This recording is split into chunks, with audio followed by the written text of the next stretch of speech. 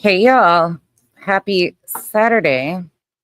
Sorry I was a few minutes late, but I had a few things that came up right at the last second that I had to handle before I could put my full concentration into this. So today we will be going back to part 2 of the timeline. So we left off on March 3rd in the first segment of we are doing an overview of Sebastian Rogers, the timeline, and how it's not a handwritten playbook, as you guys know, but there is a very specific way that creators grab and insert themselves into these stories as time goes on, if there's enough room for that. And today you will get a big view of how that works. So I'm going to start off. We'll give a little quick synopsis of what took place in part 1, catch everybody up, and then we are going to do a quick update of what's happening currently today, because of course Dog the Bounty Hunter had to come out and release some more stuff because Sumner County cleared the person in the green hoodie, and that wasn't sufficient. So we've got to find another way to twist and turn and keep everybody salivating on salacious details that aren't really there.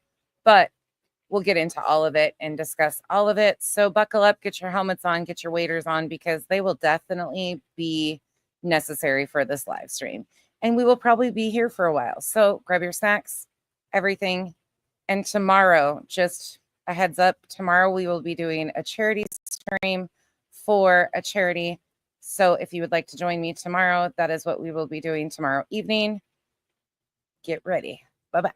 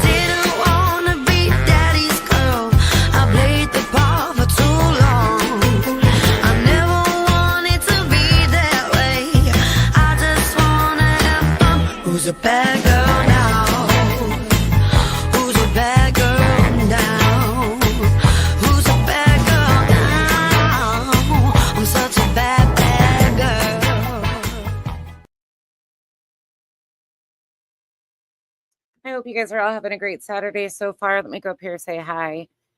As you guys know, as I'm doing these deeper dive back and forth timeline things, I do not catch a lot of the comments. So I appreciate you guys understanding. Usually there's a mod or two in here.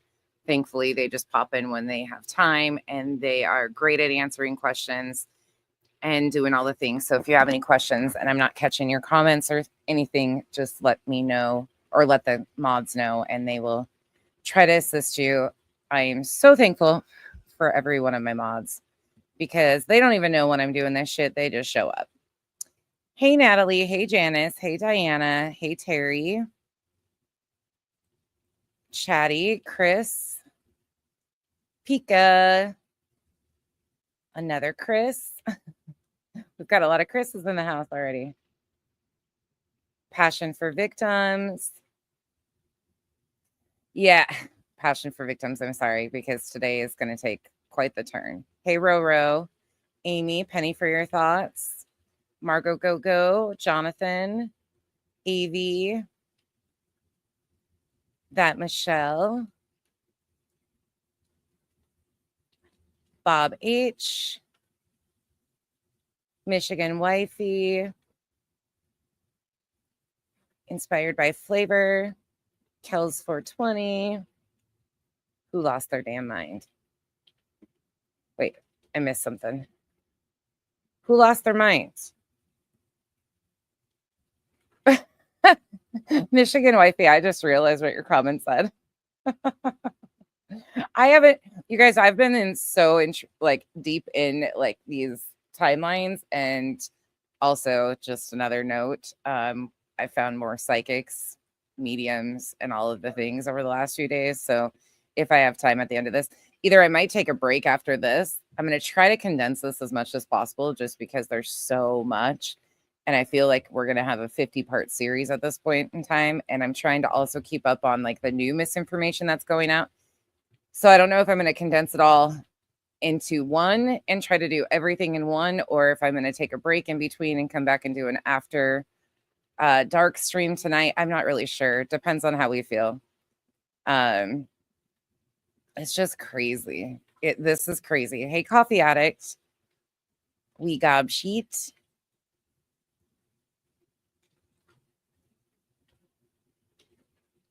Teresa.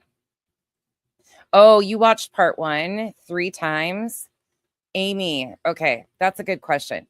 How many of you did watch part 1 of this series that we're doing with going back to the beginning and the optics and how it looked in the beginning and how things were going when it was just pretty much media coverage and awareness by the media and how thorough law enforcement was? And then at the end of it, we start getting into where content creators start getting into it.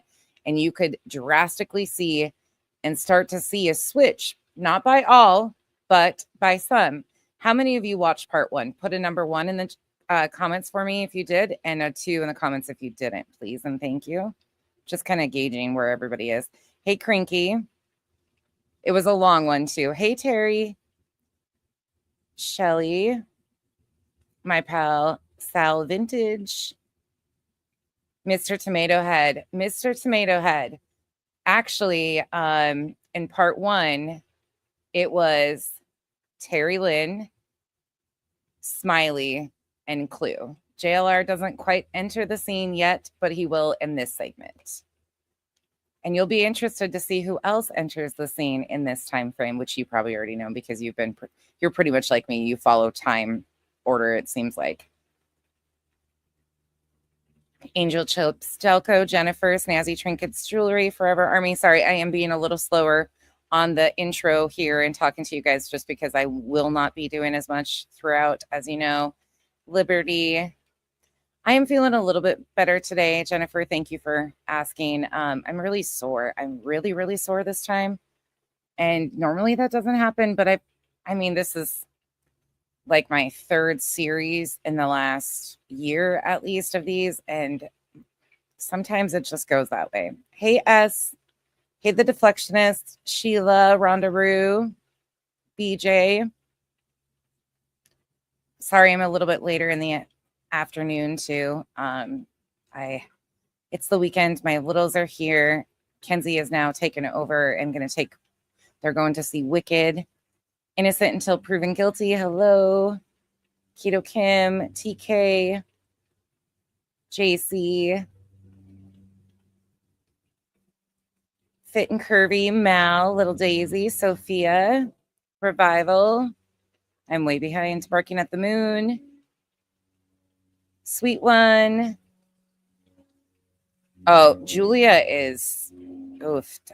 Or you mean Julie? I think you mean Julie. There's too many J's in this situation as is. Joanne, it's good to see you all. You guys all feel like everybody's lost their minds? Oh, Bob, this is interesting watching this backwards. Hey, Chico. Sophia, thank you for the gifted membership. You've fallen into your washing machine. Revival, you better not be doing that.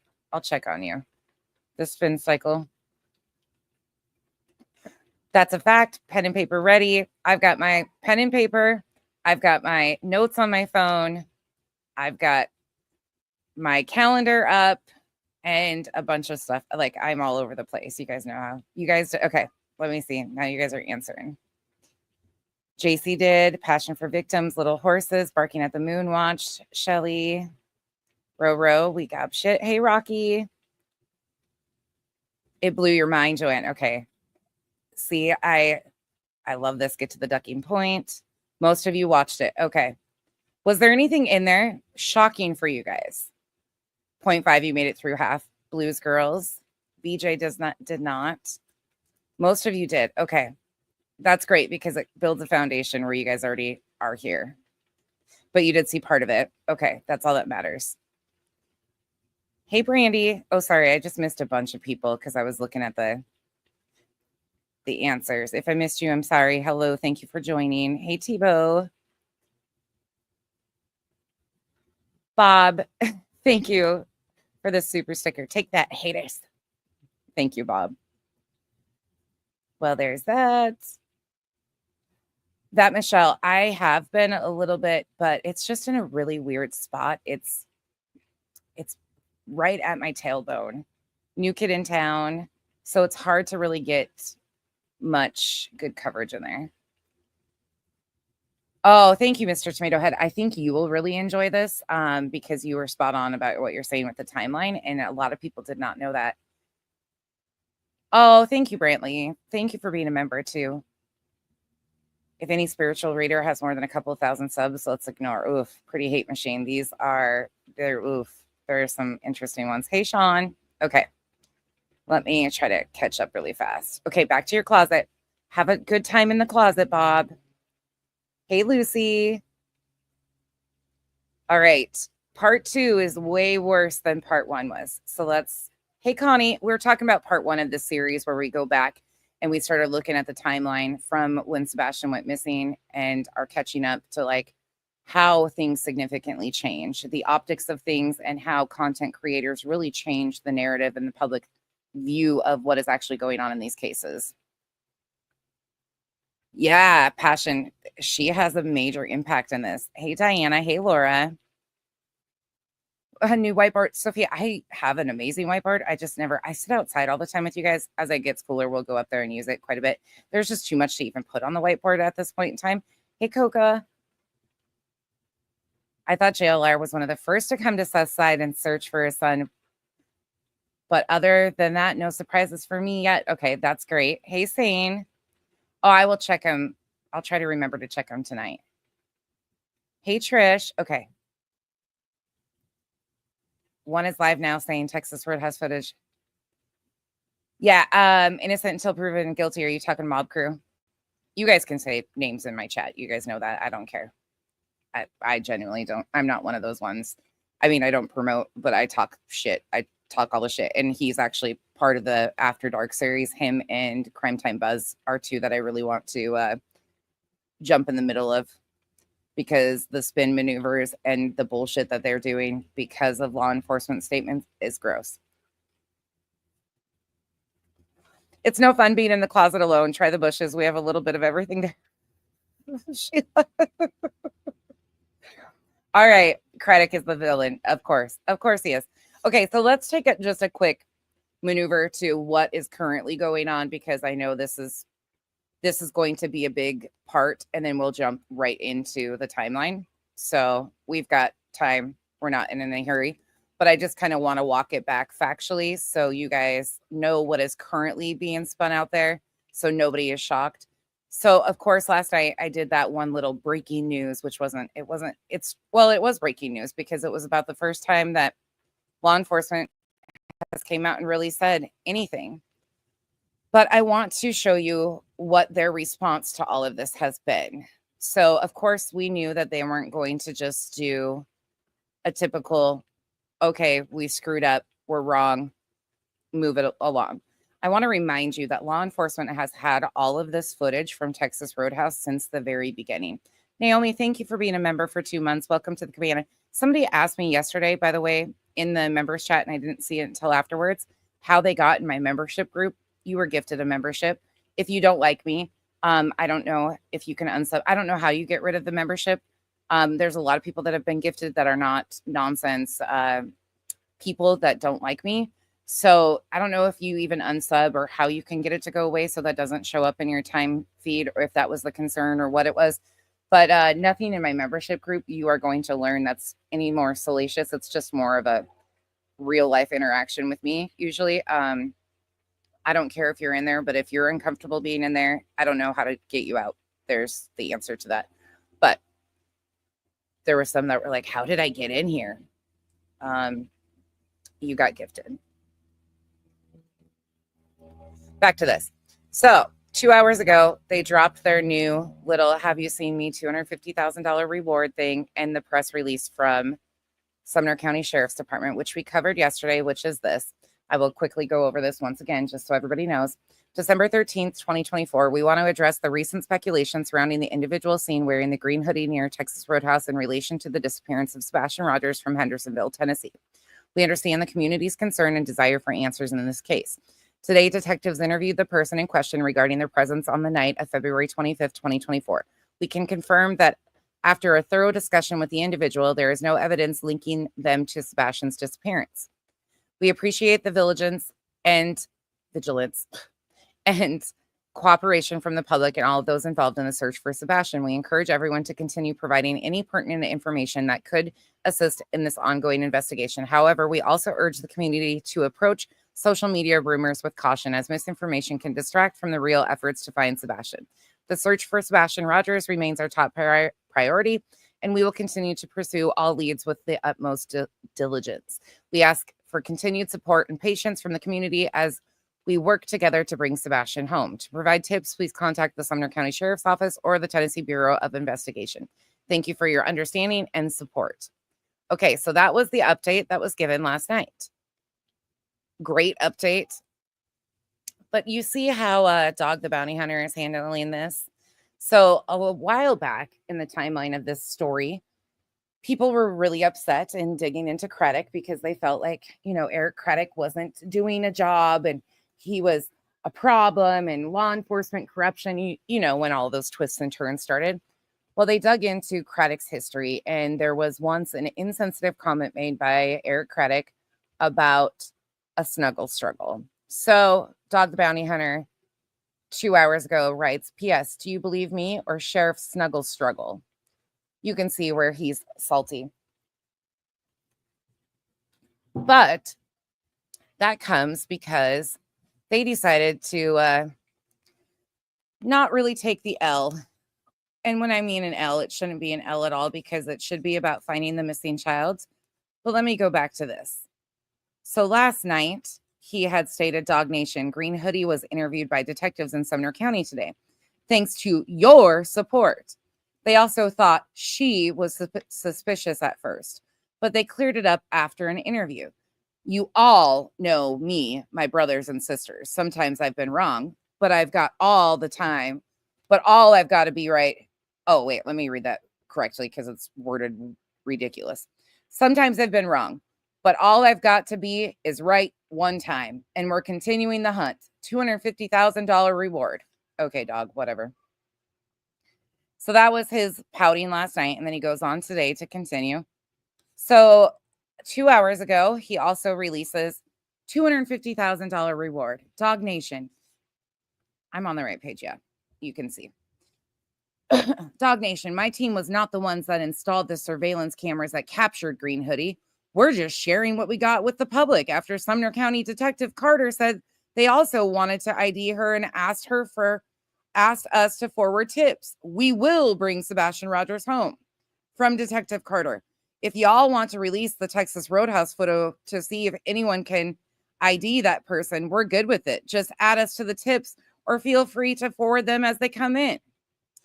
I don't know if he's talking about Detective Carter or what, but it doesn't really matter at this point. Chris, thank you for being a member.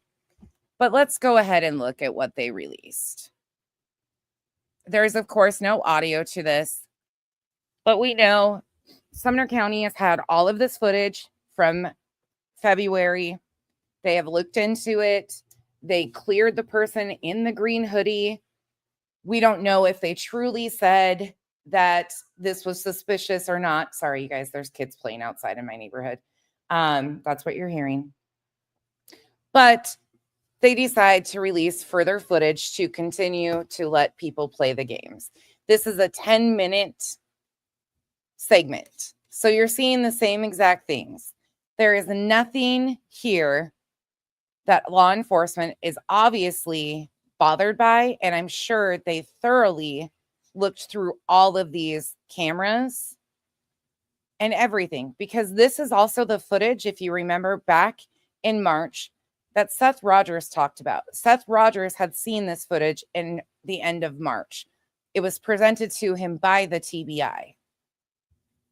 But they decide, again, after Sumner County Sheriff's Department comes out and releases their statement that says nothing is here, this green hoodie is not related to this incident, they can't just move along and continue to, quote unquote, find Sebastian Rogers, is what they continue to say they're doing.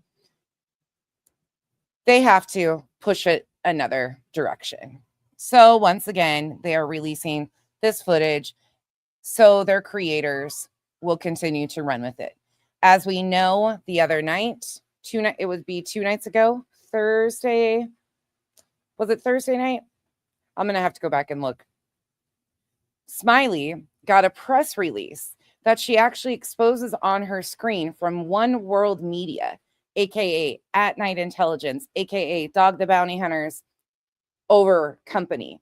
They are sending their creators, a part of their team, who will push these misinformation narratives off media releases to run and create content out of. I don't know if they did that with this, but creators are already taking this video, such as the Mob Crew and others, and twisting it into new narratives. They're finding new suspicious things in the video. They're going through every little bit and piece of it, pointing her out, pointing this person out, doing this. You know, everything's going to have to be nefarious. It's zoomed in, all of the things. There's nothing in this, but of course, because Sumner County came out and said there's nothing to it, they can't just stop.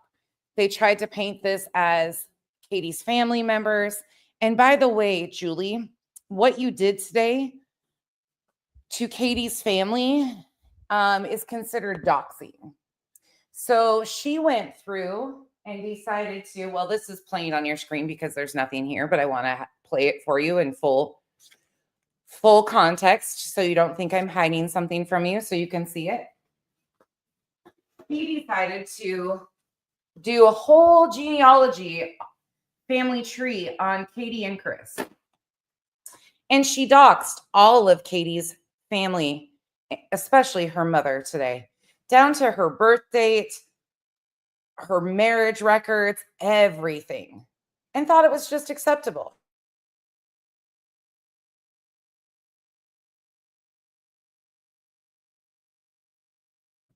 For hours on end, she sat there and went through their family history, how she could pull it apart, every single thing. The last we saw from Julie was throwing a fit because she had started a petition to go after Sumner County for malfeasance, is what she was trying to do. And she had started a petition, and somehow somebody, a go-between between Seth Rogers and Little Miss Julie, we still don't know who it was. We've got our assumptions on who it was, but sent her a message and asked her to remove the petition. Oh, Naomi, thank you. Thank you. That was really sweet. Naomi says, yes, true. I was gifted a membership, but I stayed because I love your content and your personality. Thanks for everything you do. Naomi, thank you so much for that. That was really sweet. Yeah, if you're gifted a membership, like, I don't even care if you dislike me. There's nothing in there that's of like nefarious content or anything. But somebody I think was a little caught off guard yesterday with getting one. Julie Skolnick, Bob. Julie Skolnick. She started a petition to go after Sumner County for malfeasance. She has been calling the district attorney in Sumner County and complaining about Sheriff Craddock. And she made a petition, and she alleges that because they failed to act and charge anybody with child abuse from these 5 CPS reports, supposedly, allegedly, you know, we don't know actually how many there are or what the contents are, but because they are using the information that people are running with, she starts a petition. So Seth and Tony, now this is Julie's words, take it with a grain of salt. But Seth and Tony got a hold of somebody that knows Julie, and had this person call Julie up and requested that she took this petition down, that she had started to go after Officer Craddock in Sumner County. And she was so bent out of shape. She was so bent out of shape because how dare they ask her to take this down? How dare they ask her to remove this? She was doing, what she should. So she was a little bent out of shape. But then instead of addressing that, she decides to go in and dox all of Katie's family and talk about their family tree. It is absolutely crazy. So none of them are willing to just say, you know what, we got it wrong. And this is still the continued footage. I'm just playing it for full transparency so you guys know what they're spinning today. The mob crew is over there working on the spin right now. Crime Time Buzz came out last night and spun the press release, and we're going to go over that either in a later part of this video or an After Dark segment because I've got a lot to say there. But none of them are willing to just accept the fact that the person in the green hoodie has nothing to do with the disappearance and move on to actually trying to find Sebastian. There are channels that are refusing to post the press update because how dare they do this? And they are using it once again to go after law enforcement. Betty did a call-in show today, everybody addressing their concerns over law enforcement scandals. It's just gross. It's absolutely gross, but this is currently what is going on. I wanted to catch you guys all up, show it in full transparency so you have it, so you are aware of what's going on and what they are doing and what they will be continuing to do. And all of the people on the team, they are getting memos, though. They are getting press releases sent to them. I detailed that the other night. Smiley outed it. We caught it, and we were like, what the absolute hell is going on here? Come to find out, it's press releases being sent by One World Media to these creators for them to twist and turn into narratives. It's absolutely mind-blowing. Just this week alone, we have seen them incorrectly take voice audio from PJ, and that was Lolly that did that, and turn it into supposedly a reporter who was confirming these CPS reports, which was not true. We've watched Smiley dox random people in California claiming that it was Chris Proudfoot's son. Again, he would have had to have been 7 years old in order to be the father of this person that they doxed. That's not correct. We've watched, what else have we watched this week? We've watched them all chase their tails over the green hoodie and go crazy with that. We've watched Crime Time Buzz do an interview with a neighbor that's not a neighbor, that has associations with somebody in the neighborhood, but wouldn't come on the phone and was muted. It was the most ridiculous thing I've ever seen in my life. We've watched them come out and release supposed interaction between a teacher. Now, this might be a little bit longer than a week now, but we've watched them try to spin stuff about a teacher reaching out to them. The list goes on and on and on of things that they've attempted to do. But this green hoodie and this footage has been dangled out here for so long. And now that Sumner County says has nothing to do, the green hoodie has nothing to do with the disappearance, they can't just accept it and move along. They've got to continue. You just watched the entire 10-minute footage outside the Texas Roadhouse. It's got 20 seconds left, and you can make this into whatever you want to. You can grab onto anything, but law enforcement says the person in the green hoodie has nothing to do with Sebastian's disappearance, and that's sufficient for me. Again, they've had this footage since February, and there is that. So now let's go over here. So they released that. Dog the Bounty Hunter does 2 hours ago. And then, of course, here is him an hour ago. Once again, continuing to go after Sheriff Craddock, because how dare he come out and debunk the green hoodie situation. Makes Dog the Bounty Hunter and team look like the fools they are.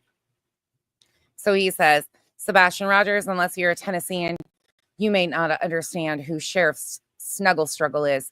But here is a direct quote he shared. Rape is such a strong word. I prefer snuggle struggle. I thought you guys had such a great relationship, and Seth had confidence in law enforcement. So now we're taking shots at Sheriff Craddock because he debunked the green hoodie. Again, I don't agree with what he said either, but this was a quote from, I think, 10 plus years ago, and insensitive to say the least. But what does that have to do with Sebastian? Rape can affect either a woman or a man. If you agree with me and my team, give him a call at 615-452-2616 or email him at ericcraddock@sumnersheriff.com. Scoot over, Rover, Sheriff Snuggle Struggle, and let a real dog take over. In Tennessee, there's such a law for an election recall of the sheriff. I'm Dog the Bounty Hunter, and I approve this message.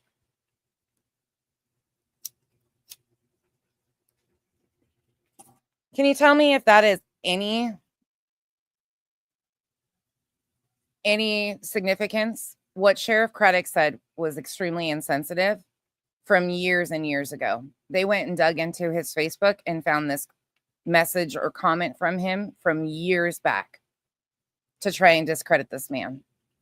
Again, very insensitive comment. There is nothing funny about rape whatsoever. But to have these men, Dog the Bounty Hunter, At Night Media, Nick the Hat, who have defended sexual assault numerous times, such as Bill Cosby, such as many other things, come out and make a big deal out of this when all they did was Sumner County Sheriff's Office debunked the green hoodie, says a lot to me. And then he goes on to post a happy birthday to his son, and that is what he is doing. So you can see where they are determined to spend their time, because their fifis are hurt, because instead of being focused on a missing child, like they continue to say that they want to bring home, they are concerned about their image and being debunked. It's personal to them, and definitely not. Okay, have fun. The girls are off to go see Wicked. But I'm going to show you this update. This is why it's getting attention in the media. So their image is being tanked, which is what it should be. This morning, authorities are responding to what they're calling recent speculation surrounding the disappearance of Sebastian Rogers, the Sumner County teen who's been missing for more than 9 months. Jaxie Pigeon joins us now in studio with an update from officials. Jaxie. Well, Megan, the Sumner County Sheriff's Office is speaking out after recent surveillance video circulated on social media showing a person in a green hoodie. Officials say the individual is seen walking near Sebastian and his mother at Texas Roadhouse the night before he went missing, causing some to speculate the person could be involved in the teen's disappearance. Because of that, detectives addressed those rumors. The statement from the Sumner County Sheriff's Office says in part, quote, "We can confirm that after a thorough discussion with this individual, there is no evidence linking them to Sebastian's disappearance. We appreciate the vigilance and cooperation from the public and all those involved in the search for Sebastian. However, we also urge the community to approach social media rumors with caution, as misinformation can distract from the real efforts to find Sebastian." The reward for information on the teen's whereabouts increased to $200,000 last month. However, last week, Dwayne Chapman, better known as Dog the Bounty Hunter, announced on social media that the reward was up to more than $225,000. In the 225, it was 225, 155. And those numbers were specific to dox out people once again. All tips can be reported to the Sumner County Sheriff's Office or the TBI at 1-800-TBI-FIND. Megan. So their image is being seen for what it actually is, which is nothing but riddles and fuckery. Law enforcement has done an excessive job.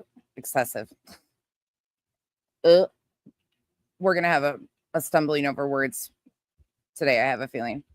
An incredible job. The response was, I mean, you can go back and watch part 1. You can see the response. You can see how everything went down. It is amazing what they did. All right. So this is a a segment of now you know what is going on right now. Extensive. Yes. Thank you. Not excessive, extensive. Thank you, Tebow, for finding my words for me. Yes, the current reward is up to $50,000 offered by the FBI. That is the current reward. The rest of it has been attention seeking, grabbing from At Night Media, Dog the Bounty Hunter. Okay, switching gears. Now let's get into where we left off. So just to do a quick summary of where we are in the timeline, we are going to be starting at March 4th. We left off in part 1 at March 3rd. But to catch up anybody that is not familiar with what we are doing, there is a playbook, not a written playbook, but a playbook of sorts that we detailed the other night, me and Amethyst did, of how content creators, social media involves themselves in these cases, high profile cases, missing children cases, extreme tragedies, and they change everything, especially the public optics of the case. It starts off with usually a child, a broken house, or socially, economically challenged with easy division. True crime discussion groups are usually formed pretty fast, a lot of times on Facebook, which is filled with speculation, rumor, attempt to attach to family. They claim that they have insider info, witnesses, neighbors, both sides usually of the situation will enter in, and they claim that they have sources that they are able to get access to in these groups. From there, that is built into content on YouTube and various platforms. They gather info from the Facebook discussion groups, turn it into content, and spin it as fact. They make law enforcement they attempt to make law enforcement look incompetent. They reach out to the families or others in community. They continue discussing rumor and speculation. Then they continue to pull the information from these Facebook groups, Reddit threads, Twitter or X feeds. They make the audience feel that they are working the case. They are investigating. They continue to blame and shame law enforcement. They pick a side and build a narrative. Usually the narratives consist of something to do with sexual assault, abuse, CPS. If victim is a female, they will try to claim pregnancy. Sometimes it's even trafficking. Parents are always suspects. Then they start going real life. They start digging into anybody around the family, connected to the family, anybody in the neighborhood, anybody that is presented as a name that has association with either the missing person or, as you guys have seen, you can insert this into pretty much any case that you've seen over the last decade that social media creators have covered. They use a divide and conquer technique, especially if there is divorced parents. Neighbors are always included, family members, especially estranged, friends, including children. There is no limit that these people will not go to. They dig through all of their social media contacts. They create connections off of appearance. Example, XYZ liked to post from 3 years ago on a public Facebook page for their town. And it continues to build from there. And this is what we are doing by using Sebastian's case, because it is a current ongoing show of how this is used. And you are going to see how this plays out. In part 1, we detailed when Sebastian went missing. He went missing on February 26th. An endangered alert was issued. Seth arrives on scene. He was contacted at 6:22 a.m. by Chris Proudfoot. Law enforcement was in turn contacted at 6:33. And it all went from there. The footage from the Texas Roadhouse was actually taken from February 25th. What they are not telling you is on top of the February 25th footage from the Roadhouse, they also have the audio from Katie's car on the drive home with Sebastian that law enforcement has had. They are also not reminding people that they also have Sebastian on camera taking the trash out that night after he arrived home. What they are currently trying to do is spin that there is potential that he never made it home from the Texas Roadhouse, when we know for a fact that there is other things that link him to arriving home the night of the 25th. So he goes missing the 26th, and endangered alert goes into effect. We've all part one has all of how that goes through the media when local media was covering it and bringing awareness to a missing case. February 27th, the endangered alert is changed to an amber alert. Seth is in Hendersonville once again. On the 26th of February, law enforcement had followed Seth Rogers back to his home in Clarksville to go through Sebastian's room and gather information from Seth Rogers. He did not return the night of the 26th. He returned the 27th. Terry Lynn from social media, YouTube, starts covering the case. She is a local, which kind of makes sense why she would cover the case. Her coverage of the case in the beginning that day does not alarm me. Terry Lynn is alarming to me because of how she proceeds to insert herself throughout this case. She is now, and during our first timeline segment, as we were reviewing her, she yanks down her videos and she privated the videos that we were covering because she doesn't want people to see what she was doing.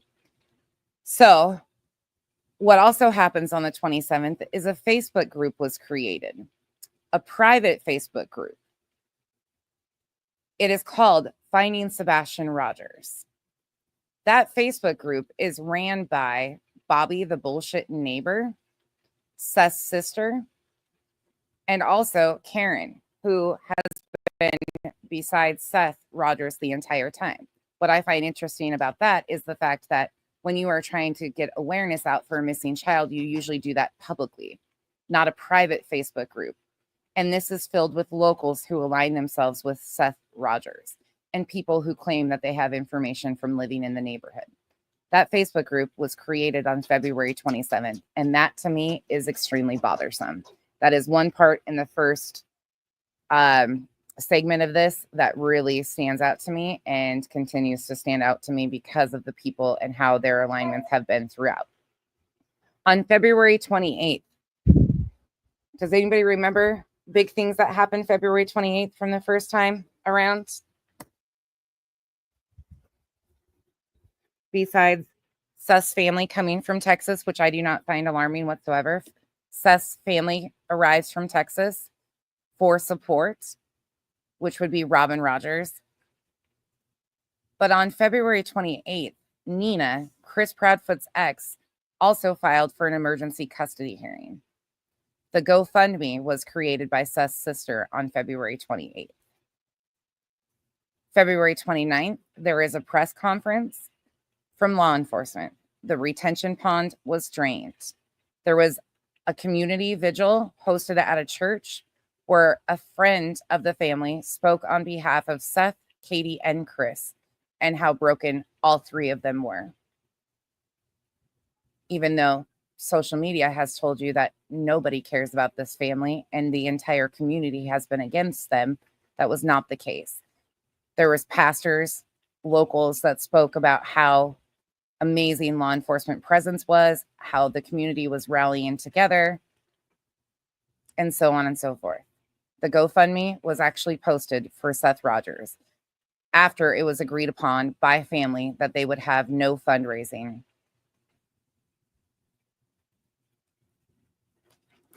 March 1st was the Wear Green Day.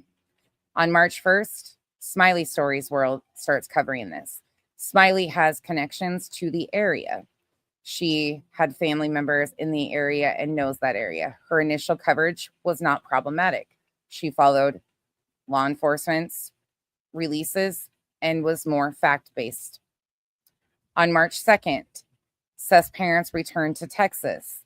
A reward was offered and talked about on media, which we now know was null and void. On March 3rd is where we left off. March 3rd, Terry Lynn This is a video that she has privated at this point in time, and privated when we were going over in the first timeline. But she had a video up on March 3rd at the 22-minute mark, in case she puts it back up, where she is starting to claim that there is an active RO on Chris Proudfoot. There was never an active RO on Chris Proudfoot. This is also the date that Clue and Cletus stated that they met Seth in person. There was in-person searches at that time, locals. Clue starts her coverage on March 3rd and uses the rumor mill to do so. Well, actually, she started the coverage on the 2nd, but it really takes a significant turn. And we heard where a lot of these rumors first came from. And while people think it was other creators, in that segment, you heard where a lot of these things were coming through the rumor mill, and she released that information. On March 3rd, Duchess does an interview with Chris and Katie. And I think all of us that watched that were pretty aware of, after seeing that Facebook posts were already being used by people such as Clue, and Terry Lynn was putting misinformation out here about Chris Proudfoot. There was posts from Facebook from anonymous sources claiming that Chris Proudfoot threatened news media with a pew-pew. Clue showed that in her live stream, in her initial coverage. And then in the Duchess interview, people in the comment section were asking Chris about him threatening news media, which he responds, no, that did not happen. But they were already using Facebook posts and digging into the family, just like this faux playbook goes into work. And then in the first segment, you would really notice the difference between awareness of how Duchess covered this. We learned a lot more about Sebastian in her interview. And you could see the comment section, definitely the narrative was shifting for sure. Is there any questions before we jump further into this? Because now we are headed into the 4th. Does anybody have any questions where we are today and what I've explained thus far? We saw real raw emotion, absolutely, that has been picked apart for the last 9 months and said how it wasn't sufficient, it wasn't up to par, they were doing this wrong, they were answering things incorrectly.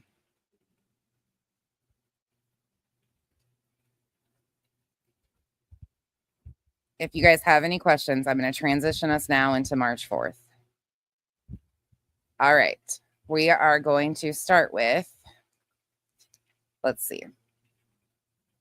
So on March 4th, we have the search is scaled back.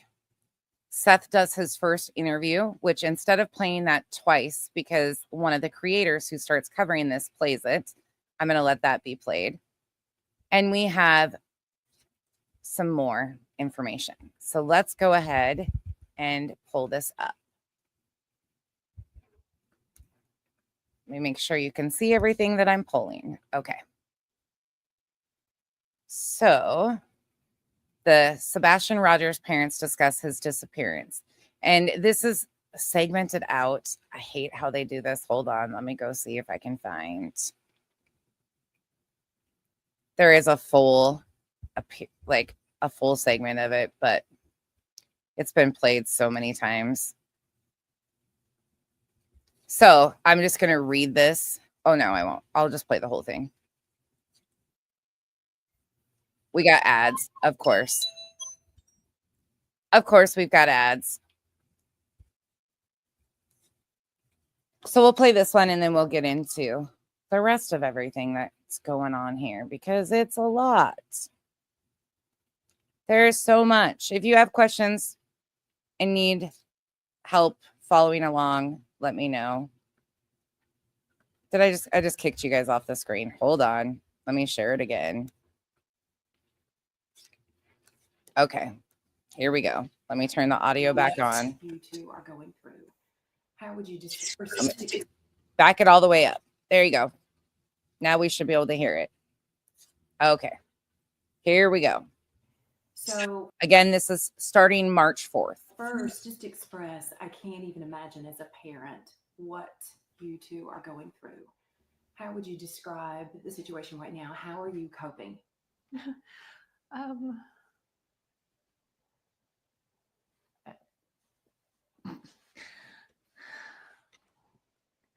We're on a constant roller coaster ride of helpless and hopeless and many other emotions all in one, and it's a never ending roller coaster. It doesn't stop. It won't stop until he walks through the door. I wouldn't wish this on anyone.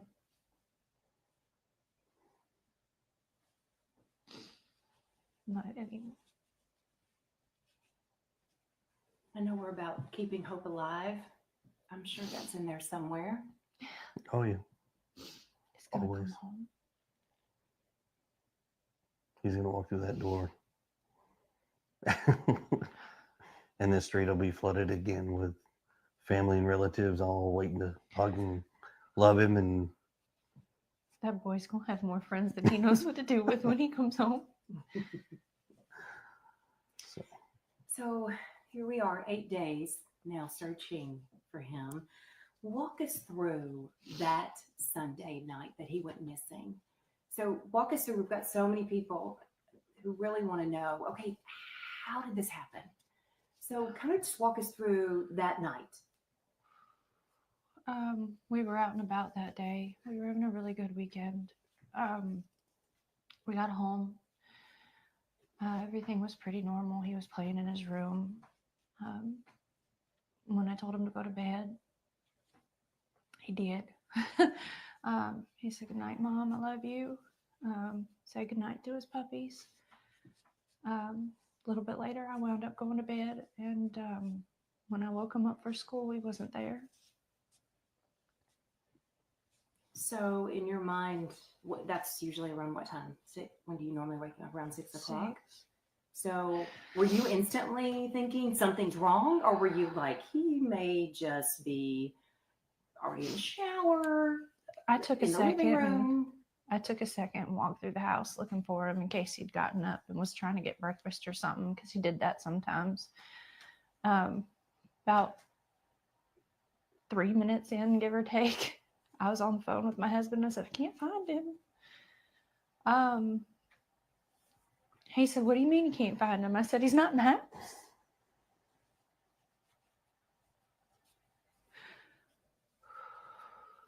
And so at that point, is that when you call 911? And as you guys know, this interview has been picked apart over and over and over again. They have been mocked for their breathing. They have been mocked for how they interact. They have been mocked every way, shape, or form. And this was their first news media interview. Duchess's interview aired the day before, and this is the following day on March 4th. But this interview specifically has been torn to shreds repeatedly by people on social media for 9 months. It is absolutely horrifying. Or what's going through your mind? while we were on the phone, and I was like, is he on the other side of the bed? The normal places he may be in the house, and he wasn't. So I was like, okay, well, hold on a minute. And immediately after that, we called the sheriff's department and made the report. I ran all over the house, outside, inside. I looked in every closet. Within minutes, they were here. They responded within minutes, and here we go. So you said you were on the phone with her. So Yes, you were not at home. No, ma'am. Okay. I was at work. I'm a tower crane operator, and I was working in Memphis at the St. Jude Project. So it's, I have an earpiece in that talks to my phone. I have another earpiece in that does the radios. So when she was talking to me, it was like, what? I was confused. We talked about where he could possibly be, and then we went from there and led to calling the cops, and here we are now. Within minutes, they're there at the home. Yes, ma'am. It was rapid fire. They had cars. They They had lied cars from here down to the to the main road, road. as far as I could tell. So what's going through both of your minds? I mean, are we panicking? Is it this, oh, I think he's probably at a neighbor's house, or what are you thinking? My son doesn't run. He's not a runner. He's never run away before. I don't know why. I don't know why he walked out that door. I mean, he's a good kid. He's not a mischievous child by any means. But there's answers to questions that have no answers, or questions with no answers right now that we are searching for desperately. And we just don't have that. Don't miss any of the highlights or the. Sorry. Hold on. Let me switch gears now. Of course, it's got to open up another one. Okay. So you see their first news media interview. And again, that has been picked apart over and over and over again. Looking back on it, I see two broken parents with no answers, is what I see. But people have made it into whatever they've wanted to see in it. I'm going to mute that for a minute as we transition into the next part of March 4th. Thank you all for being here with me and going over this. So these are two significant interviews from that day that I think are important for people to be reminded of. Let me turn the volume back on this one. And here we go. Right now, Sebastian's parents say they are focusing on staying hopeful in all of this for Sebastian's return, even as the search we know is now changing. And for more on that part of the story, we're going to check in with my colleague, Danielle Ledbetter. Good afternoon, Danielle. Yeah, Holly. So today, law enforcement officials told me they have thrown everything they possibly can at this search, but now they're shifting their focus. At this time, the decision's been made to scale back on the ground search operations. The announcement is coming 8 days. So this is when they decided to scale back on the ground search efforts. And in part one, we watched the extensive search day after day. The drones, fixed-wing airplanes, ATVs, horseback, a command center, a community outreach. They had asked random locals to not involve themselves because they had so many search parties out there and they were doing a very coordinated effort in their search. But they were doing everything. So at this time, they scaled the ground search back. Within days, they had already covered over 2,000 miles. An entire 5-mile radius around the house had been searched. Into the search for 15-year-old Sebastian Rogers. Law enforcement said the decision did not come lightly. Let me be clear that this does not diminish our commitment to finding Sebastian. This is simply us transitioning from the ground search to the investigative side. They will continue to keep the command center open and prepared to respond if someone spots the teen. They're still seeking information from the public. The sheriff's office continues to urge families to check your properties. Sorry, it's check so your low. cameras. No detail is too small. And tonight, a lot of questions still remain, but law enforcement officials did not take any additional questions at today's press conference. But they did say there's no indication that Sebastian is not alive. All right. Tremendous is a free platform that allows businesses to send gift cards and money to recipients. Sorry about that. Here is one more from the 4th. And just so you guys are seeing what I am, I'm going to show you once again. This is WSMV. This is from the 4th also. Shift in the search for Sebastian Rogers as it enters its 8th day now. Today, law enforcement announced they're scaling back, but the family of Sebastian is still holding on to hope for his safe return. They spoke exclusively with our Holly Thompson earlier today. Holly, live in Hendersonville there at the command center. Marlene, I would consider Duchess an awareness channel through YouTube. She also has other platforms, but she is not credentialed media. She is an awareness channel on social media for missing persons, missing teenagers, missing adults. She is not a journalist. So this is more like legacy media, NBC, ABC, Fox, that type of media.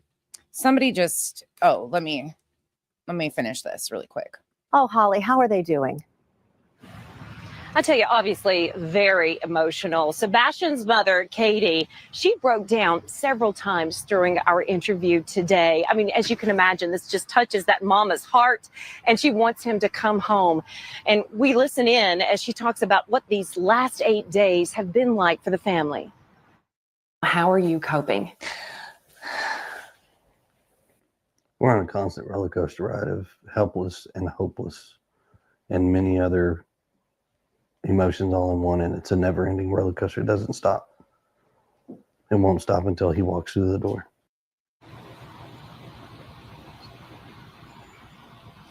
And Katie tells us that she woke up that morning and within 3 minutes, she knew Sebastian was not in the house and called 911.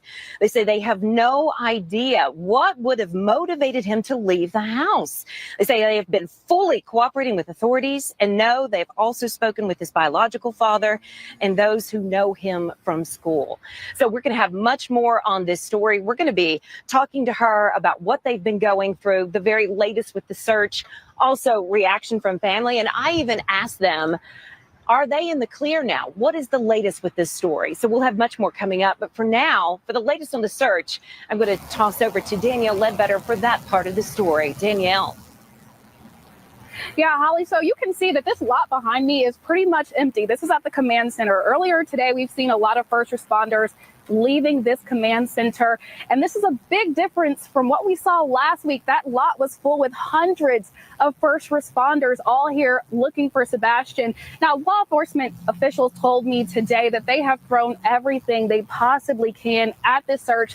So we, of course, told you about the dogs, the horses, the drones, but they also brought in cave specialists and people to search underground and storm drains. Eric.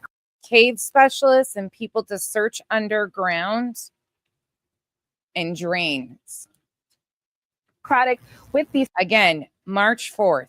Sumner County Sheriff's Office said the decision to scale back did not come lightly. He also did say that they will continue to be committed to finding Sebastian, and there's no indication that he's not alive. Holly. All right, Danielle with the latest there. Now, much more coming up throughout all our evening shows. Coming up at 4 o'clock, their message for the community. We have lots to get to, but for now, Holly Thompson live here in Hendersonville. Now, all right. So again, that was March 4th. Now we are going to switch gears. On March 4th, content creators were also continuing to cover this. So we are going to go to Smiley. I want you to remember, if you didn't watch the first segment, she had been covering this from the first. But on the 4th, I want you to see a difference if you notice anything significant. Good morning, y'all. I'm so sorry I look like hello. But anyway, good morning, Holly. Good morning, Bama Cat.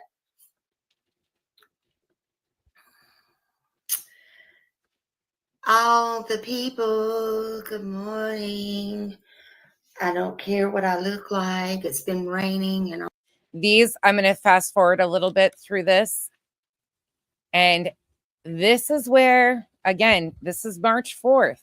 So we've got Smiley and we've got one other creator that cover it on the 4th. Updates. I noticed that the parents or the stepdad and enjoying coffee. Hold on just a second. Let me back that up. So by this time we had Terry Lynn and Cluminati already covering it. Trevor Lee was also making posts on his YouTube community wall and his Facebook. Okay, just kind of setting the stage here. Terry Lynn had already been pushing on March 3rd that supposedly the stepfather had an RO on him, an active RO, which was not even remotely close. Good morning. I literally fell asleep like this. We're going to speed her up. And a phone in one hand. At least because I want to get through. I'm going to try to get through the 8th, but I don't know if we can even do that because there's just so much. I got some sleep. Okay. And I barely had time to check my phone this morning. I made one phone call this morning. Let's just hear this. Hold on. I know y'all like my phone call. I'm so disorganized. Hold on. We're going to hear this morning. Y'all can hear me good, right? Just kiss the hubs good. Bye and enjoying coffee. Good, Nico. Nothing like some good coffee. I could put my smiley face head down, but I don't know. I might. I really need a shower. I really do. I think I still got some makeup on. I don't even know, girl. We're going to talk about it this morning. Yes, ma'am. I hate to bother you. This is not an emergency, right? Okay, thank you. I was calling about Sebastian Rogers, and I was just trying to see if there was any updates. I noticed that the parents, or the stepdad and mom, had spoken on YouTube last night. How many of you realize that she called this early on? How many of you knew? Whoever sent me that Cash App, I don't want to say your name, but thank you so much. Unexpected, and thank you so much. How many of you knew that she was making calls as of March 4th? Police time and wasting police time and resources with all this bullshit. How many of you realize that? No, she's not cranky. No, she's not. How many, did anybody know that she had already been calling? This is March 4th. Did you guys realize she had called in? Listen to this. And I don't know if y'all were aware of that or not, but anyway, I'm not sure. Okay, so is there any updates from the law enforcement? I'm just trying to find out. Nothing that I'm aware of. They're still just searching for him, but they haven't. No, there's nothing new that the public doesn't know. Okay, are you taking any searchers from the public right now? Like, no, not yet. It's still just law enforcement right now. Okay, and is anybody suspects? This is just the only question that I have because of the interview last night. Like, has anybody been cleared? I know they haven't publicly come out and said anybody suspects. She calls law enforcement and asks if there's any suspects because of the interview that they did with Duchess the night before. You have got to be joking. So she, on March 4th, calls up law enforcement and records them to ask if there is suspects. Because not only did they go on Duchess's channel, which she was salty about because, you know, her and Duchess, she has some issues with Duchess. And of course they picked Duchess. So that was salty. But on top of that, you had Terry Lynn pushing narratives out here that there was a RO on Chris Proudfoot. Do you see where we're going here with this timeline? Has anybody been cleared as suspects? I'm not sure. That's all law enforcement. I just dispatched for them. I have no idea about any of that information. Okay, who would I talk to about that? I'm not sure. It hasn't been out to the public yet, so there's no one we're able to talk to yet until you'll just have to watch the news and listen for updates. Okay, but they would come out. The law enforcement would come out and say, "Hey, everybody, or the parents, or whoever, anybody." They would come out and publicly say, "These people have been cleared," right? Yes, I assume so. Yes. Okay, and that hasn't been done, right? To your knowledge, right? Not to my knowledge. I'm not sure. Like I said, it's whatever the news is, so they're not suspecting any foul play or anything at this time. Yeah. They're not suspecting any foul play. Isn't this wild to look back and see? Slim, that's later in March. That was after all the United Cajun Navy debacle and all of that. So that's end of March-ish.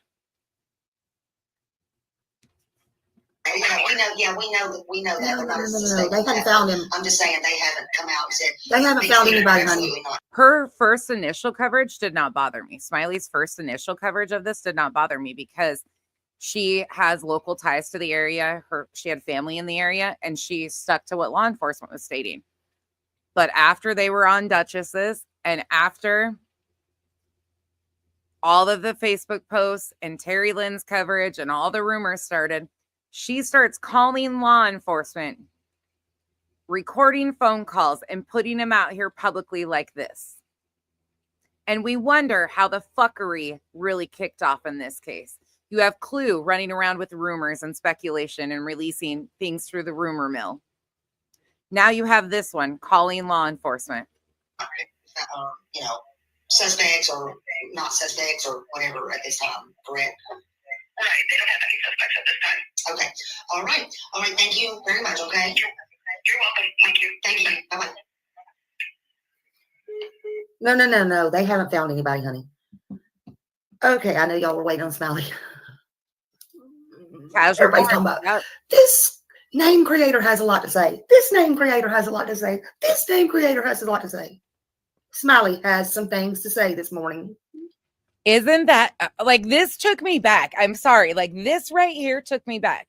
So at this point in time, just to remind you guys, because I got to keep saying it, we have Terry Lynn, Clue, and Smiley and Trevor Lee heavily invested, like posting about this case. And Duchess did one interview with them, and she was reached out to by a family member and asked to bring awareness about Sebastian. You look at her interview with Chris and Katie in part 1 versus what all of these other creators are already starting to do and how they are using rumors, Facebook posts to build a narrative already. Most of us, myself included, had no clue who she was. I had no clue who she was, so I didn't even know she was already in the mix of this stuff until I went back and started digging months ago, and I was like, wait a moment. Wait a second here. Oh, and let me show you. Well, I'll show you that in a minute. One of my mods, don't let me forget, I have an email to show y'all as well because I have some things to say.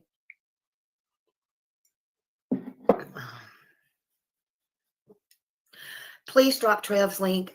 I have said this from the very beginning. Good morning, Lolly. I have said from the very beginning in every one of these, Trev Time has put a lot of hard work in this case. And I want everybody to succeed. And Trev has worked so hard on this case. And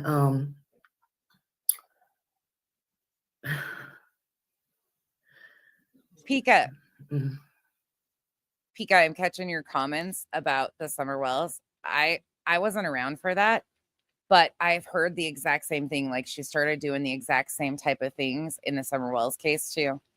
Yeah. This was March 4th, you guys. Clue had already covered it. Terry Lynn had already covered it. And Smiley had already covered it. And Trevor Lee had been covering it. But isn't this crazy to see this? Continued. BHB does not start covering it until March. Middle of March, end of March. I think around the 16th, I'll have to look. We're not there yet. We won't get there in this one. Go over and please, and I'll say it every time. He's on this case 24/7. 24/7. When nobody else is. When nobody else is on this case or any other true crime, Trev Time is always there. Yeah, she says hi to Lolly, Annabella, all those guys. Yeah. I'm so freaking sick. I'm just sick and tired of people using people. That's all. New girls, absolutely. That's all. I hope that this case does not turn into a coddling like the farm did Dawn and Candace. As far as she's pissed because Duchess had covered it and allowed them to come on her channel and protected the parents from being attacked because of social media rumors. She was pissed and comparing it to the coddling. She was pissed because Chris and Katie went on Duchess's panel and she is salty because Trevor Lee had been pouring his heart and soul into it. And Duchess wouldn't allow the parents to be attacked on her channel because of the rumors that were already starting. Everybody's going to get the fucking block, the boot, and don't talk about these parents and what the fuck ever else, and can't have your opinions. Listen to that. I'm just saying. This was all, she was pissed off because of Duchess's panel and hosting the parents to talk about their missing child. She's pissed off. So what does she do? She calls law enforcement, records them, tries to get salacious shit to sell her audience to one-up Duchess. And enter social media and the bullshit fuckery that it inlays in cases and the bullshit that parents go through because of other shit. That's no shade towards nobody. First of all, I just want to say the parents have not, as you heard. Kim, he absolutely did. He absolutely did. And I'm glad he's walked away and stayed, but he definitely, I think, learned a lesson in this. Been cleared of nothing. First of all, nobody has been named suspects and nobody has been cleared of a suspect. They do not come out in the public yet and said there has been foul play as of yet. As of yet. Inlaying narrative. I swear, going back, this just makes me want to scream. Nico, you gonna make me say it, ain't you? You gonna make me say it, ain't you? Well, let me just say it. Craziness. You gonna make me say it, ain't you? You gonna make me say it, ain't you? Let me tell you, people don't do much true crime. And then she's angry because Duchess got the interview and wouldn't allow the parents to be attacked. Her coverage in the first section that we watched, she followed law enforcement. Trevor Lee was on her panel. They were being fact basis. That's it. And just because Duchess's interview with the parents and wouldn't allow the parents to be attacked based off social media rumors that were already cycling around, like the supposed threat with the pew-pews to media, which never happened, and other bullshit that was circling around because Duchess wouldn't allow that. Smiley is pissed off. All I'm going to say is this, and I'm not trying to fucking be mean. I just woke up and I haven't had much coffee and I'm not in a very good freaking mood. Okay. I'm not in a mood. I'm not in the mood today. I'm not mad at nobody, but I'm not in a mood. If I was mad at somebody, I would really be mad. I woke up on the wrong side of the bed this morning. She's, if you just got in here too, you can rewind. This is March 4th. She called and recorded law enforcement. But if you want to be famous, and you want to start doing shit for clicks, views, and likes, and you want to be noticed, you're noticed because guess what? I sent your whole interview like I do mine sometimes, like the one I had for Don Wells. You're noticed, baby, because I sent your whole interview when it was over last night to Brandon Carter of the Sheriff's Department up there that's asking for where you shared mine for the video where they were. She took Duchess's interview. Yes, you guys. She took Duchess's interview and sent it to the detective after Duchess wouldn't allow the parents to be attacked. So she emails Duchess's interview to law enforcement. She has already called, and we've heard the recorded call with law enforcement. This is all about jealousy. This is why she got involved and started spinning narratives. She was already covering it, but because Duchess got that interview, because she was asked to by a family that reached out to Duchess, that is, she was contacted by a family friend of theirs, she is this vindictive. Her initial coverage was fact basis with Trevor Lee on, no problem. She had local ties to the area, but because Duchess had the interview, she starts spinning. We're asking for the video for the to go back to Sunday through Monday. If anybody had any video, well, I sent them your video where you contacted the parents, where you had them on your stage last night on your live. And Brandon Carter wrote me back and said, thank you. Thank you. So this is a very, very, very, very much needed thing. Do you know that I'm thinking that was very helpful that they were up there? Being the night before, especially, we already knew before you took him up there and he gallivanted around about, I did go out there with the news crew and I did tell them. All he did was verify what he did without verifying what he did, because I already knew yesterday morning he went out there with a gun and run the news crew off, but he didn't say that. He tried to be calm, and he denies that. He denies having a pew-pew and threatening them. But again, that was already being pushed. In part one, we saw that. They used anonymous posts from social media, from Facebook, brought them to YouTube, and started painting a narrative against Chris Proudfoot. And then Duchess does her interview, lets them talk and bring awareness to Sebastian. And this is where it spirals from there. Buckle up, because this is wild. And collected about what he actually really fucking did. He also was very controlling, Chris, I'm talking about the stepfather, about what he did, about controlling his wife while he was conveniently out of town working. Sound familiar? On the phone with her. And she fell asleep on the couch at a certain time, and he had to, hours later, tell her to wake up and go to bed and go get in the bed. I fall asleep in here. Nobody comes and gets me. Who does that? Aurora, you want me to say it? It was Duchess. Not see her channel? Did y'all not see it? It was Duchess. Duchess. Oh, y'all didn't see an interview.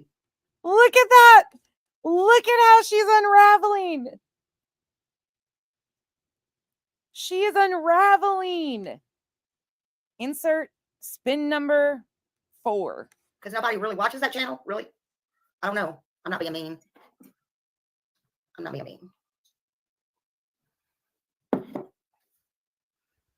Because I'm pissed right now. I'm pissed. She's pissed because Duchess got the interview. Wasn't about the parents or finding the missing child ever for Smiley. I'm more pissed because she got up there, and just like Cow Lady, she thought she had gold in her hand. And she says, somebody asked, how long have you and the wife been married? Stopped her channel, block everybody. You're not going to do them like this. That's personal. We're not going to do them like this. That has nothing to do with Sebastian. Yeah, because the audience already, based off of anonymous posts and salacious bullshit that they were trying to build, people like Terry Lynn saying that Chris had an active RO, which was not true. The threats with the pew-pew were not true. They were trying to bring awareness to Sebastian. Duchess was controlling her chat and saying, we're not doing this. This is awareness for a missing child. And she is pissed that they wouldn't allow it. Shocking, huh? We don't know what 10 years behind him had to do with Sebastian. We don't know. We don't know. Why?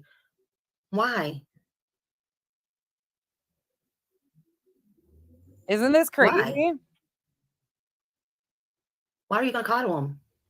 They may come out today. It's a weekday or tomorrow. They've searched their house over 10 times. She knew that that house had been searched over 10 times on March 4th. She knew that that house had been searched over 10 times on March 4th. Listen to what she is telling you and listen to the spins that they're doing now. All because Duchess got the interview.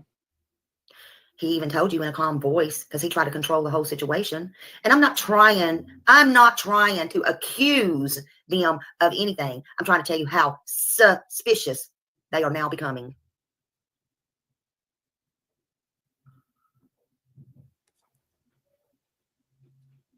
Marley, yes, if you back it up, we detailed that in the beginning of this stream.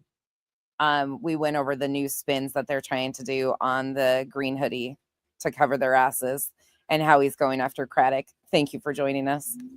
Exactly, Cassie. The only time someone had to tell me to go to bed was when I used to drink and pass out on the couch. Or to get up off the floor and get back up on the couch. And insert mocking the parents of a missing child on March 4th.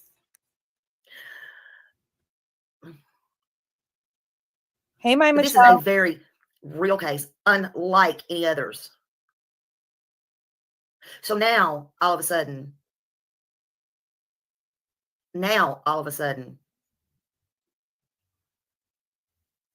I just don't get it. I don't get it. But that's okay.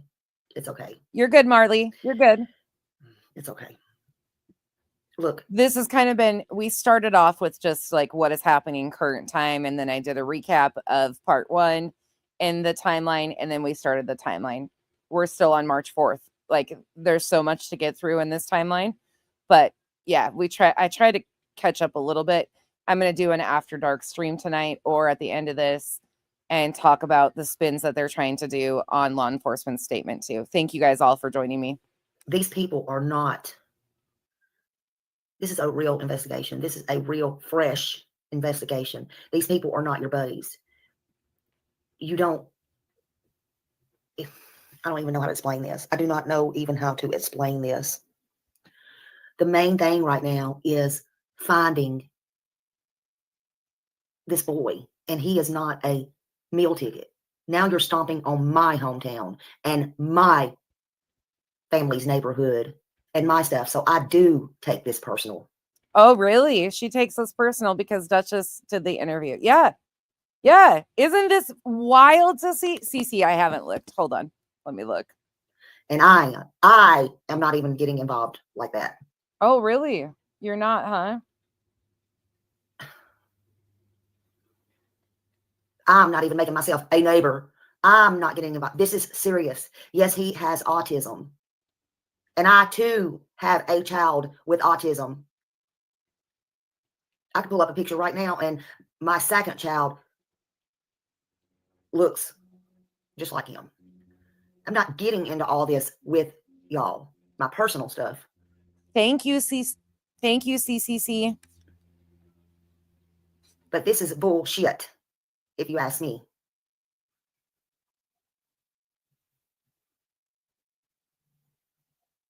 It's just bullshit.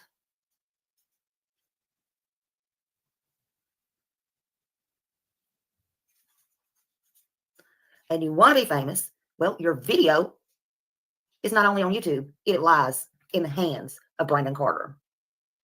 You got connections? You got connections now. You may have more connections than you want. You in it to win it? When the timing is You're welcome. right, I got you, CCC. I will be in my own, I will do something about this. Oh. I will do everything. I will scream. I will go after. I will find things. Maybe we should review this tonight because that sounds interesting. Thank you, CCC.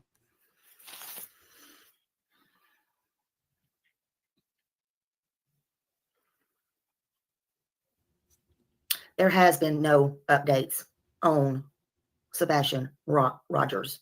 None that they put out this morning. Nope. In fact, she had to make a recorded phone call to Sumner County and record him. Marley, thank you for becoming a member. Welcome in to the cabana. Oh. And one other thing that I did turn in only because I want to tell those in Facebook groups fighting back and forth who and what, and I will be transparent, who and what is evidence or not. And insert Facebook groups and the fighting back and forth, telling you already that they are using Facebook groups. Again, a Facebook group was created on the 27th of February, the day after he went missing. It wasn't JLR's group. It was Seth Rogers' local group with his sister, Bullshit and Bobby, and people around Seth that created that group on February 27th.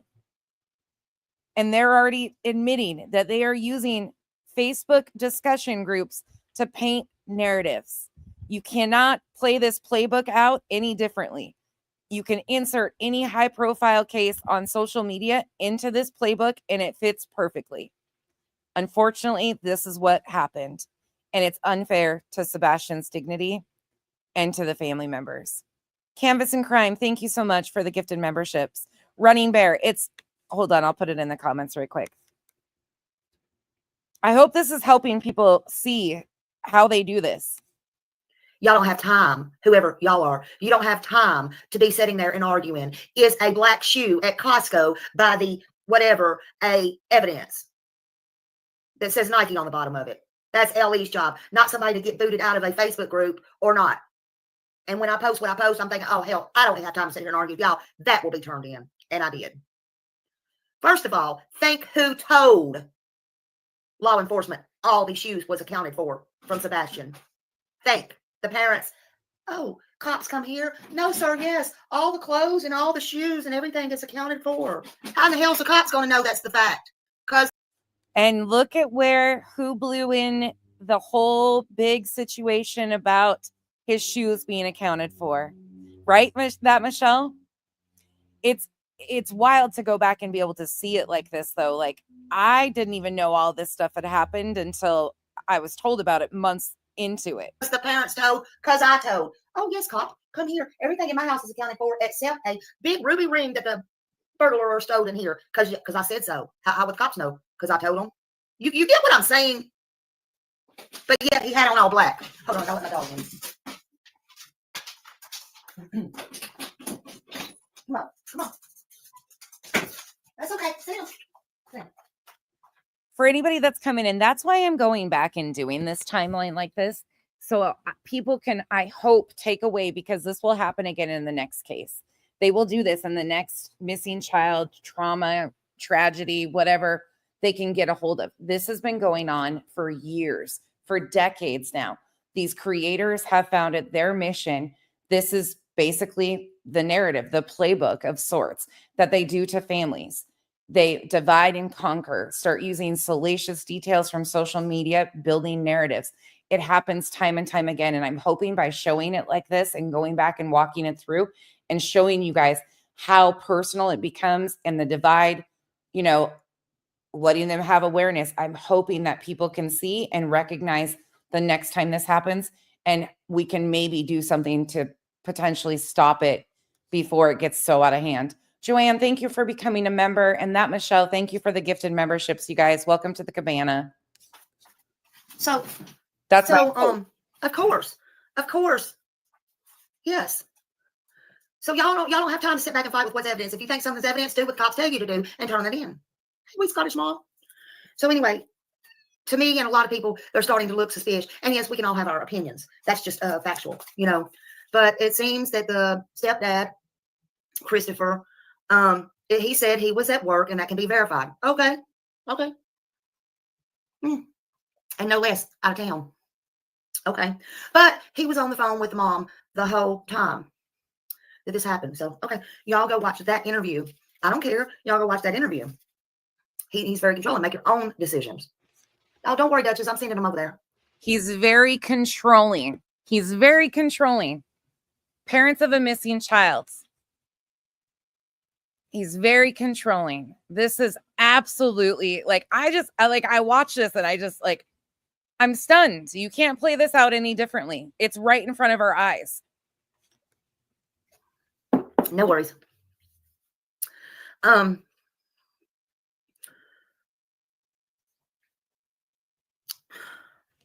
There was also an emergency hearing yesterday, or put in yesterday on a Sunday, from his ex on the child. I won't get it. It was actually put in on February 28th. But here she goes, using information about Chris's other child and that situation to paint a narrative, because how dare Duchess allow them on her channel to bring awareness and not allow them to be attacked.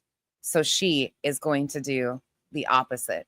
She is going to go against them and try to paint narratives against them because she is pissed. Into all that, I did see the paperwork. It's not because there's evidence or anything against the Proudfoot family, but because she is in her fifis. So there's something going on there. I don't know if it has to do with this or not, but there's something going on with there. I do have the paperwork, and I'm not going to pull it out and put it out. I will if I have to. It doesn't matter. I may put it in my members group. I don't know. I don't know what I'm going to do yet. None of that matters right now.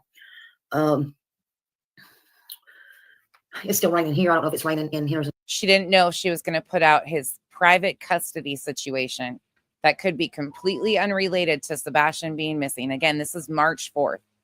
The search had been scaled back because they had searched over 2,000 miles, a complete 5-mile radius. They couldn't locate him. Law enforcement was just as heavily involved. They were just scaling back the ground search. So what did they do? They start going real life on every situation around the family and picking their suspect. We heard the recorded call that she wanted to know if somebody had been named a suspect. Law enforcement has been very clear in their media releases that we've seen that foul play is not suspected. The parents have been cooperative. And here we are, March 4th.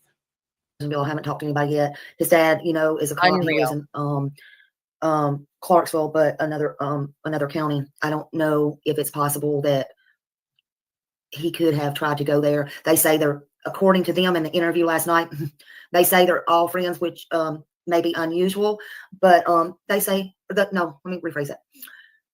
The stepdad, because he overtalked everything. He, you know, the mom was crying. I'll give her that. They didn't show their face. She was crying, but the stepdad is the one that controlled the situation. He controlled everything that was said. Everything. Do you hear me? Calm, cool, collected.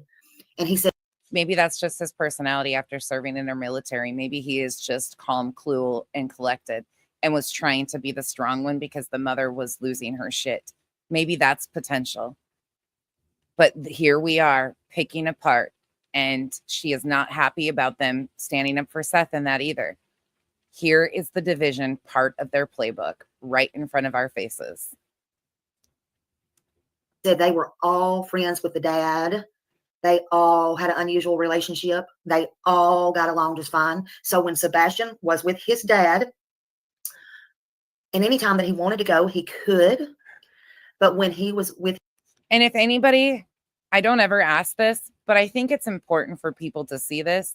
If you have a community wall and don't mind sharing, or know anybody that would like to see how this buildup is done, please share it with them. I would be more than grateful, because I really think it's important for people to realize that this vile bitch, who is now just this week trying to once again rewrite and attack Chris Proudfoot, claiming that he has a child at 7 years old. He would have been 7 when this child was born. It's not his kid. But she is still using this to divide and conquer and attack the parents. This is March 4th. And she started this because Duchess got an interview that she did not. So if you have ability, if you don't mind sharing, I would be internally grateful. Not for me, but because people need to see, because this isn't going to stop until laws change. We have to get laws to change, and people need to be aware of how they maneuver these quote unquote playbooks of how they sell a salacious story and divide and conquer and paint narratives against the family. His dad, it was a relationship like the stepdad could just call and say, hey, is he behaving or not behaving? Is everything okay? You know, they were all buddies. It was no big deal. They had no animosity towards each other. It was all good in their hood, honey. It was all good in Proudfoot's hood. Let's just say it like that, man. It was good. So they said he had no reason to run. Now, what I caught with that interview, this is what I caught. So they say Sebastian left with a flashlight. And if anybody did not catch this, I caught it. I caught it. Oh, of course she caught it. Of course she did. Look at how vile she is about this. And I catch things like this. I have a feeling. Now, kids with autism does like things like that, lights and stuff like that. But I have this feeling. That was more put into the mom's head with the police, and it was just something she run with. And I'll tell you why. Oh, narrative building 101. Here we go.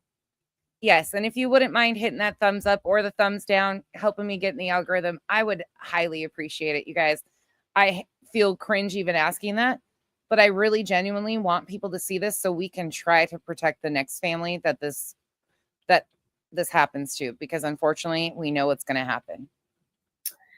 If you do listen to that tape, or somebody goes back and listens to that live, she said, she was asked about flashlight. Okay. The mom said that the cop asked her, did he take anything with him, like a flashlight? Thank you, guys. See what I'm guys. saying with that? So then the mom says something to the fact, and I'm not saying this verbatim, but the mom says something like the fact, oh yes, he had a flashlight, but so we can't seem to find it. So in other words, what I'm saying is, so the cop brings the story to her with, did he have anything like a flashlight he carried around or whatever, or carried with him? So then the mom says, oh yes, he has a little flashlight he carries, So we can't find him. He took it. I guess he took it with him. You see, she took that flashlight and run with that story that he took it. And we have no indication that that happened, but Smiley's got to put her spin on it because she's salty. Hold on a minute. Now my dog wants out. Hold on. I keep my door shut because I'm trying to keep. I don't want the big dog in here. She is pissed. Thank you, Chico. Go. Thank you, everybody. So I'll just leave it cracked. Okay. So I'm not understanding. To me, it just seems like that is something she run with. That's just me in my opinion. Carolyn says, police department here because I think that someone took him out of the house or someone had him to meet outside of the house because children with autism don't like going outside without. Yes. Yes. So, CCC, you have a membership. Suggestive questioning. Exactly. Agreed. Suggestive questioning. So I caught that. Now, another thing I caught. Kim, isn't this wild to watch in reverse? Kim, how many of you guys saw Smiley do this? I didn't know who Smiley was. Dazed and Amazed, same. I didn't know who she was until I met Duchess and when I started covering this in March, I covered it because of Dolly and JLR. Like, I didn't know this happened. I didn't know until months later, and somebody brought it to me and said, this is what they started inserting instantly. I was like, wait, what? A lot of you did. Some of you did, CCC, I never did until way later. This is crazy to me to watch it again. And I've watched it like 4 times now to build this timeline. She was asked, would there be anything else okay, so I forgot how it was asked, but like, did he cuddle with anything or would there be anything that he took with him, maybe besides the flashlight or something? This is true to an extent, but this is what she said, okay? And I'm going to tell you why this could not be true, okay? Especially because he has autism. She said, well, and this was an odd thing. It was kind of, it's true, but it's odd choice of things to say and how she said it. She says, well, yes, he likes to play. He could have took, but we couldn't say we're not missing anything because he could have took paper clips or he likes to play with all kinds of things. He likes to change his things out. I think that's how she said it. He likes to change things out. He changes his toys. Thank you all for sharing. I really appreciate it, you guys. I promise you it won't be a thing I ask for, but I really want people to go back and see this because she's admitting. She emailed Duchess's interview to police. She called recorded police. She acknowledges that they searched the home 10 times. Again, this is March 4th. All of the narratives that they've been shoving for 9 months, she knew and were debunked early on. But because Duchess got that interview, she is salty and decides, I'm going to go on the, if Duchess is protecting the family and just bringing awareness, I'm going to go on the defense and I'm going to play this angle. This is the division part of it. This is their playbook right in front of our eyes. Toys out all the time. Well, first of all, this is not toys, but anyway, she said he likes to play with paper clips and pennies and stuff like that, which is true. So she said it's hard to tell, and we don't know if those things are. Duchess's interview and this one aren't even 24 hours apart. Duchess's interview was March 3rd. This is March 4th. Missing, so we can't put our fingers on it. Actually, that's a clever answer if you think about it. It's true, but you can't tell the police if any of those are missing. Okay, so that's a clever answer in a way. But yes, you can tell because I'm going to tell you why. I don't care if it's paper clips or pennies or whatever. Autistic children like to keep their stuff lined up. Neat, honey. They will keep stuff in a row. It has to be just so. If it's and insert the autism experts, and this does not apply to every child on the spectrum or every adult. This is her experience, but insert the everybody is like this has to fall in this category. That is not true. Paper clip. They don't like nothing. They will know if one.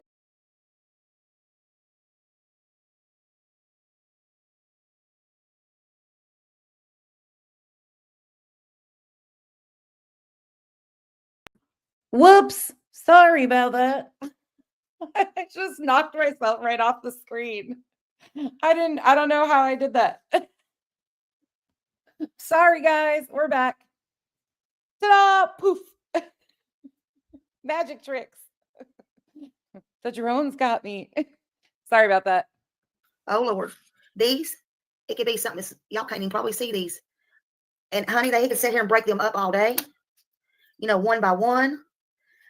They better be in line. And if he knows one is missing, if he knew one is missing, you might not even know. He might freak out. And the mom or the parents are going to be so used to that, or her cleaning or whatever. I mean, there's got to be a routine. And that might be, and I even said it myself, but that might be why that house is so plain Jane.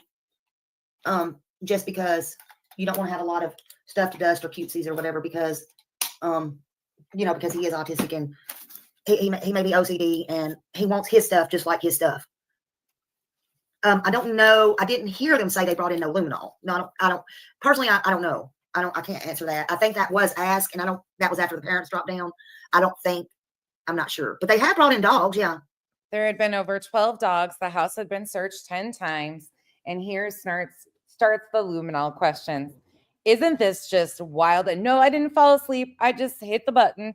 I just shot myself right off to space.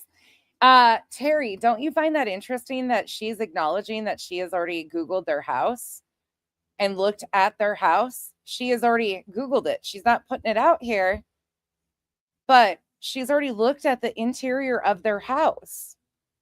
Again, insert going real life. It's wild to watch this. Like, I'm sitting here in stunned. And like I said, I've watched this multiple times, building this timeline. But every time I pick up on something new that she's doing and saying, and I'm just like, I want to go through this screen and smack her, because 9 months later, she's still building bullshit and spinning bullshit. Yeah, it's funny how that he calls him that boy. Yeah, it is. And again, I'm not here to accuse anybody, but it's just some strange things going on over there. You heard the interview, didn't you? 1-800. I was in the bushes. Because I was like, what? Yeah, they line things up. Or they circle them or whatever. They just have to be. It was just an odd answer. Yeah. So I listened very carefully. So dissecting all of their statements on Duchess's interview already, not even 24 hours later, but she's salty because it's Duchess and they had a falling out. I think Mr. Brian, I don't want to say his name more, was very happy to get that.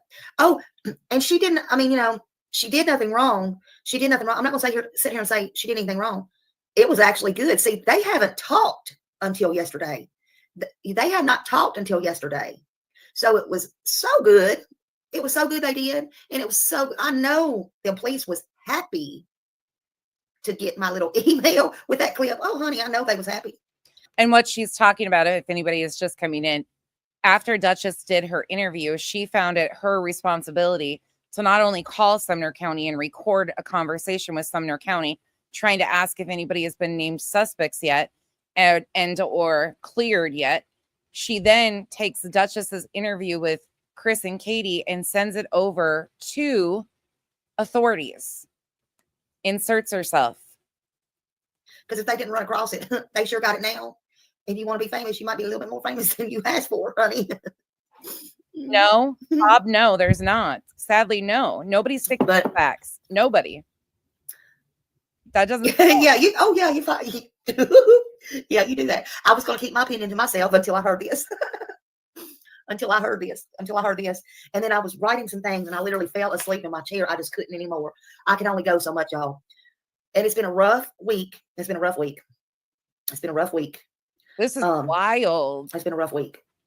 It's just when you work so hard and you know the things and the things that you know, and some of the things you don't put out, and then you see things and you're like, what the holy fuck? You're like, really? You're like, for real? And we've already heard her acknowledge that they were building narratives off of Facebook posts and Facebook groups. We've seen that play out. In the first timeline, we watched that be played out with what Clue was bringing from Facebook and using for YouTube content to build. She's mentioned Chris supposedly threatening media with a pew, which he said on Duchess's interview did not happen. He explained the situation, but she talks about it again. Like, it's just wild. Like, this is verbatim what she wrote down. We're watching it in real time happen to this family. And 9 months later, like, well, they're still doing it. You're like, well. And then you do sleep on it. You actually sleep on it, fall asleep, whatever. And then you're like, And then you wake up and you still kind of feeling some kind of way. And you're like, nope. Listen, let me tell you something. Yeah, she says, here you go. Uh-oh. Yep. but they are all good. I'm just saying. And there are some similarities, even though he was out of town. Oh, and this one got me. Let me tell y'all, this is what got me. This got me too. This was odd.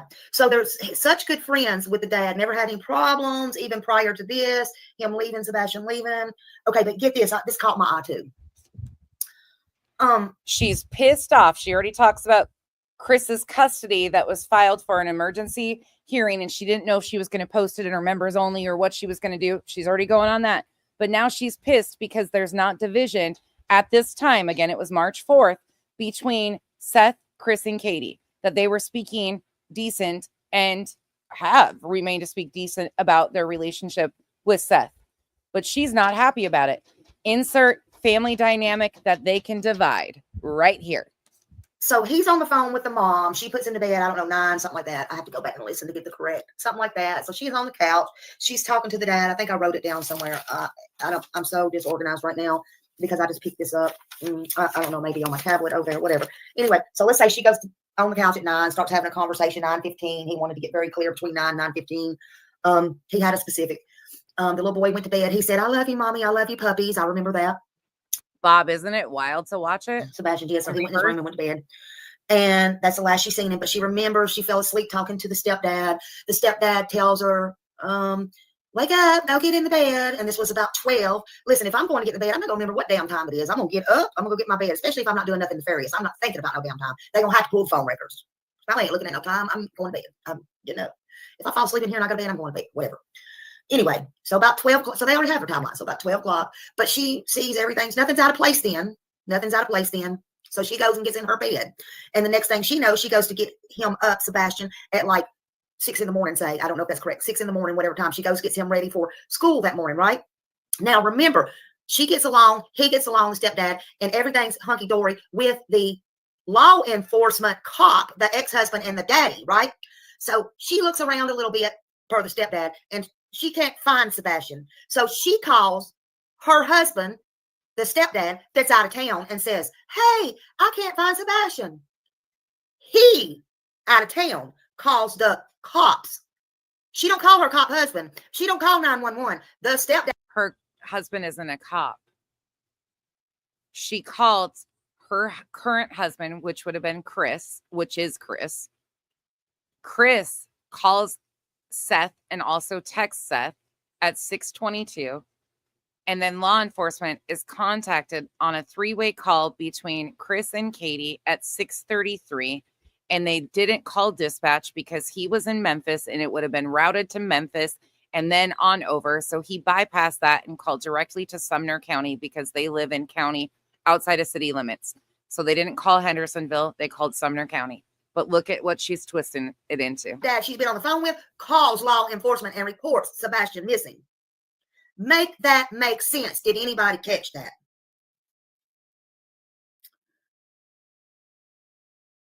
Because, Angie, they were on the phone together, and evidently she started to fall asleep on the phone. He's like, oh, get in the bed. But what's more strange to me is she calls him and not the daddy or the cop. That is a Metro Police cop, and reports, and she don't even call 911. He is no such thing as a Metro Police cop. Insert misinformation bigger than shit. Duchess, if you just got here, you are going to fall over when you see this laid out like this. I tell you what. Holy shit. He's not. He's a correctional officer. Autumn, this is wild. Wild to watch this in reverse. Reports Sebastian missing. Make that make sense. Good morning, Mama Bear.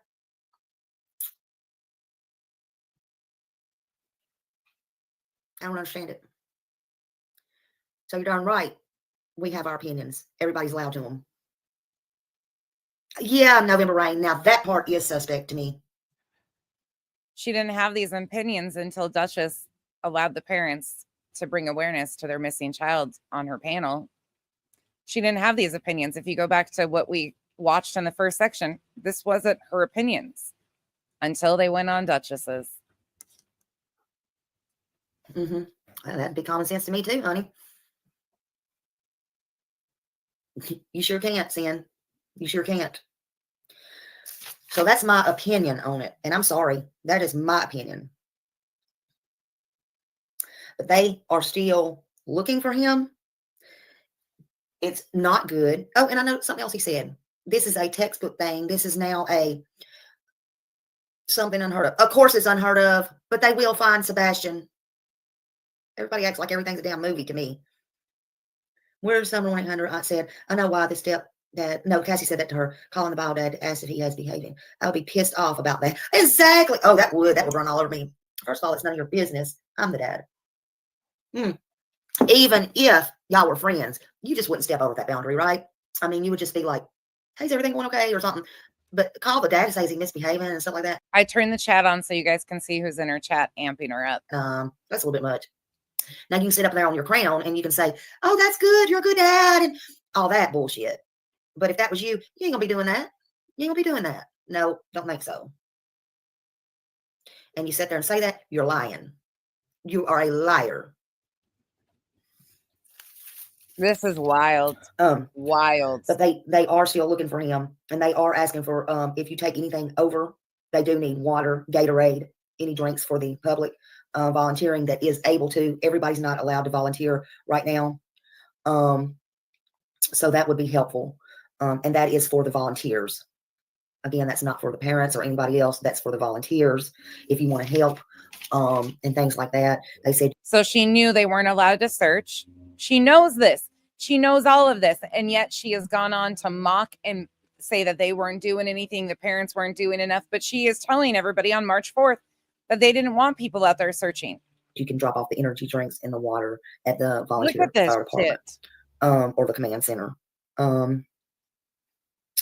So also, according to the mother, this was strange to me, but okay. And I know that they can get all the video. Shelly, okay.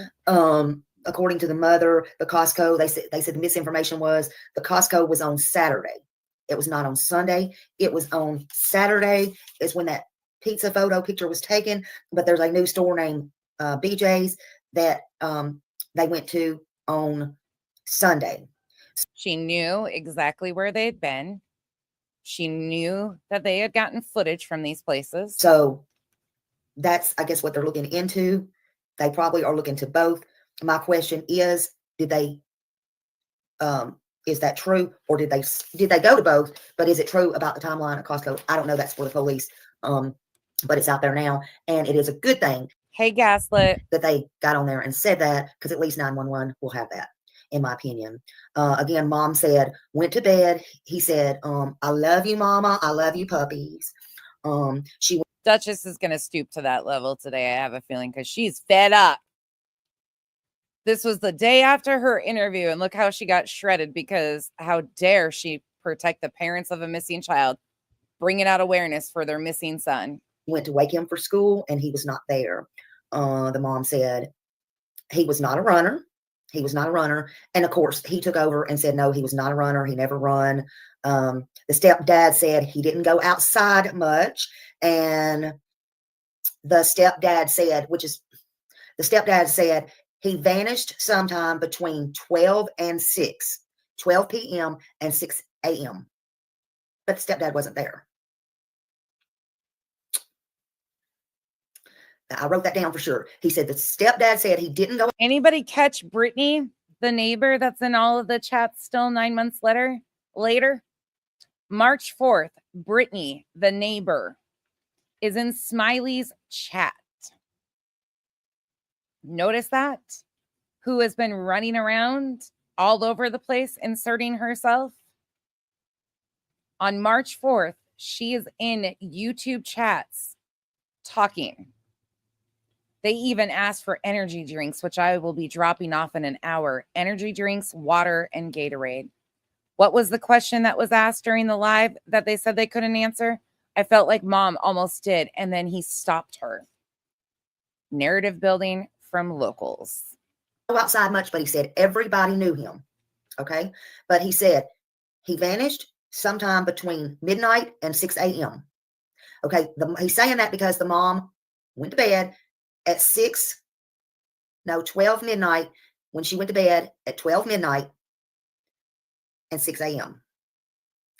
From the time, everything, she fell asleep on the couch with the stepdad on the phone. Hey, Pam. And everything was okay then. I don't know if she physically laid eyes on him, but he went to bed. I tell you what, I'm going to find a way to consolidate this stuff and be able to show this. I am going to, in the next couple years, I am determined to make me a slideshow, this faux playbook to help warn parents, missing children, advocacy groups of how this is done, because we are watching it right in front of our faces, how they did this family like this. We've been watching it right in front of our faces. And I'm sitting here. I wish you guys shouldn't see my face right now, actually, because the looks on it are not good. But we are watching this in real time, in reverse. This is what has happened to this family for 9 months. And it will be another family and another family. You can insert the family names, and they have done this playbook over and over again. Yep, we will make change, guaranteed. And we will use these stories to show how these people do this. At 9, everything was okay. And when she got up at 6 to get him off to school, he was gone. So the stepdad says, even though he was out of town, sometime between midnight and 6 a.m., he was gone. I'm not sure if she peeked in on Sebastian at 12, but she says nothing was disturbed in the house at 12.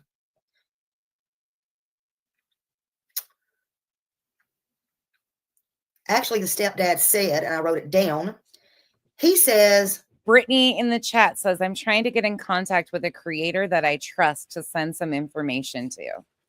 A local inserting themselves in a case. I wonder who Brittany actually is. Was she a part of the local Facebook group, the private Facebook group that was made on February 27th? At 9:43 or between 9:43 and 9:46, they got on the phone together. Something right there don't add up to me. He said it was actually 9:43 or 9:46. Stepdad said they were on the phone together. And then so I have to go back and listen to that. And again, they're knowing this person is local. And she says, how does she even know it wasn't a bit before 12 since she fell asleep and he had to tell her to go to bed? Did she actually see him? Lolly, Brittany, you can send it to Smiley or Trev time. That because he said, and then she fell asleep. So did he call her back? Oh, well, that video's over there to the detective. Let them sort through it. But I'm just saying, honey. He was out of town working, and when mom fell asleep, this is what he said on the couch. Per the stepdad, he says, per the phone records, which have been verified, he says, also, mom started to fall asleep while on. Whoever it was sure invested and has remained invested in all of these creators and running narratives against the Proudfoot family while claiming that they're a local. The phone, and he said he told her she needed to get up and go get in the bed. Mom got up at 6 a.m. and searched and could not find him. She called stepdad and he reported his stepson missing. Yes, Brittany is the one that goes on months later after this to accuse SF of knocking on her door and intimidating her. Yep. Crazy. And here she is. She says, okay, Lolly, I'm new to this, just trying to help, but don't know a thing about YouTube part and who to trust with info I have received. I swear to God, it's so irritating to watch this. They said he don't have, no, I shouldn't keep saying they. The stepdad said he don't have social media. And the stepdad said all kids have been interviewed. The stepdad said he is 15 years old, but his mind is younger, which I can understand that because he is autistic. The stepdad said he is very strict and he admits that. The stepdad also went on to say when they took his phones and all that and their phones, even the police said, oh, y'all are real good. You are strict, huh? Or something to that nature. You good. Because they are so strict. So what happened that made Sebastian leave home? It is very disturbing. It was so disturbing that they ask him later on in a, Yeah, we don't know who this is, but whoever it is has been invested heavily. This person says, I just had a baby girl 6 weeks ago and named her Aurora Jade. So cool to see the name. Thank you. Maybe Smiley can use the info. I'm just boots on the ground here doing what I can. Sorry, I'm going to point out all the shit that I find suspicious about this, because here is a local inserting themselves as firsthand knowledge. Where do you think Smiley got her misinformation from jump? We don't know if this person is local, but they're going to run with it as long as they can feel like they're getting boots on the ground information. This is wild. Oh, sorry guys. I'm noticing things all the time that I didn't catch before. the interview, but yet he is a fan of Minecraft, but they ask him, well, could it be a possibility he talked to someone through the Minecraft game? And the stepdad says, we know how social media works, but that is not a possibility because when he had that, we had it on such lockdown. I don't personally understand how that could happen, but whatever he said, man. Okay, I agree. Whatever you say, that's for Ellie. Whatever. If you can lock it down that good, whatever. Look at how pissed she is. She is already targeting Chris. Completely targeting Chris. Wow, Kenna. I didn't know that. Alabama Nana, thank you so much for the support. Oh, by the way, just so you guys know, I guess because I got it somehow, some way it's being twisted in chats that the only money I make on YouTube is when I talk about Brittany J, which is astounding to me. They must have missed the Julie stream the other day when you guys showed out. But I guess they're trying to get me to talk about Brittany J again because they're saying that that's my only money maker. That was a bunch of comments that I was sent today. And I'm like, what the fuck? First of all, that's not why I'm here. Secondly, no, that's not true. And third, what the fuck? I haven't even talked about her for like 10 days. Okay, carry on. Sorry, I had to insert that because that did kind of piss me off. Ken, if you would like to, you can. But I was like, what is wrong with you people?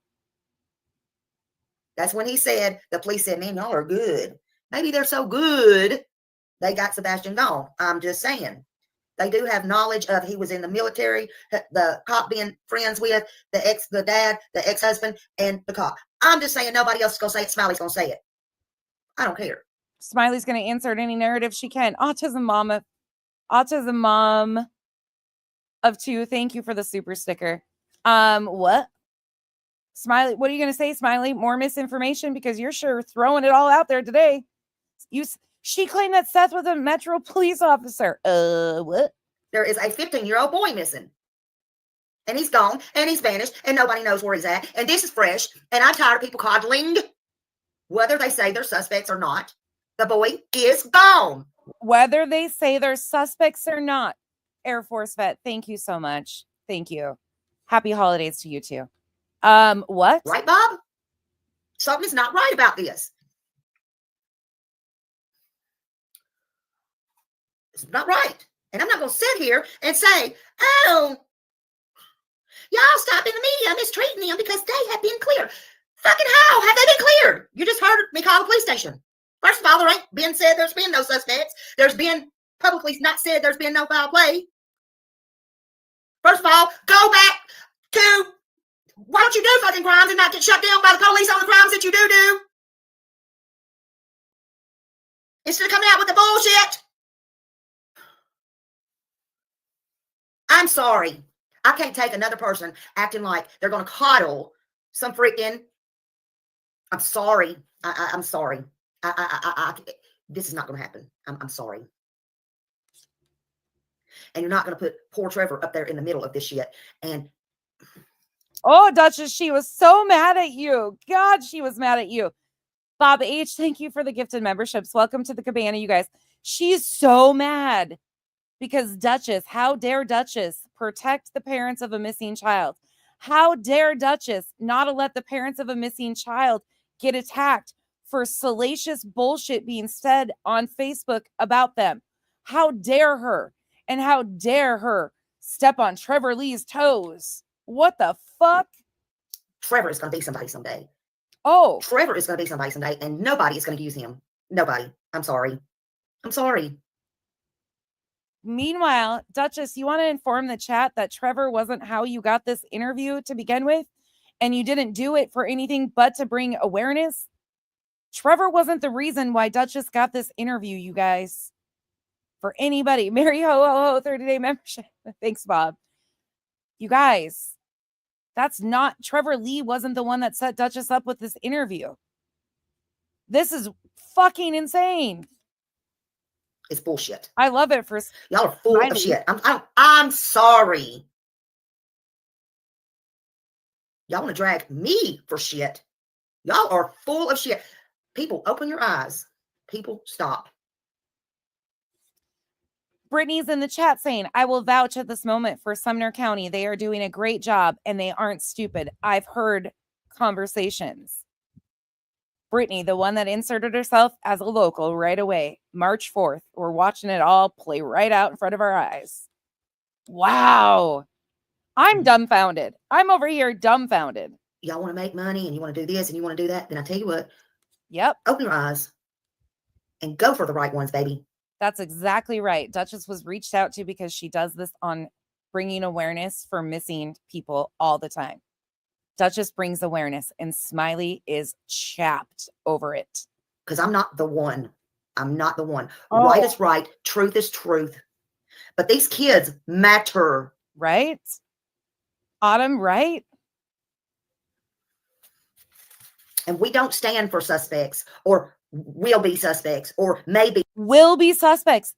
You guys, I'm going to, at the end of this, we'll go back to the beginning and play that again. Actually, hold on. Let me just go back. We got 54:29. I'm going back to the beginning of her interview in case you guys didn't see this.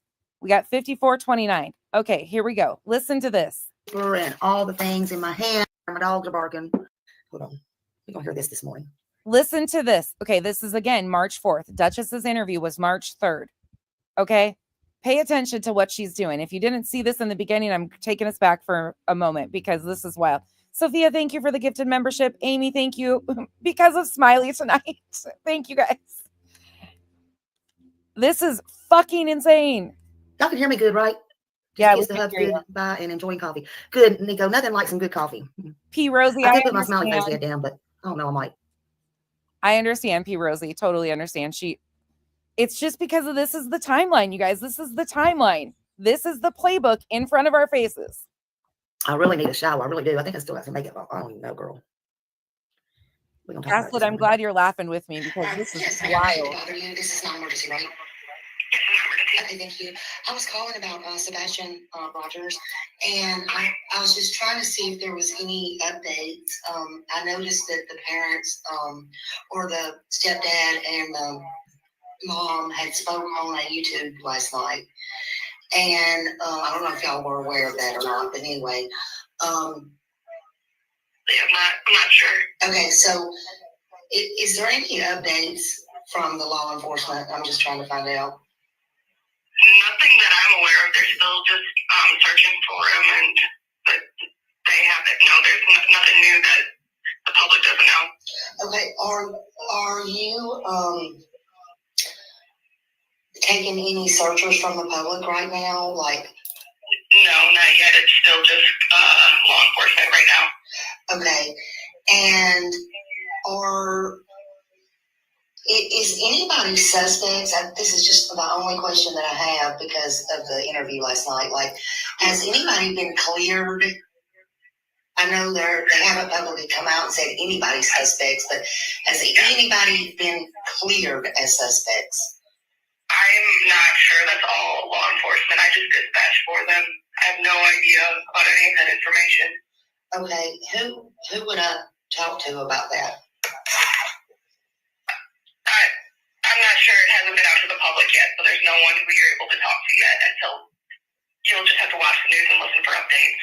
Okay, but they would come out. The law enforcement would come out and say, "Hey, everybody, or the parents, or whoever, anybody, they would come out and publicly say these people have been cleared, right?" Yes, I assume so. Yes. Okay, and that hasn't been done, right? To your knowledge, right? Not to my knowledge. Again, you guys are going to get sick of me saying this. March 4th, Duchess's interview wasn't even 24 hours earlier. So she calls law enforcement, records them to paint a narrative because she's pissed off, not because there's evidence to suggest they had scaled the search back because they had been a hefty ground search. They had searched over a 5-mile radius, over 2,000 miles. Smiley was pissed off because Duchess got this interview. And so she decides to do divide and conquer against the family. I'm not sure. Like I said, it's whatever the news is. So they're not suspecting any foul play or anything at this time. We know that. They're not No. They hadn't found him. I'm just saying they haven't come out and said They haven't these found people are anybody, honey. absolutely not, suspects or not suspects or whatever at this time. Correct? Right. They don't have any suspects at this time. Okay. All right. Thank you very much. Okay. You're welcome. Thank you. Thank you. Bye-bye. No. They haven't found anybody. So that is what she did. That is how she did this. She is pissed because Duchess got the interview, so she started recording them and spinning a narrative. That's how all of this started. JLR is not involved at this time. The only creators from social media that were involved were Smiley. Duchess had just done her interview to bring awareness to Sebastian being missing. We have Terry Lynn and Cluminati and Trevor Lee. That's who we have for content creators on YouTube. Now, there was some bringing awareness on TikTok. That's a whole other side of things and a shit show. I'm not really sure when all of that chaos really got amped up. I do have a few parts that I will insert through the timeline. But we have Facebook discussion groups that were being used and these creators building narratives. Duchess is the only one at this point in time that had brought awareness and allowed Chris and Katie to speak and bring awareness to their missing child. And she is this bent out of shape over it. Naomi, thank you for the super sticker. Chico, thank you. Smiley, peace out. Baby says, here's your money for Smiley since you're missing money because it's not BJ. It was so weird. Scooter McBooters, BJ, stop it. Thank you guys. It wasn't her. It was in a chat this morning. I was like, what the fuck is even? Yeah, these people are weird. Anyways, back to this. We're back to the 54-minute mark. I just wanted you guys to hear that, though. And for suspects, or will be suspects, or may be suspects, or could be suspects, or something's fucking suspicious. And if you're not, and you didn't do nothing wrong, then by God, you won't get mad. Scooter, thank you for being a member. Yeah. She didn't even try to put him on at that point. And you'll worry about an apology later. This is your child. And you wouldn't care what social media is saying, and my little feelings are hurt. Grammy Nini, yes, it was. You guys showed out. That was crazy. And running the news crews off with guns and fireworks and get the hell off my property and don't film my house.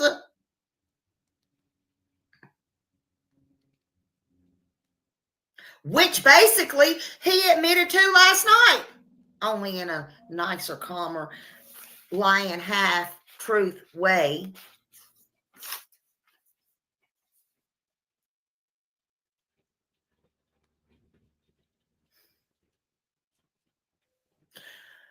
I'm not going to say that. I'm not going to say that.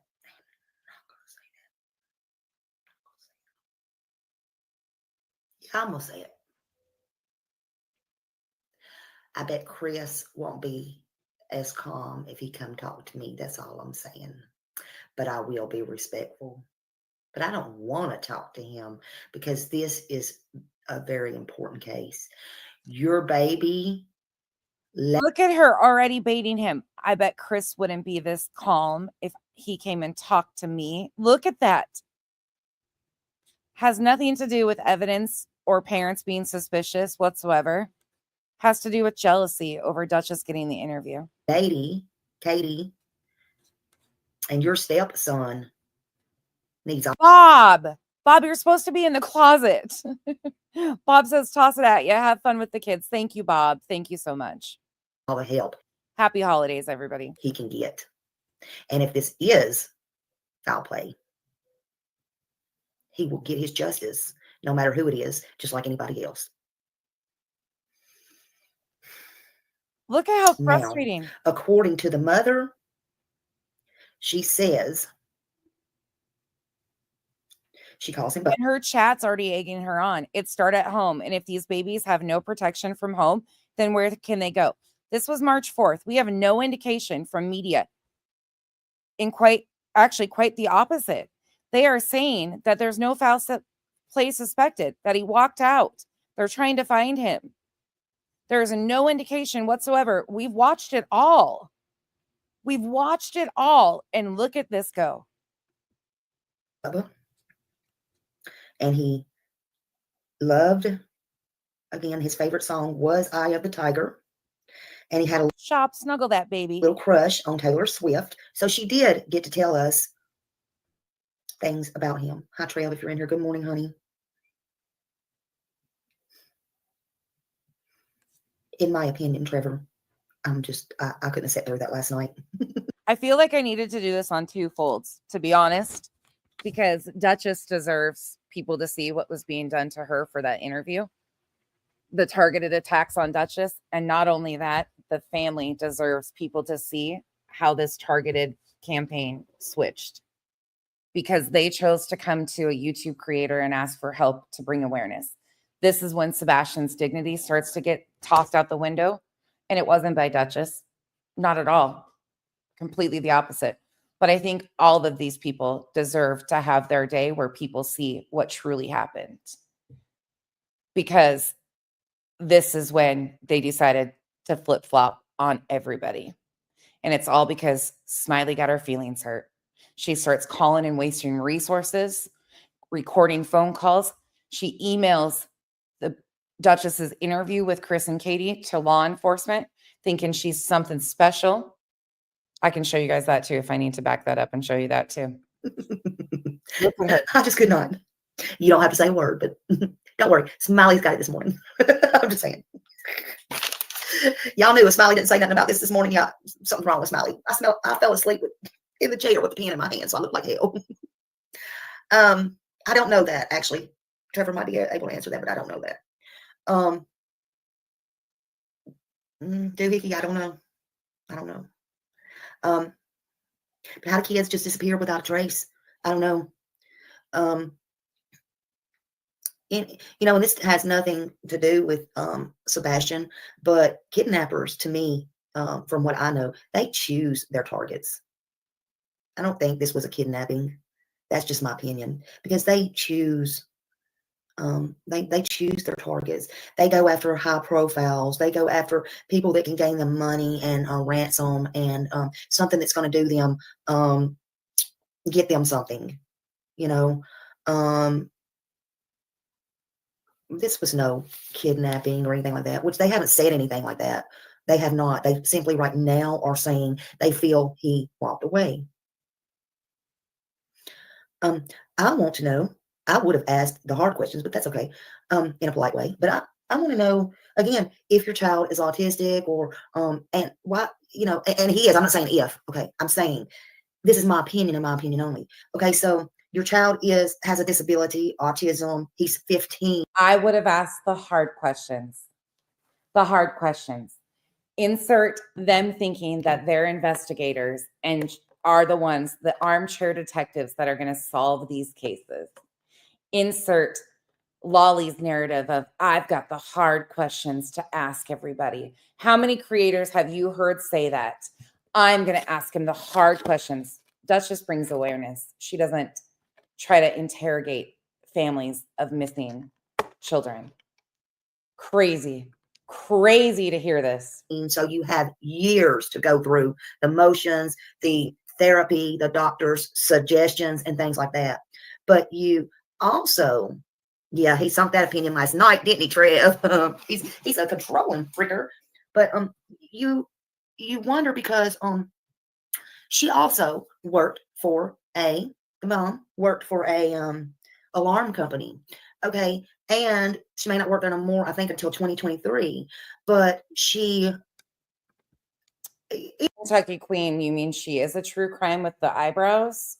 Because this isn't true crime. True crime is following the facts and bringing awareness to missing cases. This isn't a true crime case, even at this point in time.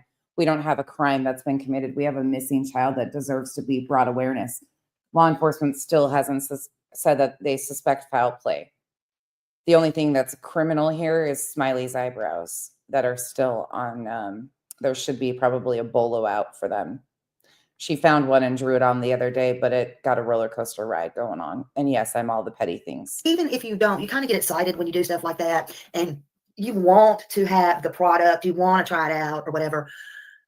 Why did she not have? And that's a safety feature for. Right, Kentucky Queen? Yeah, dumb bitch. And all this is the spinning narratives because she got salty over Duchess getting an interview and bringing awareness and protecting the family, which should be done, which should have been done.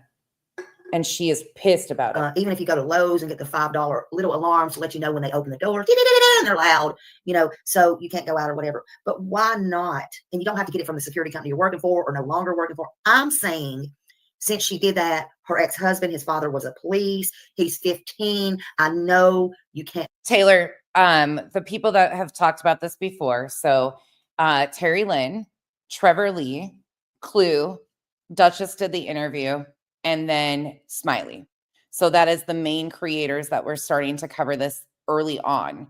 We're going in timeline of how they inserted themselves in the main key players. There will be a few others that inserted themselves but never became like key players or continued to cover it. There's going to be offshoots like that. But in the end of March, which we are only on March 4th, you insert other people, which you'll see some other creators coming up here in this same segment. You will see some bigger creators latch onto this, which is really interesting too. Tell me she didn't have suggestions from doctors. Why was none of that on the windows or the doors? And it's odd to me there is no ring door videos and stuff like that. I'm just curious. That's just me. That's just me. They didn't have no alarm, to my knowledge, Mama Bear. That's what I'm saying. Why? Why did they not have that? Casual art, thank you so much. Thank you. It makes no sense. So why would they bring that up being strict parents? And if they did have an alarm, it wasn't on. But no, to my knowledge, they don't have one. Yeah, you can go to the dollar store and get one of those little sticky ones and put on the door. Yeah, it don't make sense. None of this is making any sense. Well, Pamela, in that neighborhood, and I know that neighborhood very well, you would think that they had cameras. And I'm sure there's some footage somewhere.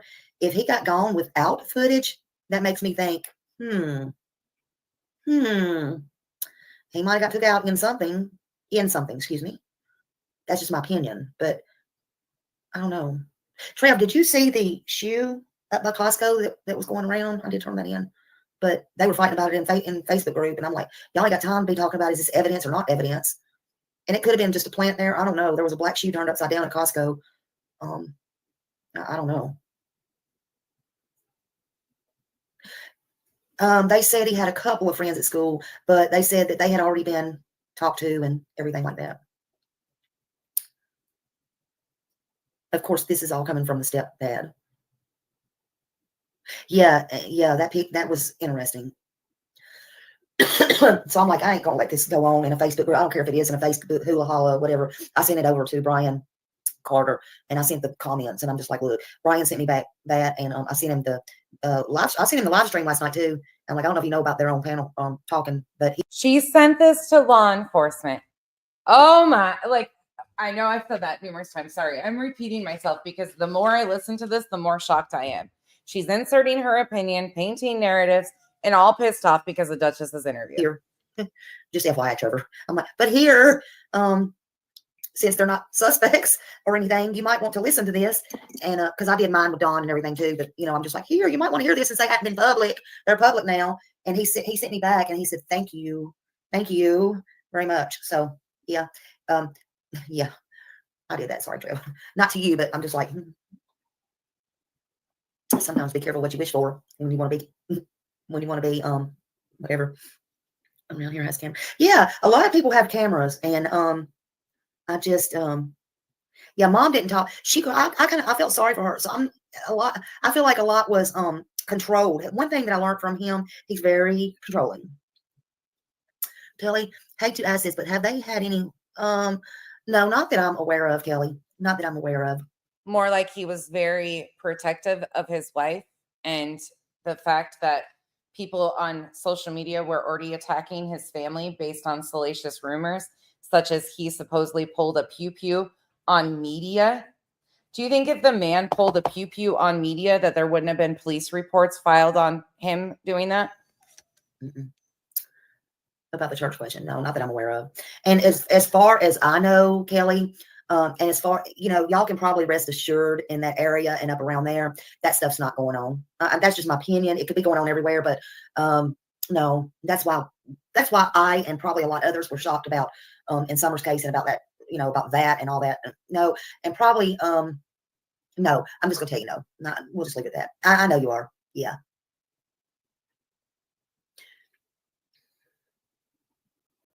I mean, that's really a good, I mean, and then you're going to have and everybody's got everything everywhere. Yeah. Everybody's got everything everywhere. Kelly. So, nobody is immune from those things. You're going to have RSO, you're going to have people everywhere. And one thing about that area is that's a lot different from different places, even where I'm at. You jump on the interstate to go anywhere, 5 minutes away. I mean, I hate driving there. I hate it. Ugh. Hey, jump on the interstate. You might jump on the interstate here to get off at exit, the very next exit to go to the mall. It's, I want to choke somebody. Seriously. But what I'm saying is, I hope to goodness nobody entice him or get him in a car or whatever. But I don't know. Man, just knowing what I know and his smile, he's so infectious with that smile. And, like I talked about before, some people don't like to be touched and stuff. He looks like to me like he is, like mine was. He's so, he smiles and he's such a hugger. And with his teachers and stuff, there's pictures out there. So I don't know, would he be easy to, get up with somebody or not? I don't know if they say, hey, I'm going to take you home. I don't know. I honestly don't know. I just hope nobody got him on the interstate and said, hey, let me take you to your dad or your mom, or, let me take you home. And yeah, he's so lovable. I just hope nothing happened that way, because they could be on the interstate and be gone, and Lord only knows. And again, I'm not accusing anybody. I'm just saying nobody's been cleared of nothing. Well, let's just get that straight. But it's not been put out there that nobody is a suspect either. So when you got to be careful and not come on here and say, I got the parents, my God. I got all these connections and I did this and I did that. And me. When you don't even freaking do this shit all the time, because it's not about you, and you don't coddle them and keep and block and do this and that and the other because you think they're going to come back and talk to you, and they may. Just stop it right here, right now. Stop. Nip it in the bud now. It ain't right. There's a missing little boy here, and he needs to be found. And this is a very, very new, fresh investigation. And it's got to stop. And I don't care if I get beat up today. I don't care. And all because her Fifi's gotten a tither, because Duchess was the one to get the interview to bring awareness to Sebastian's case. They went to Duchess before they even did their news media interview. And this bitch is pissed. Pissed, I say. Nothing to do with wanting to bring Sebastian home. She's pissed because Duchess got the interview and she didn't. Make it make sense. Insert playbook 101. I told y'all each and every time Trev Time is covering this case, there's others that it needs to get out. Trev has been on this 24/7. Y'all go sub to him. You watch him. You do whatever. Everybody, whether you are a sub or a subscriber, get Sebastian's name and face out. It's important. It's important. Right now, contacting these parents are not important. Ellie's got this. Ellie's got this. Okay? Yeah, we are a team. I prefer every creator, whether I get along or not, every sub, every Facebook, every Instagram, Twitter, whoever, whatever you got, people I don't even know, internets I don't even know or go on, is getting his name and face out there. If you're doing that and you have a talent of making flyers and stuff I can't even do, that's great. Share others. If you see others, share their links, share stuff that maybe you can't do or get out there. Share it to get Sebastian's name and face out there. Do that. share the news, do that. Maybe it's something nobody else saw or whatever. We don't have time to sit there and listen to 2 or 3 hours to talk to the parents. We don't right now. I cannot stress to you right now. What now? Maybe down the line when we find out, or maybe down the line if this gets. They don't have time to sit and listen to the parents. They want all the information. She has the hard questions that should have been answered, but they don't have the time. They shouldn't be bringing awareness. What? How does this make sense? How does any of this make sense? Does it? Does anybody think this makes sense?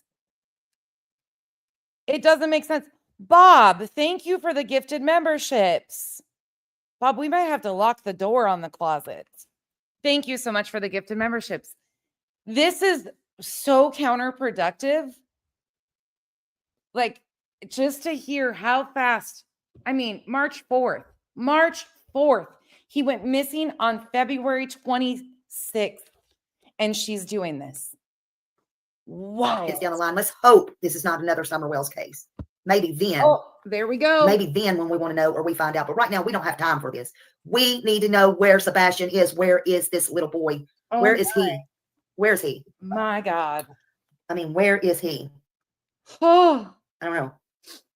Thank you, Bob. Again, Brandon Carter, thank me for sending that information. There she goes, flashing her email to law enforcement on the screen. Wow. And you heard it yourself. Hold on.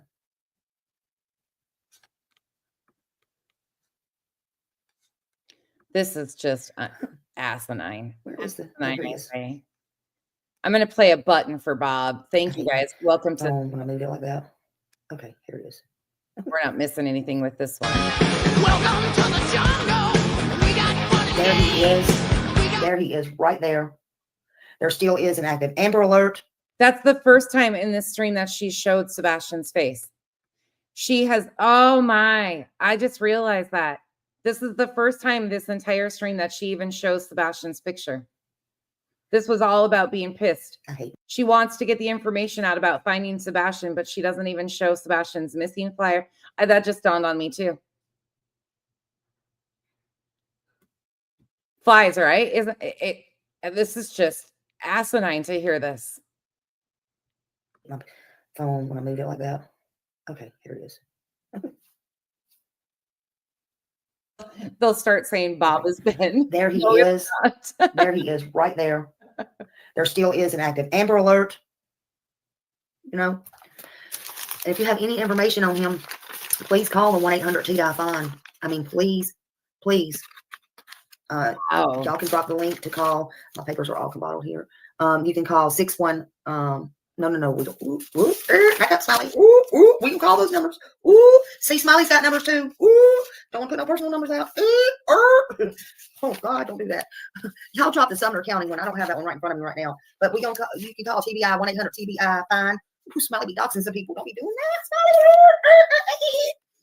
Smiley. That's kind of a favorite pastime of her, doxing people from the sounds of it. She just did that this week. Oh, and there is the local in the bottom corner right here. I just can't get this uneasy feeling out of my mind. It's been a long time. Holy, how fast the switch happens. How fast the switch happens. Yikes. Oh, Lord have mercy.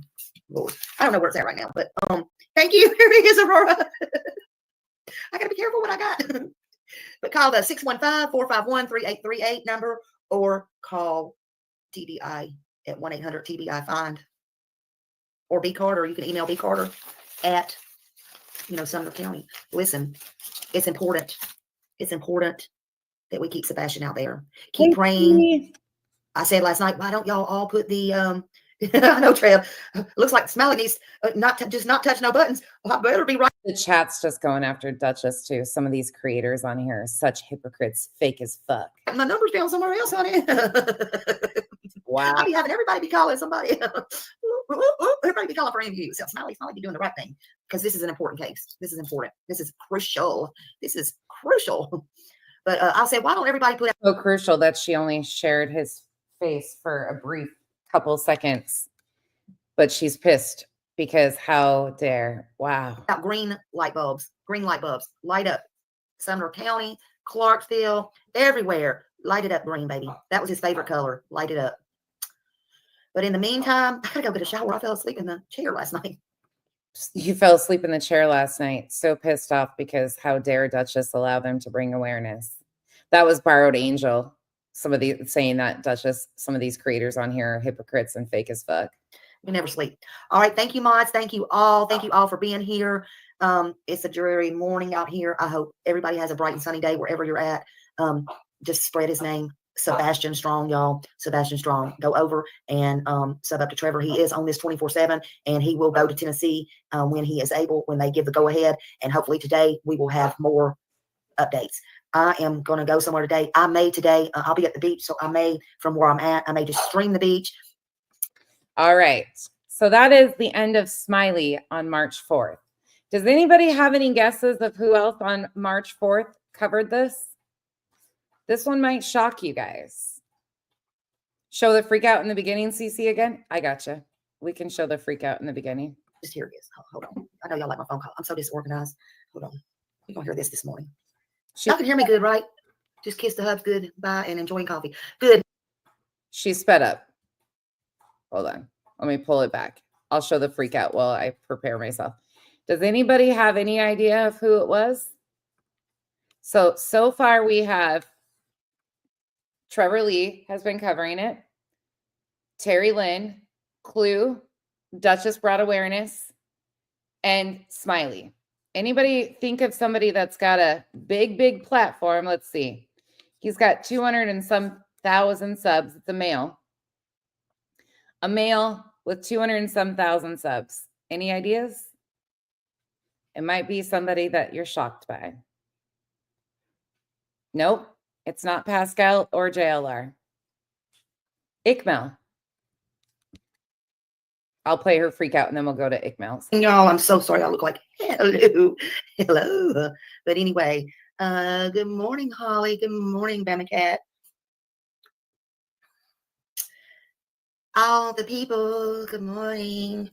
I don't care what I look like. It's been raining and all that, all the things. I fell asleep in my chair last night. And I'm just waking up with the pen and paper and all the things in my hand.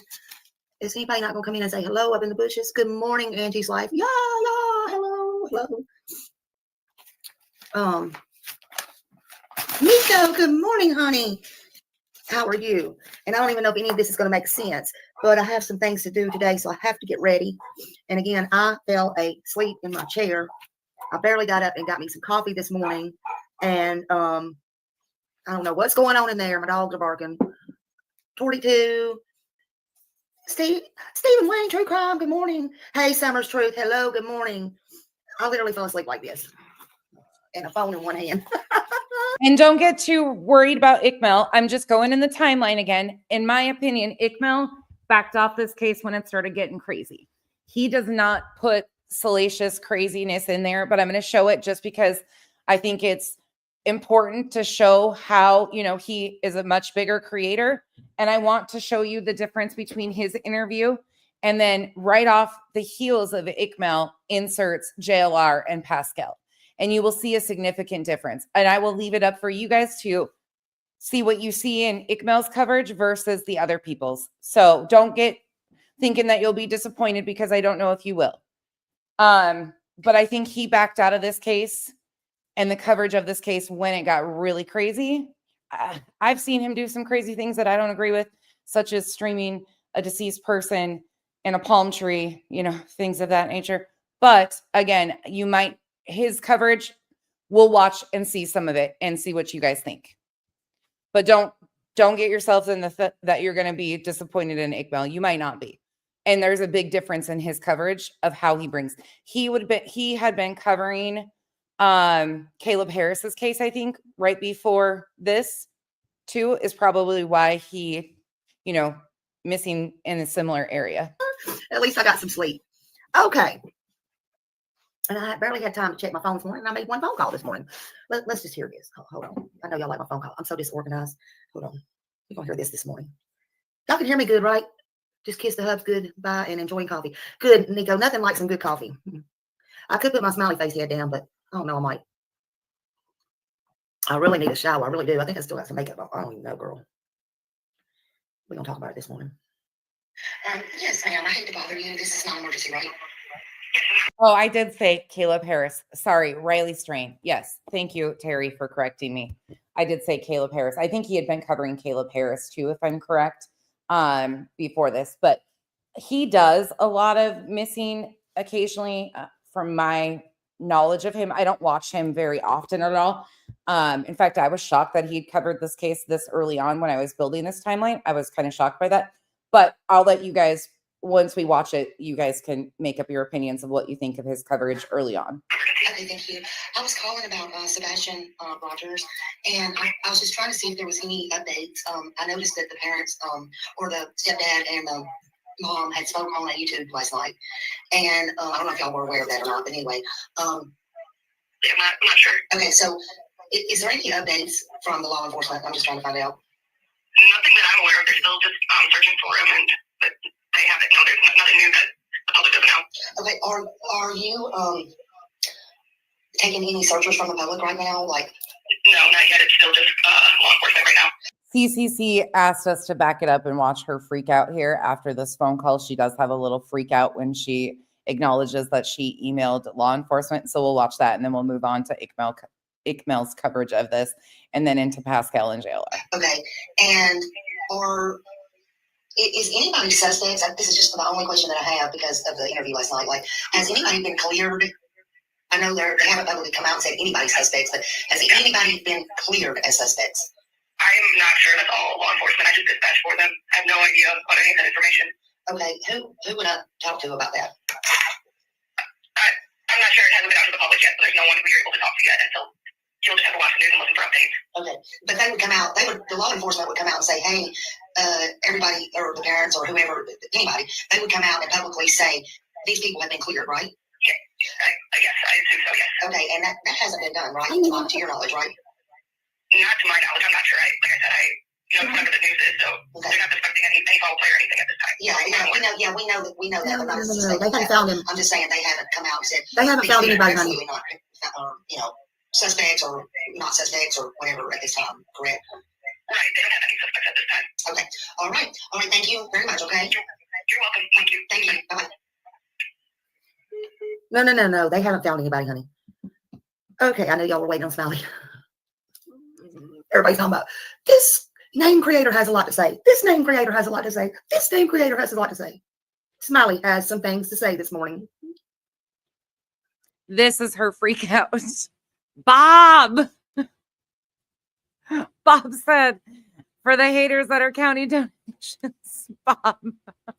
Thank you, Bob. Oh, and let me show you. Well, I'll show you that in a minute. One of my mods, don't let me forget, I have an email to show y'all as well, because I have some things to say.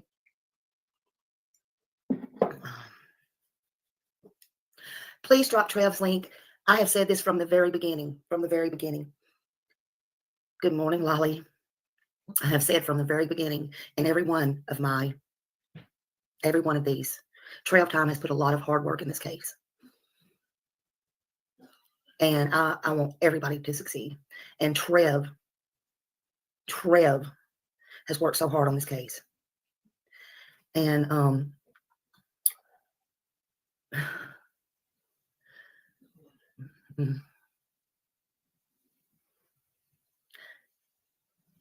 y'all continue to go over and please, and I'll say it every time, he's on this case 24/7.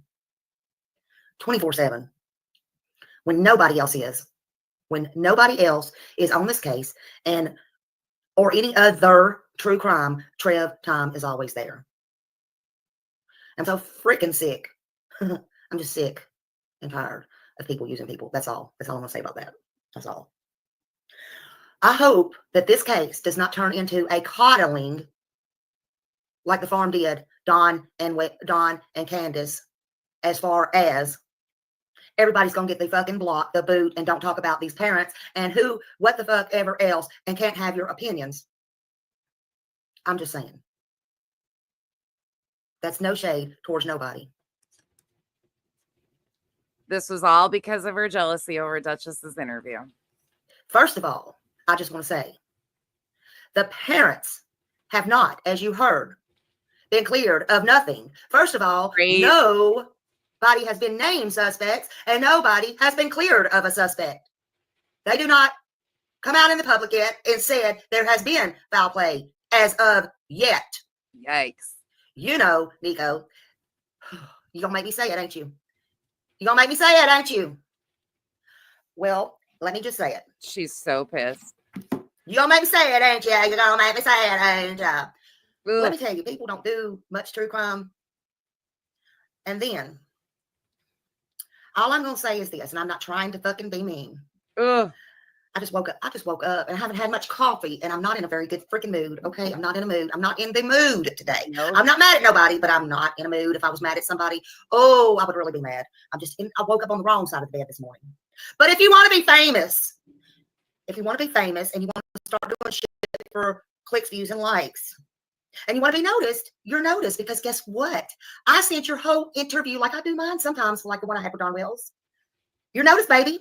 Ugh. Because I sent your whole interview when it was over last night to Brandon Carter of the sheriff's department up there, that's asking for where you shared mine for the video. Well, they were asking for the video for the to go back to Sunday through Monday if anybody had any video. Well, I sent them your video where you contacted the parents, where you had them on your stage last night on your live. And Brandon Carter wrote me back and said, thank you. Look at this. Look at this shit. Look at this. Thank you. This is So, what this CC is wants a us to play. very, very, very, very much needed thing. Do you know that I'm thinking that was very helpful that they were up there?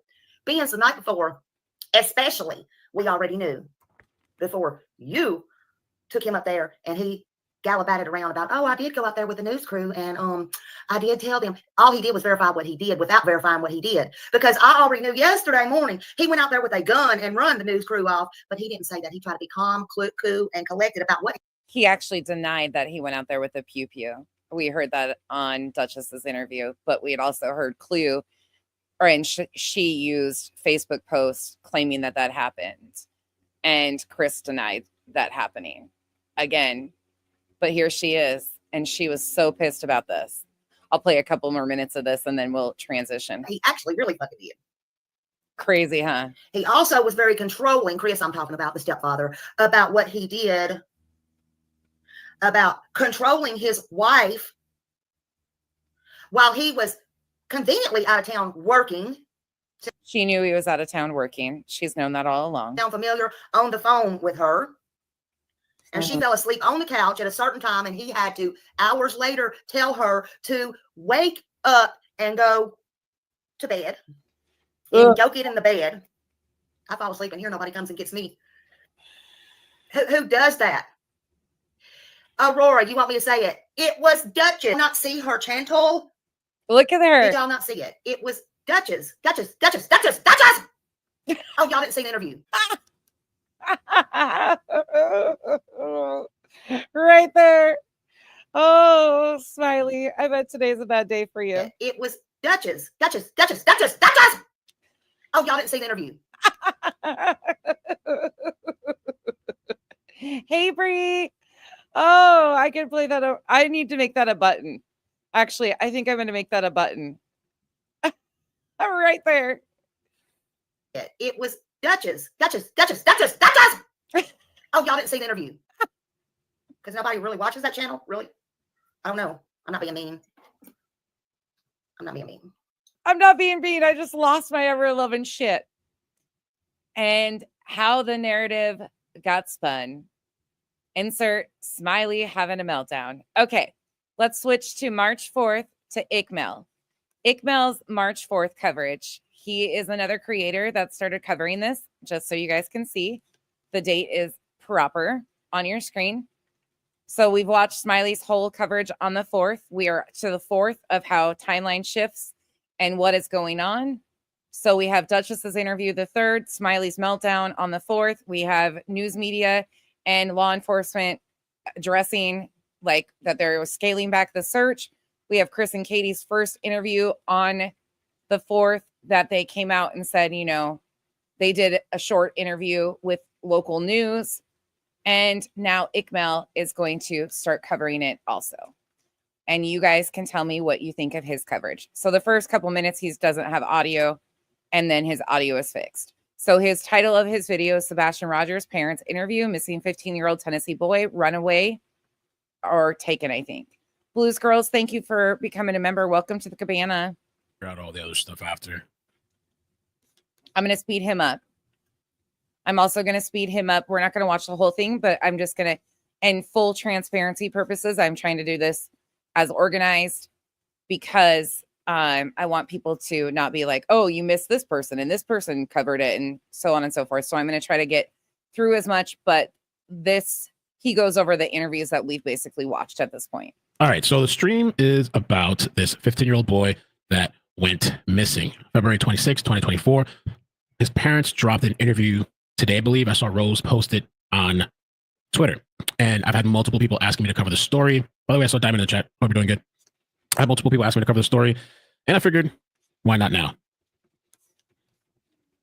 Sebastian Wayne Drake Rogers, 15 years old, had said that he's autistic. An endangered child alert has been issued on behalf of the Sumner County Sheriff Office for Sebastian Wayne. Huge difference in his coverage versus Smiley's right off the bat. Something you'll notice is the missing child is first and foremost on his screen. Something major to point out. He is posting the missing flyer and the missing child's face. Something very big and noticeable between Smiley's coverage and why she is covering it and the way she is acting versus Mel's coverage of it. Whether you like him or not, you guys can have your personal opinions. I don't know Mel at all, but that is something substantial, in my opinion, of awareness versus exploitation. Smiley is definitely exploiting the case already on March 4th. Drake Rogers, 15, 5 feet tall, 120 pounds, brown hair, brown eyes. Sebastian was last seen February 26 in the area of Stafford Court in Hendersonville, Tennessee, wearing black sweatshirt, black sweatpants, and glasses. Sebastian has a medical condition that may impair his ability to return safely without assistance. We are going to watch 2 press conferences. One that's kind of short. This is 11 minutes. The other one's like 2 minutes. Then we're going to watch the interview. And it said that he left his house with a flashlight in the early hours of February 26. He was reported missing by his parents at 6:30 a.m. We want to get to this break. Something else you'll notice right off the bat, awareness versus exploitation. The child, the missing flyer was shown. He is sticking to the facts and the timeline of what we know from law enforcement already.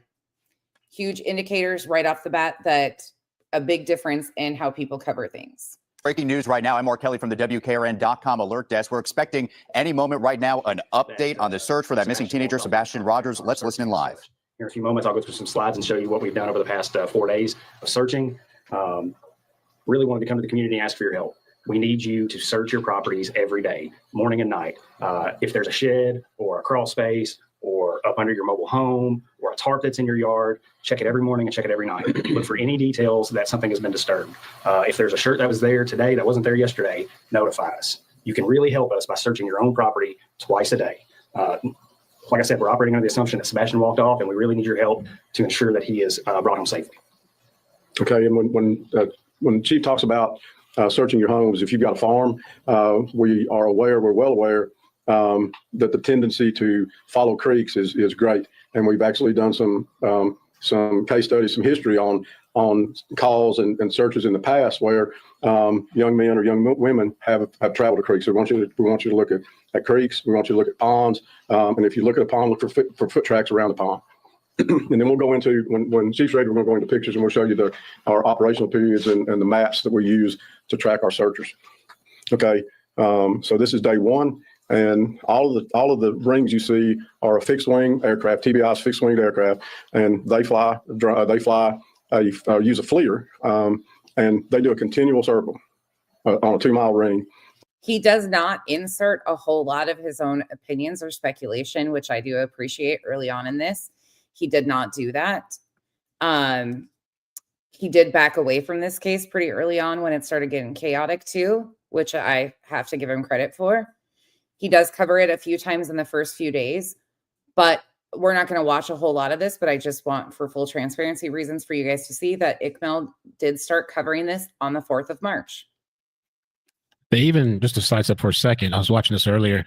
They even brought the Tennessee Guard out there to help out. This was 10 hours ago.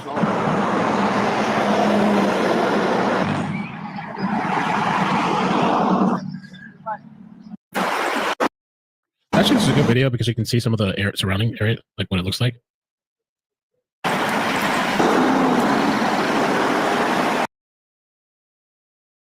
We have watched most of these interviews, so I'm going to transition us already. If you want the link for this video, I will gladly post it for you before. I've gone through it and watched it myself. There's not a whole lot of opinions. He plays a lot of the interviews, gets the information out, bringing awareness to Sebastian being missing. So I'm going to transition us because I want to try to get through a little bit more of this case and show you guys a little bit more timeline, just because there is so fucking much. And I want to show you the bigger switches of the creators. So ICML does some coverage of it on the 4th. We've seen Smiley's meltdown on the 4th. Okay, so he does also cover it on the 5th too. Again, he uses all of, like, here, let me show you guys this. So ICML does cover it again on the 5th, but you can see he's got links in here. He talks about another case. He talks, you know, compares a few cases, but he's talking using Nick Barris's coverage. His title is Sebastian Rogers, Please Consider Foul Play, Missing 15-Year-Old Tennessee Boy, Runaway or Taken. But where it really starts getting crazy. So on the 5th, we also had Seth Rogers finally came out and spoke. So on the 5th of March, Seth Rogers makes his first interview, and this is on Facebook. But one of the creators that we are going to play covers this. So I'm not going to be covering this. I'm going to let his coverage include that. So we are headed to, let me see what else happens on March 5th. Oh, Duchess, are you still in here? I think Duchess's first blip board was up on the 5th too. And JLR. Insert JLR. So JLR comes to play. So we're going to actually go to JLR first and then to Pascal. On the 5th, yes, as of the 5th, Duchess had her first blip board up on behalf of the family. So again, insert JLR. JLR does not have his Facebook group going at this point in time yet. That is one thing I will mention too, just for full transparency. So you can see that the dates are correct. We're following a timeline here. Bye, Terry. Thank you. But here is where chaos really ensues. His title is Urgent Alert. Autistic teen Sebastian Rogers vanishes. Parents speak. Tennessee. Let's go. Urgent situation. We're going to speak. I just heard about this the last day. He's just heard about this the last day, and the hands are going already. Here we go. Oh, hold on. Before we go to JLR, let me do this one. Sorry, one thing out of place. Sorry. I want to show you guys this interview right quick from If Someone Has You, Run. Sebastian Rogers, father hopes his son hears his plea. Again, just so you can see the date on your screen for full transparency. And I will play this right quick. This is by Nick Barris. Give me 1 second before we get to JLRs. Sorry, you guys. I forget there is so much to this timeline. It's a lot to go back and forth. And sometimes I get a little out of place of how I want to play these. But the way, the Duchess screaming was by far my favorite part of this so far. Smiley becoming unhinged. But look at how she's been covering it. She backed off for a little while because she had a family emergency take place, which I don't wish upon anybody. Losing her mom, I feel terrible, but she came right back into it and has been doing the absolute most. No sign of Sebastian Rogers, the teen's mother and 10 days have now passed Still no sign of Sebastian Rogers. The teen's mother and stepfather say he just walked out of their Sumner County home and vanished. Yesterday, we heard from them for the first time pleading for their boy to come home. Our Nick Barris also interviewed his biological father. Somebody has you, son. Run. Run to the next person you meet. Ask to use their phone and call 911. Tell them who you are. Let them find you. Authorities announced yesterday their search efforts have been scaled back. The parents have not been named as suspects, and we are told they are cooperating with this investigation. Again, March 5th. We saw on March 4th what Smiley was attempting to do. Originally, police told neighbors in the Shackle Island area to check any doorbell or home security footage from late last Sunday night to early Monday morning when Sebastian reportedly disappeared. Now they are asking neighbors to check footage from earlier on Sunday. Here's another look at the photos we have of Sebastian. If you see him, if you know anything about this, you are asked to call 1-800-TBI-FIND. All right. So there is that. Now we're going to go back to this one. JLR. All right. Buckle up, friends, because I'm not a JLR fan. We're talking about Hendersonville, Tennessee, just above Nashville. Apparently, a 15-year-old boy vanished. His mom woke up in the morning and didn't, I guess the young man, Sebastian Rogers, lived with his mom and his stepdad. Their last name is Proudfoot, Katie and Chris Proudfoot. And the mother woke up and couldn't find him. Father was allegedly working. What's going on here, people? Have you followed this case? Well, I'm going to share 3 things with you all. The best possible sources of information in reference to this case. Very first thing we're going to do is share the mom and the stepdad interview that they gave with the media just yesterday. Then we're going to share some of these are going to be duplicates to what we've already seen, but I want you to see his spin on things. I don't know if, never say never. I do not necessarily believe that his opinion has changed or that she has changed anything. I genuinely believe that this is the long troll for JLR. JLR has one of the ones that plays this playbook in case after case after case. I think for JLR, when Nick came in, him and Nick have a previous relationship that they worked at Your Content News together. I think that he knew that it was going to be chaotic, and I still have a lot of unanswered questions. But you might be right. Press conference by authorities to get an understanding in the authorities' perspective. Then we're going to hear from the biological father of Sebastian. His full name is Sebastian Wayne Drake Rogers, and he's still missing. So it's been over a week now. It's been over a week. Where is he? But we're going to listen to the stepdad and the mom.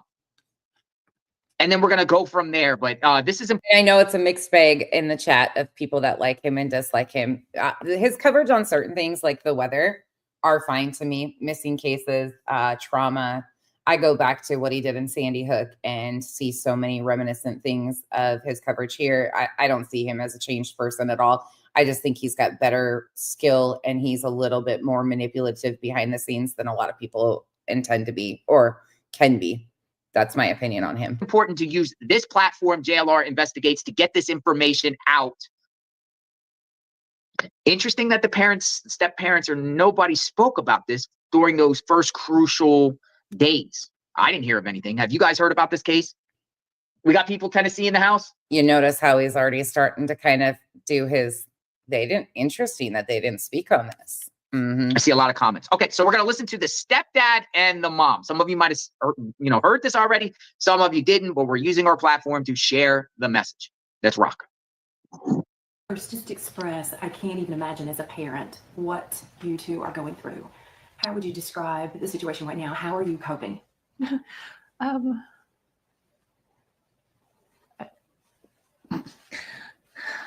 Yeah, never say never. We're on a constant roller coaster ride of helpless and hopeless and many other emotions all in one. And it's a never ending roller coaster. It doesn't stop. It won't stop until he walks through the door. I wouldn't wish this on anyone. If I ask you guys to take one thing away from this, I know a lot of us have differing opinions on these creators at a whole, but I want you to think about the playbook that we've talked about and how they manipulate cases for public perception. JLR is a huge piece of that upcoming. So take your opinions out and just think about the playbook and how they divide and conquer, start going real life, all of that stuff, and try to look at it through an open lens, because I think you'll see stuff that you weren't really necessarily seeing in the beginning. I do not personally like him, but I can also see how he plays the playbook, and he is a huge source of misinformation, and how his impact on this case brought in a lot of subsequent chaos. So, and you will see that over, part 3, 4, 5 as we go. Betty, Dolly, a lot of people came in after JLR or around the same time as JLR, and things just get so out of hand. Not anymore. I know we're about keeping hope alive. I'm sure that's in there somewhere. Oh, yeah. He's gonna Always. come home. He's going to walk through that door. And the street will be flooded again with family and relatives all waiting to hug and love him. And That boy's gonna have more friends than he knows what to do with when he comes home. So here we are, 8 days now searching for him. Walk us through that Sunday night that he went missing. So walk us through, we've got so many people who really want to know, okay, how did this happen? So kind of just walk us through that night. We were out and about that day. We were having a really good weekend. We got home. Everything was pretty normal. He was playing in his room. When I told him to go to bed, he did. He said, "Good night, Mom. I love you." Say goodnight to his puppies. A little bit later, I wound up going to bed, and when I woke him up for school, he wasn't there. So in your mind, that's usually around what time? When do you normally wake up? Around 6 o'clock? 6. So were you instantly thinking something's wrong, or were you like, he may just be already in the shower? I took a in the living second. room? I took a second and walked through the house looking for him in case he'd gotten up and was trying to get breakfast or something, because he did that sometimes.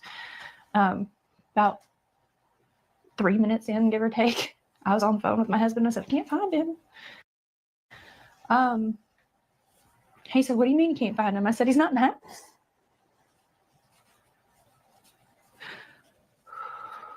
And so at that point, is that when you call 911, or what's going through your mind?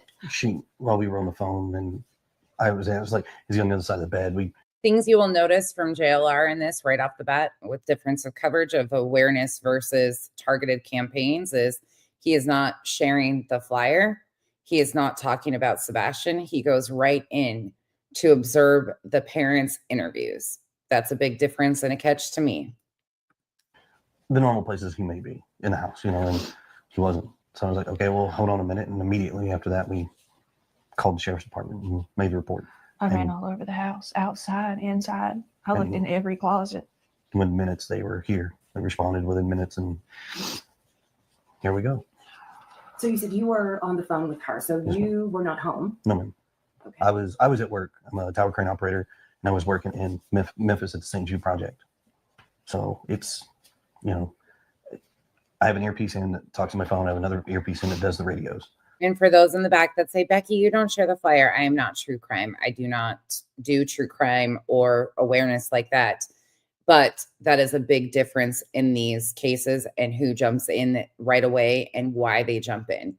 Like you would think, okay, a missing child, if these creators are jumping in, these are huge platforms. Most of these, like these guys that are now jumping in, they are huge platforms to spread awareness. And you will see that they are going right after, like JLR. Ikmel went right for the missing child flyer, posted his face right there. But you will see the difference in JLR and how his breakdown is. So when she was talking to me, I was like, what? I was confused. We talked about where he could possibly be, and then we went from there and led to calling the cops, and here we are now.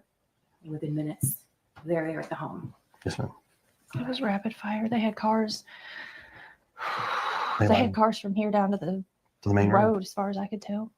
So what's going through both of your minds? I mean, are we panicking? Is it this, oh, I think he's probably at a neighbor's house, or what are you thinking? My son doesn't run. He's not a runner. He's never run away before. I don't know why. I don't know why he walked out that door. I mean, he's a good kid. He's not a mischievous child by any means. But there's answers to questions that have no answers, or questions with no answers right now that we are searching for desperately. And Is there anything that happened that day that you think back and there might have been a reason he was possibly upset or something outside that could have enticed him to go outside? Was there anything that came to mind? We've been combing over that day and even the weeks before he left, and I haven't been able to figure it out. He's that morning he was laughing, he was joking. Everyone we were around that day agreed that he seemed like he was in a good mood. He was behaving. It'd make more sense if we'd been fighting. Or he'd been in trouble, but he hadn't been in trouble. So, I mean, the $1 million question, why did he go? And the other $1 million question is how. What about social media? Is there anything that, anyone he could have contacted? I understand he was somewhat of a gamer, or what was he? There was a video game he loved, right? Minecraft. He loves Minecraft. The game that he has is not online. He has the Switch.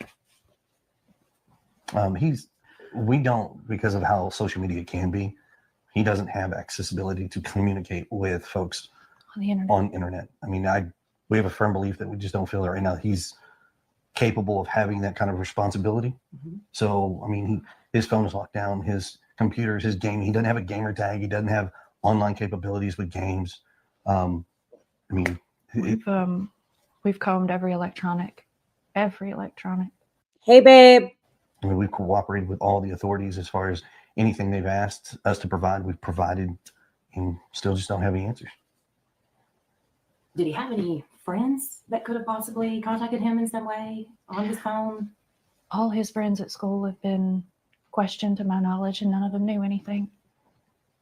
So this big question mark. He's vanished. Yes, ma'am. And no one can figure out where or why. All right. So let's talk too about the relationship involved, because the biological father is very much involved in Sebastian's life as well. Yes, ma'am. Very much. Right. And how would you describe that relationship, the two of them and the four of you? It's relatively good. I mean, we talk regularly. He talks to his son on a regular basis, sees him on a regular basis. He's involved in school and therapy. And I mean, he didn't have any extracurricular activities, but I can tell you now, if he did, his dad would be in the front row. He's still not inserting much. He's just watching JLR. He's not frozen. He just doesn't blink a lot. In two different households, and the communication between the three of us is great. I mean, yes, we're just like every parent. We all have our disagreements, but in the end, we come together as a team and we work and we come up with solutions that as we best see fit. I mean, I'm almost in contact with him almost daily. Let's talk about Sebastian. Tell me about Sebastian. How would you describe him? Sweet, stubborn. He loves to help. He loves running, and he loves to play his games and his fidgets and Uno. Lord, that's one of his favorite games right now. Favorite color is green. Does he love music? Oh, he loves music. An eclectic taste. I mean, I mean, from as everybody knows, Eye of the Tiger to Eddie Vedder. Oh yeah. Oh yeah. So we got Pearl Jam on one hand, we've got Survivor on the other over here. We've got Taylor Swift, and he's got a big crush on her. I mean, country rock. Can you see JLR in the corner? Hold on. Let me put JLR up there. Do you see JLR leaned into the screen? Look at JLR. Oh, not blinking, not nothing. No hip hop. We don't allow the hip hop. Well, he doesn't really get into it anyways. You mentioned he loved running. So did he love the outdoors at all? I mean, would something outside that was somewhat outdoorsy be enticing to him or pull him outdoors? He loves, like, when we were in California and the school had this lap thing to gain money. It was a fundraiser. And every year he was I did this many laps. I did this many laps. I mean, I've got T-shirts where they would write on his back every time the kids went around. They'd mark a mark on the back, and they'd keep running. And he just had marks all the way across his back. He likes playgrounds. He hates being dirty. He don't like being dirty. Yeah, he's not your tomboy style child where he goes outside and plays in the mud. He loves animals, but he's terrified of bugs. Oh yeah. Wow. Okay. I mean, even a fly, and he's like, oh. Let's talk too, because he's highly functioning. I know you all have described him as having a form of autism. He does. But just describe that to our viewers too, as far as his way of thinking of things and maybe how determined he was about certain things or his mindset. He's got a stubborn mindset. If he believes it's this, he gets on a one-man track, and he is just on it, and he is all about it. But I mean, he's very smart. He's I mean, smart. he can play chess. He can beat adults in chess. Wow. So He loves playing games. What about navigation? Like, did he have a sense of direction? Do you think he could have possibly even hitched a ride or gotten a ride on a bus or some sort of transportation? that is a speculation that we don't have an answer for. Just directionally, he knows he could guide you from our house to his dad's house. Yeah. He could get from like this house. I think he can make it up to Culver's ice cream. He can go to Culver's. Oh, the boy loves He a knows malt. where Culver's is because Culver's has malt. He loves malt, extra malt. Every time, extra malt. Now, how far away does his dad live? Clarksville. His dad lives up by Clarksville. So he could guide someone all the way to Clarksville. Mm-hmm. Oh, wow. Okay. So a pretty keen sense of direction, at least with certain things. Familiar routes. Yes. Familiar routes. Okay. Familiar I routes. mean, if I took him another route going He this way, takes he would it. not know it. He goes up there so often that he knows how to get to his daddy's. We know that. His dad works with him as far as, well, we're going this way, we're going that way, and Mm-hmm. keeps the same thing, and it works out. So Let's talk too, because earlier, Chris, you and I were talking, and you were saying that there are a lot of people who are harassing both of you. What, of any of that, do you want to address? What do you want to say to any of these people? Just that. Wait, Kyle needs to see the smiley freak out. Okay, hold on. I'm going to go back. Hold on. Here you go. Chantal, did y'all not see it? It was Duchess. Duchess.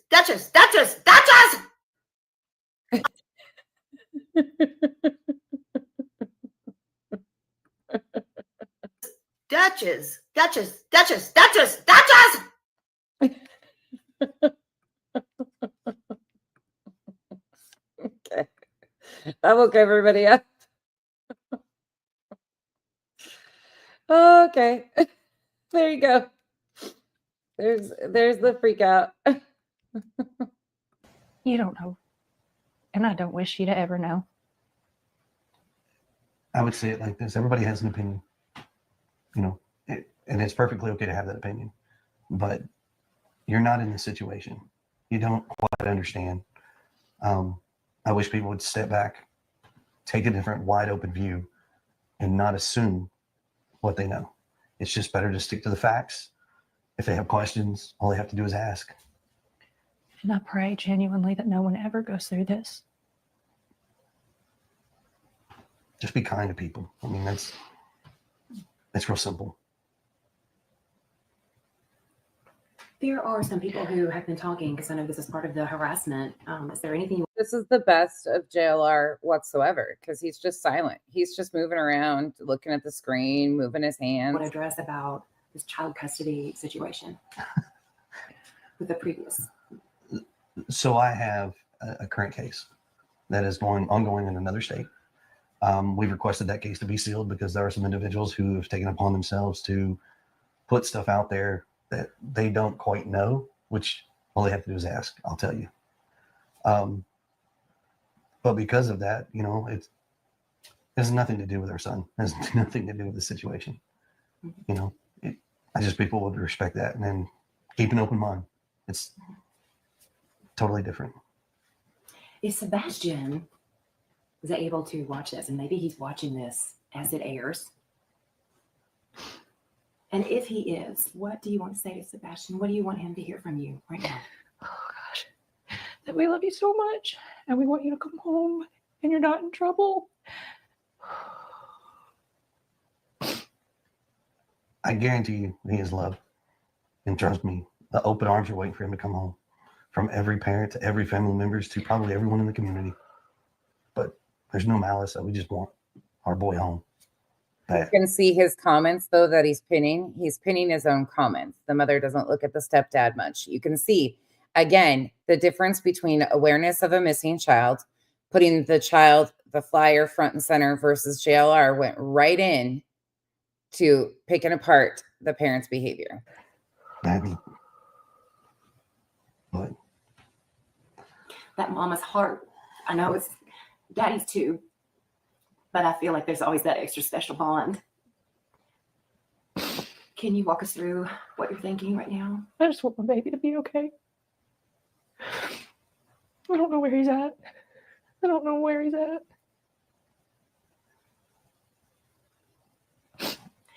Let's talk about the community, because I want you all to know, even my church body, I mean, we're all praying for his safe return quickly. What do you all want to say to the community? Thank you. With everything from the bottom of our hearts. I would not have imagined how far this has gotten, but there's no way to repay gratitude, the love that we have felt from the community, the prayers. But thank you. But don't stop looking. Yeah, please. My son is somewhere. This ain't over until he's home. Let's mention, it's on the search itself, because we know thousands of miles have basically been traced and retraced. We've got hundreds, we've got volunteers, we've got law enforcement from within the state, from without, outside of the state. I mean, do you feel like they're doing as much as they can? I mean, you all have been right there in the front seat. I think it's really interesting to watch these interviews too, going back, because I see genuine emotion. When we watch these, I see genuine emotion in her, and these interviews have been picked apart and they have been targeted over this. Again, we are just on March 5th. March 5th, and look at all the chaos that has already started because of social media's involvement. Seeing everything that's underway. As far as I know, they're doing everything. Anything and everything has been an option. They have brought in assets and resources from various counties, potentially other states. I mean, I don't know how much more they could do, but we're grateful for everything they have done. They're amazing, but they still haven't brought my baby back. They will. They will. He's out there somewhere. So it's basically, it's one day at a time, getting through this and bringing him home. What is the reaction to the fact that somehow his image, he hasn't been captured on any video anywhere? I know that it was very dark that night. I mean, it gets dark around here at night in general, but so far we haven't found him on any camera footage to prove where he's at or where he's gone. I know that they're looking, and I'm asking everybody and anybody that has cameras, trail cams, stores, to check, even from before he went missing, just to see if there's anything at all.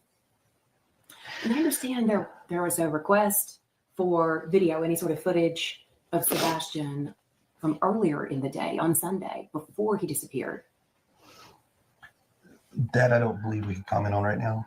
That is not something that I believe we're privy to at this point with law enforcement. That is something I would definitely direct back to them. But I mean, there's all kinds of requests out there. There's thousands of hours of video that they're combing, and we're just hoping they'll find something. And I know this is so sensitive. What do you say to people who inevitably end up pointing their finger back at you? We were talking earlier, and I mean, are you both in the clear? I can tell you that Mom, myself, and the father have worked very fully and cooperatively with all agencies across the board. We have anything that they've wanted, we have provided. So cooperation is there. I mean, and no, we are not going to go through every single video that every single person did on this case. There's just I don't have the time, nor does anybody else on the internet for that. There's thousands of videos. We are doing the foundational buildup of this narrative and how it really starts to play through the beginning month and a half. And then when Seth really starts inserting himself alongside of creators, you will see a drastic shift at the end of March, when people start coming in, we're going to hit a bunch of the key players in that, and then we're going to skip a pretty big section of it because you'll already be able to see how this playbook goes. You'll be able to identify, as creators picked up throughout. And then we are going to jump to when like there's big shifts, when the PIs, the falling out with that, and the team members change, and when creators have fallouts and they stop covering it, kind of go that way. So you can see the big shifts, and when certain people get pushed out of the way, how other people come in to replace them. That is my goal for this, because there's just no humanly possible way to cover all of the creators that have inserted themselves along the way. What do you want to say to our viewers? Anybody who's watching, we've got a lot of folks in this community and in other counties just throughout the state as well. What do you want to say to them? Help spread the word and keep searching, and thank you. And just if you think you see him, call him in. Thank all the viewers, everybody that's helped from across the board. I mean, everybody has been tremendous. Call his name. Yeah. He'll answer, and if he doesn't answer, he'll look, even if he's not being verbal at the moment, because he can talk, but sometimes he don't talk. Call his name. Tell him to stay put. And he could be on the move, so keep checking your properties. Yes, like the search is never over until he comes home. That is for sure. So smart. But thank you for everything that everybody has done, has volunteered, the continuous efforts. I mean, it's like I said, I've never seen something to this magnitude before. Our community is amazing. We're all praying, hoping, and searching for Sebastian's safe return for that day. Thank you both for talking with me. Was the first part. So that was the first part that we shared. What's your thoughts on that interview? Stepfather and... As you guys are watching this, sorry, I'm over here going through and still building timelines because there's just so much to do. So if you're hearing me play I'm playing, I was pulling stuff. I have a whole entire playlist called the Optics playlist of all of this. Like, it's a lot. Anyways, I'm trying to double duty as we're listening to this.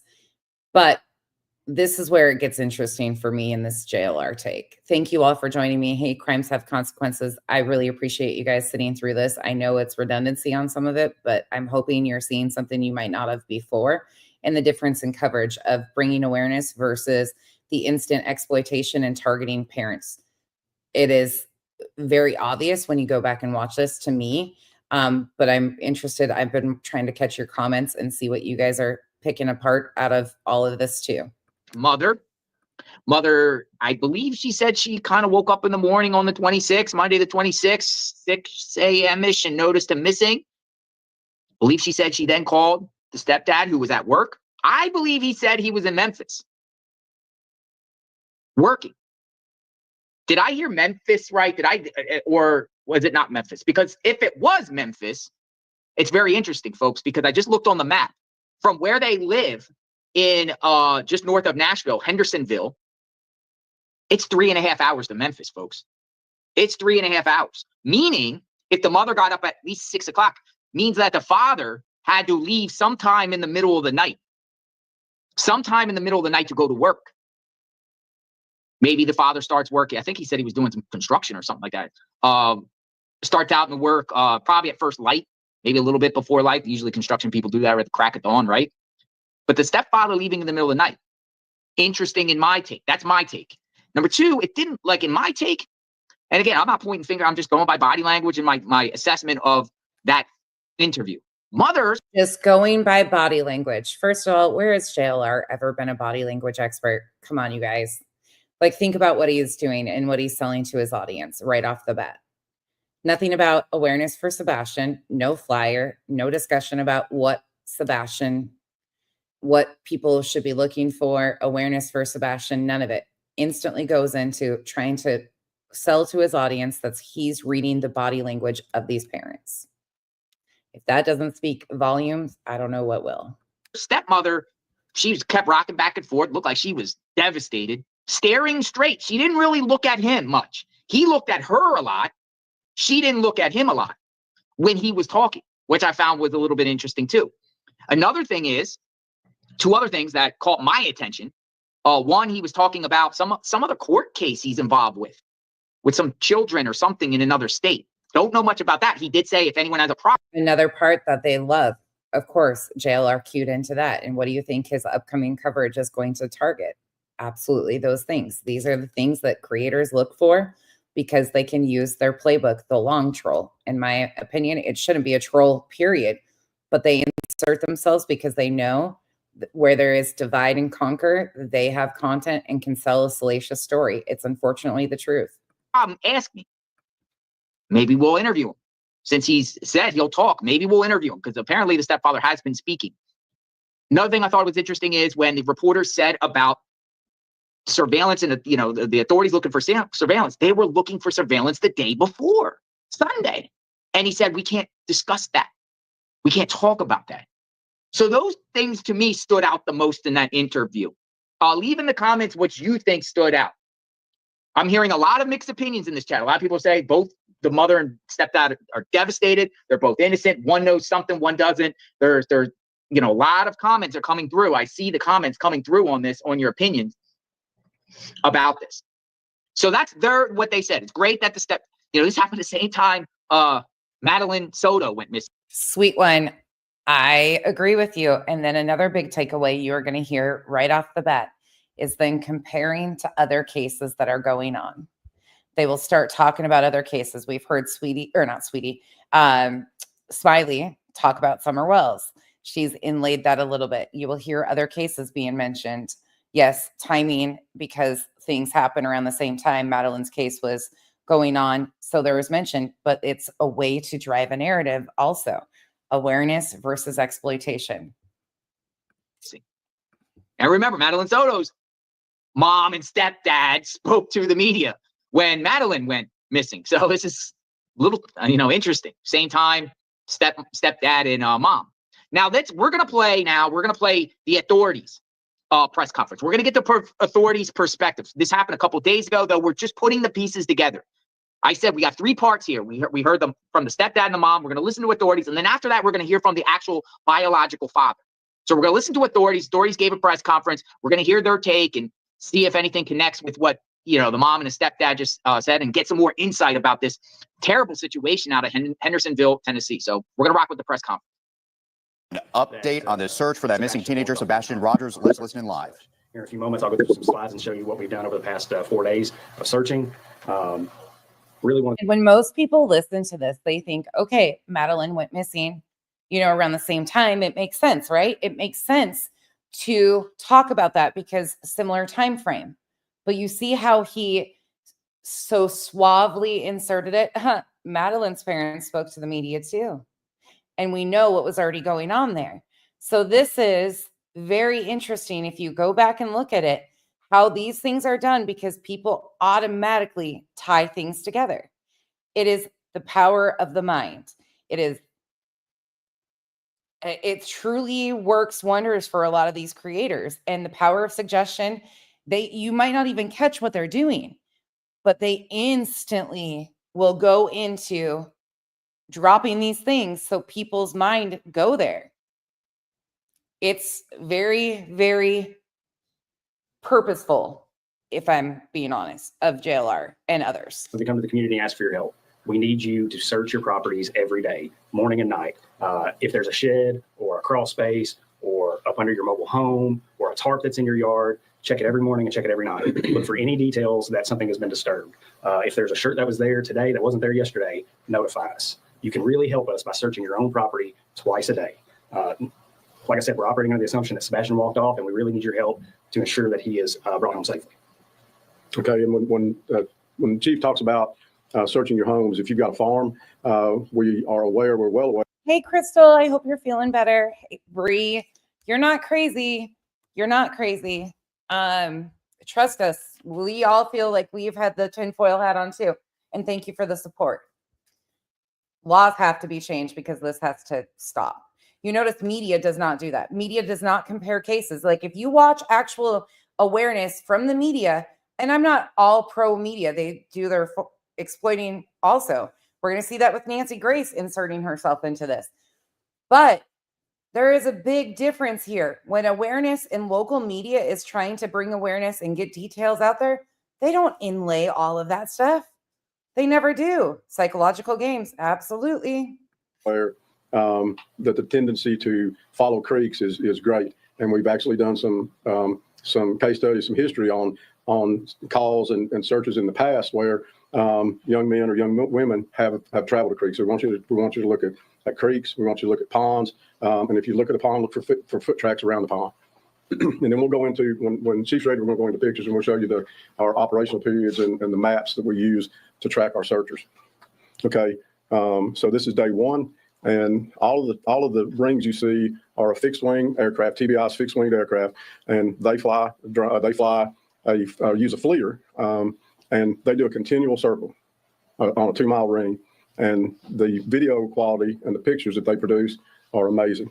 And the lines that you see that are going all over the place, the green and the purple and the blues, those are helicopters, THP, Metro. And then all of the lines in the middle, when you draw that in, those are our foot searchers. So in the first 2 days, we logged over 2,000 miles of personnel on foot doing searches in those search areas. If you want to go to the next page. So that's day 2. And you can see we're continuing to expand those search areas, and you'll see clues, you'll see markers. If a searcher finds something, they mark it. We send a detective or detectives to that scene or to that area. And if they find evidence, we haven't found any evidence. And but if they find something that they think is substantial, CID investigates it. Going to the next day. That's the next day TBI was back. That second day we had really bad weather with rain. And so these are the rings from TBI again. And they did some almost tri-oval type figures when we. Bree, I don't know which is more time effective, but we have to get laws to change because it's not just YouTube, it's on multiple platforms. So until laws change to protect victims, we're kind of treading water. So no matter what, I don't think it's going to be really time effective on any of it because making change is never time effective. But I think we have to see a bigger change across the board on all social media platforms. This cannot be allowed for people to make a career off of exploiting families. This is an awareness. You can see the drastic difference between awareness versus like even Mel. Mel's coverage is totally different. Child front and center. First thing he opens with. We've got to start somewhere. And I think this is a huge difference of like even having access to families, what families should be looking for, who is helping you to get the awareness out there for your child versus targeting narratives against the parents. Right? Buttercup, it's absolutely wild to see this. Hey, Kay. Does anybody have any questions while I'm on a pause here right quick? Is this helpful for you guys to see what I've been? It's hard when you're going through it to like explain it because I look at it from a different lens and a different perspective because I don't consider myself true crime. I follow cases heavily like this, so I know a lot of the details and things, but I'm looking at it from a perspective of how parents and their stories are used to paint narratives to sell salacious stories. And a lot of people are looking at it at a different lens of, oh, we're just following the facts. But these aren't the facts. They're not even telling you the facts a lot of the times. Once you see it, you can't unsee it. Really? I mean, I agree with you, Autumn, 100%. Once you see it, you cannot. Absolutely. CCC. I hope it's helpful for people to see it. And I hope that people can look forward, like in the next cases, because we know it's going to continue to happen. Yeah. And a lot of us, like, it's easy to fall for this. You guys, I'm going to tell you 100%. I didn't know a lot of this happened. Just wait because we've got Pascal coming up. I'm going to get into Pascal. And you're going to see a huge drastic switch with Pascal's coverage. But then in the upcoming segments, we've got Peter Hyatt, Surviving the Survivor, Behavior Panel, Nancy Grace, T-Rev, Sweetie Pilo, like all of these people with massive platforms, massive ability to bring awareness for a missing child. And you will see a constant theme of targeted narratives against one side or the other. And the optical control of the public perception and what they are trying to feed you. Thank you, Kay. I really appreciate that. Thank you guys for hanging out with me. Spur, I don't know. Are you talking, who are you talking about? You think Mel's a piece of shit? And why are you bringing Queen Bee into this? We're not even talking about, you might be lost.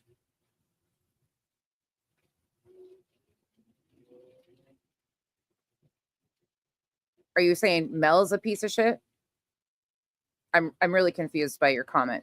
Sounds like you are just looking for a reaction here of some sort and way off topic. So you might need to go find you a Chroma channel because this might be over your skill level of being able to understand.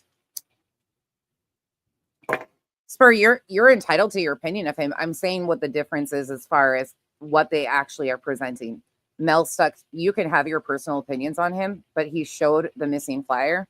He didn't go in on trying to do body language analysis.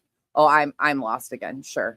Yeah. Sounds like you probably are in the wrong chat per usual. We're looking at particular areas, and they were looking at streams at that time, and a lot of helicopter, and then more ground troops. And then we got one more day. And then today we're expanding west, and you can see those areas that personnel are searching. And so what we do is we get them in, and we've got an app that they utilize, and they create tracks, and you can see the tracks. And mods, you can allow Spur to sit and spin if you like to. You can also boot Spur if you want. I mean, your guys' call, it doesn't bother me at all because idiots like that need a slap in the face with what is the difference here. And when they come into a chat and are so tunnel vision on a person that they like or dislike and their opinions based on somebody, they're not here to see the bigger picture as is. They're not invested or interested in laws changing to protect victims and their families. They're here to create drama and their own personal fucking strife. Do as you wish. Because obviously I gave Mel credit for showing the flyer. And I guess because I gave Mel credit for showing the flyer and not going into a behavior analysis detail of like JLR did, I'm shit now.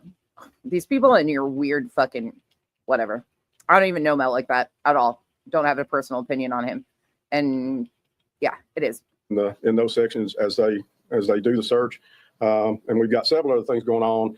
We're utilizing drones, K9, and UTVs, ATVs, horses, aircraft, and anything at our disposal to. Okay, can you imagine the fucking hate I'd get if I said inspector nonsense? Can you imagine the fucking hate? I'm already a condescending better than all of the things because I use my brain. Can you imagine if I titled a channel Inspector on the Web? Oh, hell, the internet might melt. Surely. To get Sebastian located. Like Director Widener said, what you didn't see on there was any drone track. The drones aren't tracked on Sartopo. What you didn't see on there were several assets that didn't have the app that day. So what you're seeing is what we know we have tracked. Like I said, we're operating under the assumption that Sebastian walked off. We have no evidence to disprove that. The family's been nothing but cooperative with law enforcement and our investigation. We are truly operating under the assumption that there's a child missing that needs our help. So if the public is out there and you have a house close by or not close by, right? Check your property twice a day. If you find something, call us. If you have trail cams out on properties that you hunt, check them. If there's an image that you think could be Sebastian. You know what? I pride myself in building a community that does my own thing. I really do. And I overlap with a lot of different places and stuff like that. And I have no problem with that. But I have been very proud of myself for building a community that can see things a different way. The way I lay things out is very intentional. It's very hopefully thought-provoking. That is what I want. I don't want to be just like somebody else. I'm a commentary channel. I'm an asshole with a YouTube channel and a lot of opinions and thoughts, but I hope to lay out content that is thought provoking and people can see a bigger picture than what is, me, because this is what's happening to family time after time after time, again and again and again. You can insert any name of a high profile case on social media and you can see the same playbook happen. You can go back to the beginning of those cases and watch how this goes through.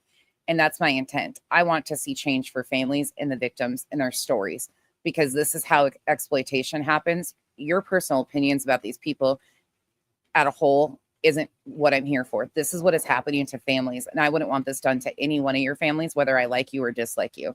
If you had a tragedy or a missing loved one, I wouldn't want this to be done to anybody, even if I dislike you on the internet.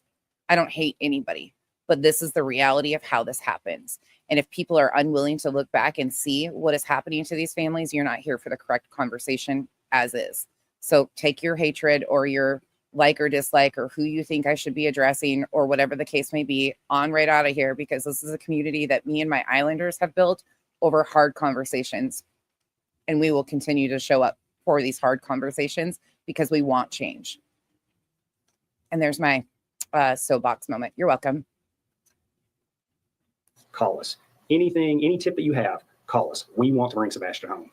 And when the chief says, even if it's not right here, so I actually spoke to the incident commander of a search operation that happened west of here, and a 14-year-old went missing and was found 9 days later, 6.2 miles from home. Autumn, if you got the boot, I don't know if you saw Revival. She pocket modded you into oblivion, but you're fixed. So we're looking at, we don't want to go out too far, too fast, but even if you live in Davidson County, if you live in Robertson County, if you live anywhere in Sumner County and adjoining counties that you think he could have made it to your property, search those streets, creek streams, tributaries, ponds, barns, outbuildings, vacant homes, anything, any place that you think he could be. One tip, if you're searching your property, is to search it in pairs. If we have aerial assets up and they see someone walking alone through a field, we're going to deploy resources to make sure that is not Sebastian. Secondly, if you're out searching your field and something happens to you, someone needs to be able to call for help and send to you while we're on the way to help you. So I think JLR is still awake. I think he is. so if you're searching, please search in pairs and be safe. What's the weather been like to possibly affect the search? Weather, our primary concern with weather is for Sebastian. So the rain that we got and the cold temperatures yesterday and into last night gave us concern for hypothermia. But for rescuers, I'm going to skip forward. Well, actually, I'll let this play through. I'll let this play through because some of you guys might not have seen these interviews when we've gone through them. So I'll let this play through. we put rain gear on when we go. Our mounted people, we're using a lot of tactical officers at night with FLIR or with night vision. And so our search personnel, the weather does not bother them. They go and they're going to perform the search. We're looking at rain tomorrow. The temperature is going to stabilize a little bit. 2, 4, 5, and 17 are feeding us weather on request, and National Weather Service is working with us every day, sending us information if anything changes. So, Chief, I know you guys had asked for doorbell cam and surveillance camera. Have you guys been able, since Sunday night, Monday morning, been able to actually put eyes on Sebastian? Has any video actually shown him walking? We have had several clips that have come in. Several of them we've been able to dispel that's not Sebastian on that clip. We are still working every lead that comes in. So as the video comes in, our detectives, we're working really well alongside the TBI and all of our other law enforcement partners in the region to make sure that we're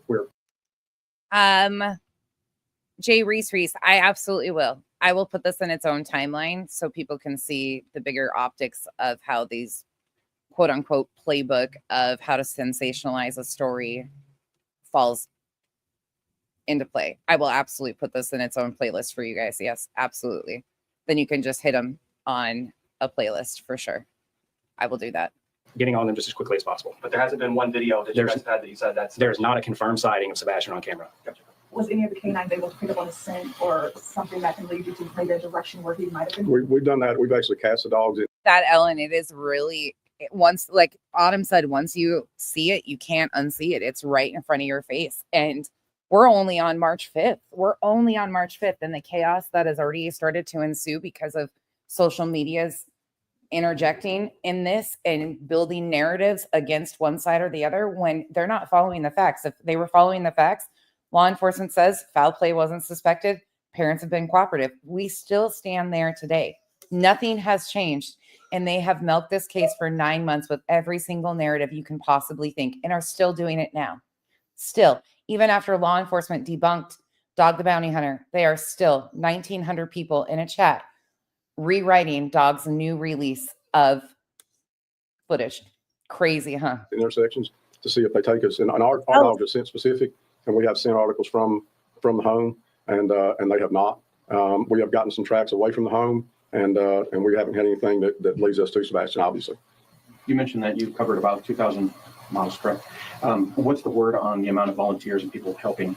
We'll address that later. We still got plenty of, and what you got to understand is span of control and manageability. And I know there's a lot of talk out there. You need to get more people out there, but we've got to do it coordinated, and we've got to be able to monitor and ensure the safety of our searchers. So right now we've got so many public safety assets that we can track and we can communicate with, that we are in good shape right now. And we are discussing the possibility of going in volunteers. We have begun the conversation of coordinating with local volunteer groups. Should we need them, there's a plan in place. What I don't want is to have 1,000 people out in the woods, someone get injured, and now we have to deploy resources to them that should be deployed to get Sebastian home safely. As of right now, I've talked to the FBI, I've talked to world-renowned detectives from the Middle Tennessee area. And here, right here, this is a part that they want to overlook constantly and have for the last 9 months. This man is saying that he is reaching out to other law enforcement agencies that have had crimes in their area or hard to solve cases or things that don't look the best, or, for help. This man was asking for help from trained professionals.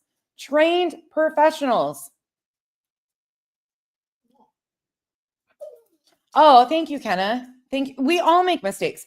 You guys, I came into this making mistakes. That's why I had to wake myself up. Jay Reese, thank you so much for the gifted memberships. Welcome to the Cabana. Revival, come get your dog. He wants treats and he's already ate dinner. I have made mistakes, you guys. That's how I ended up here. That's how I ended up seeing the bigger problem because of Marvon and Dre's case. I do not see eye to eye with Dre McRae whatsoever. Couldn't be polar opposite.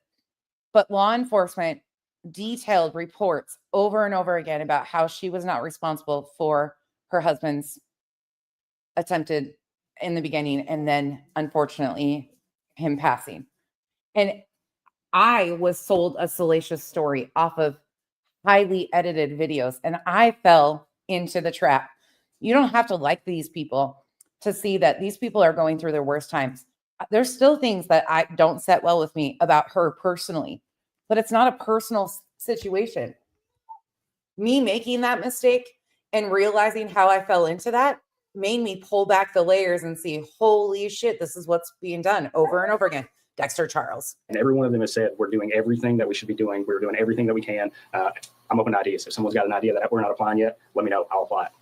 Do you know how many hours, how many miles you guys have clocked in and searched so far? 2,000 by foot the first 2 days. We're not tracking hours now. We'll put all that together. We'll do an after action report. But now we're going through the day, preparing this afternoon for tomorrow. We've got a team that's doing that. We've even got the tax assessor's office working with us on additional mapping for streams and creeks that we want to make sure we're covering. And I'll tell y'all, we're hitting streams and creeks heavy. So that's something we need done is creeks, streams, tributaries, checked, because the watershed from the Tyree Springs area coming down in here. One thing I've learned about autism is the stamina, the pain threshold, the drive in these men and women, young boys and young girls is greater than ours. Okay. So the particular case in northern Mississippi and West Tennessee, this young man walked until he passed out. And when they got to him, he was laying face down and they were like, oh my. Who's TIR? Amy? TIR. It's not ringing a bell to me. TIR. I'm trying to think of who that is. The interview room. Is that who you're talking about? Chris McDonough? Ooh. Ugh. You really want? Yeah, we'll get there. Yeah, Chris McDonough. I think he is a fool. I think he is dangerous to cases, in my opinion. But I also there's a lot of them that are going to come up in this timeline that people are probably going to side-eye me over. But you have Surviving Their Survivor, you have Peter Hyatt, you have the Deception Detective, you have the Lore Lodge, you have Chris McDonough and Gary Ricardo. You have a lot of people like that. Duty Ron covers it, but totally different. And I'm trying to inlay some of these so people can see the difference between awareness versus exploitation, targeted narratives against people versus following the facts and the evidence, or trying to act like you're going to solve a case. There's a big difference. Big difference. Yeah, I'm not a McDonough fan at all. But he was unconscious, and they've done stories on him, and so that's something we're looking at, and we urge people to get out and check those locations. A lot of farms in Sumner County, a lot of creeks in Sumner County. Check them. I hate to cut you guys off, but I'm really focused on getting Sebastian home, and we need to get back out and make sure we're doing everything we can. I really appreciate you guys. Oh, Tanya, you can absolutely say shit show. 100%. You can say anything. Yeah. Yeah. As long as it's not horrible misinformation about the parents, you're free to go. Being here covering the story, and as soon as there's an update, I'll let you know. Thank you. Thank you. I mean, all right. So they didn't make it a secret where this family home is, and I'm looking on my map. It looks like it's off of Stafford Court in Hendersonville, Tennessee. You know, you saw in that report there, the Shackle Island Volunteer Fire Department is actually right down the street from where this home is. But the interesting thing about this home that I'm looking at is all the neighbors' homes are like one next to one another. It's a neighborhood. It's a neighborhood where it goes into a cul-de-sac. It looks like there's only one way in and one way out of that neighborhood that they live in on Stafford Court. It turns into Kelly Lane, and then it. So instantly, what do you see the difference here? What are you seeing in JLR's interview versus in his first coverage? What does he do? He goes to look at maps. JLR is putting off to his audience that he can find information to help solve this case. He's going right to the location, not sharing awareness about Sebastian, not sharing information about Sebastian. He's instantly, oh, let's look at the neighborhood. Go in real life. It turns onto Long Hollow Pike, 174. Only one way in and one way out. Now, if you look at the map, and I wish I had the map, but I don't have that. We'll do it on another segment. You can look at it yourself. Yeah, there's some woods around there to the south of Long Hollow Pike, a big parcel of woods. But you would think that someone in that neighborhood, ladies and gentlemen, would have some sort of surveillance. Someone would have some. And let me also insert here, because some people, I don't want you to get me twisted. Cold cases need this type of information. Cases that have not been solved for 10 plus years, they need eyes on these cases, awareness, people to go over things. Like, I don't have as big of a problem when people go back to cold cases and really invest the time and energy. This is an active, ongoing investigation with a missing child, where anything like this can endanger the missing child. You're not bringing awareness. You're not helping any type of involvement with an active investigation. This is where social media needs to learn their boundaries, and people need to learn and let the professionals handle this. These people are selling to their audience that you might be a part of a channel that solves the case, when in fact, all they are doing is inserting themselves and interfering in an active investigation. Cold cases need people to invest time and energy, but that doesn't sell because the public wants to feel like they're a part of something. It's a parasocial relationship that they build with their creators. They want to feel like, oh, their opinions matter, and they might be the one to have this light bulb moment. Oh, if you think about what I'm saying, it's true. But even cold cases, there has to be dignity given to the family or the people around. You can't just go balls to the wall and start accusing people of shit or targeting narratives. Genuine people who care about these things go about it ethically. That is not what we're seeing here. Footage seeing this young man, this young 15-year-old walking through the neighborhood. You know, we live in an Orwellian society, folks, and for someone not to have surveillance in this neighborhood to pick him up, I find that odd. I find it very odd. Does the area look like prone to people being abducted? I mean, people can get abducted anywhere, right? So that's a possibility too. Was he abducted? Did he venture out of the house? Look on the map yourself. It's very interesting. And as you saw, the sheriff's department up there are using resources, every available resource. I've seen horseback and people out there looking for this 15-year-old with autism. Sounds suspicious. I wouldn't even call it gossip or hearsay. Information that it came out after the fact, or, you know, I don't know what you would call it in a cold case. But statements going back through movements of people, like cold cases need stuff like that.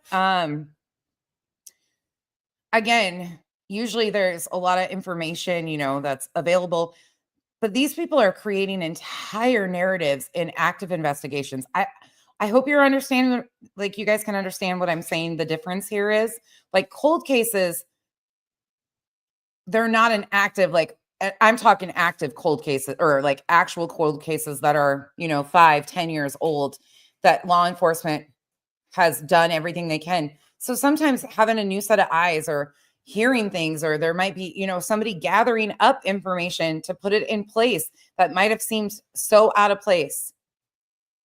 Oh yeah, not putting songs out about families. Yeah, there's still people doing that. Exactly. Yeah, you guys see what I'm talking about. Thank you, my Michelle. If they contact us, okay, yes, exactly. And the participants, like the family members, it's always got to come from them. Like, do they want the help? Is it bringing justice to the victim, or are you smearing the victim's name? Is another thing I think that people forget their boundaries on. Like, are you helping bring justice to a victim, or are you targeting somebody for some reason? Does that make sense? It's hard to explain the way my brain is, what I'm trying to get out, but I think you guys can understand enough to see the difference. Do you know where Sebastian Rogers is? Now we're going to listen to the biological father. The biological father does a call in to the media, and we're going to hear what the bio father has to say. Bio father does not live in the household with the mother and the stepfather. I forget which town they said he lived in. The stepdad said he lived away in another community. But we're going to listen to him and hear his take on the situation. So check this out. First, I mean, as his father, tell me a little bit about your son. The Lore Loft. There's a new channel called the Lore Loft. Wait, are you talking about the Lore Lodge? Miss Upper Thigh? The Lore Lodge came out like 4 or 5 months ago with a series on this and created an entire amount of insanity. Okay, the Lore Lodge. Yeah, that was like 5 months ago. I was going to do a whole series debunking them, but I was so irritated and they didn't have a whole lot of anything to it that I walked away from it, because I was just going to end up cussing the entire time. Yeah, they've been plugging it because it's got all of the inlaid targeted narratives. Yeah, the Lore Lodge needs to stick to its lane, but that opened the door for people like Nick the Hat to get involved. Yep. Okay, so this is Seth's first interview that took place on March 5th. This is what he's going to play. He's got a big heart. He's loving. He's inquisitive. He can be stubborn at times. He loves to play video games. He loves animals. I mean, he thoroughly loves animals. He likes plants. He likes to, grow things. He likes to take care of things. He loves his video games. Boy, the kid loves his video games. What has the last week been like for you as a father? My heart is missing somewhere out here, and I'm just trying to find him. Yeah, I don't know where he's at. I can't find him. And when was the last time you got to see Sebastian? Last time he was at my house. So I was supposed to have him last weekend, and it would have been 2 weekends prior. He was at my house, and I got to see him. We got to play video games. So just to insert a timeline here, in case anybody is not aware, the last time Seth had Sebastian before Sebastian went missing would have been the 16th, 17th, 18th into the 19th, because the 19th was a President's Day, which was a school holiday. So that was the last time he actually had him on his weekend. He claims that the last time he spoke to him would have been the 22nd, which was the Thursday before he went missing.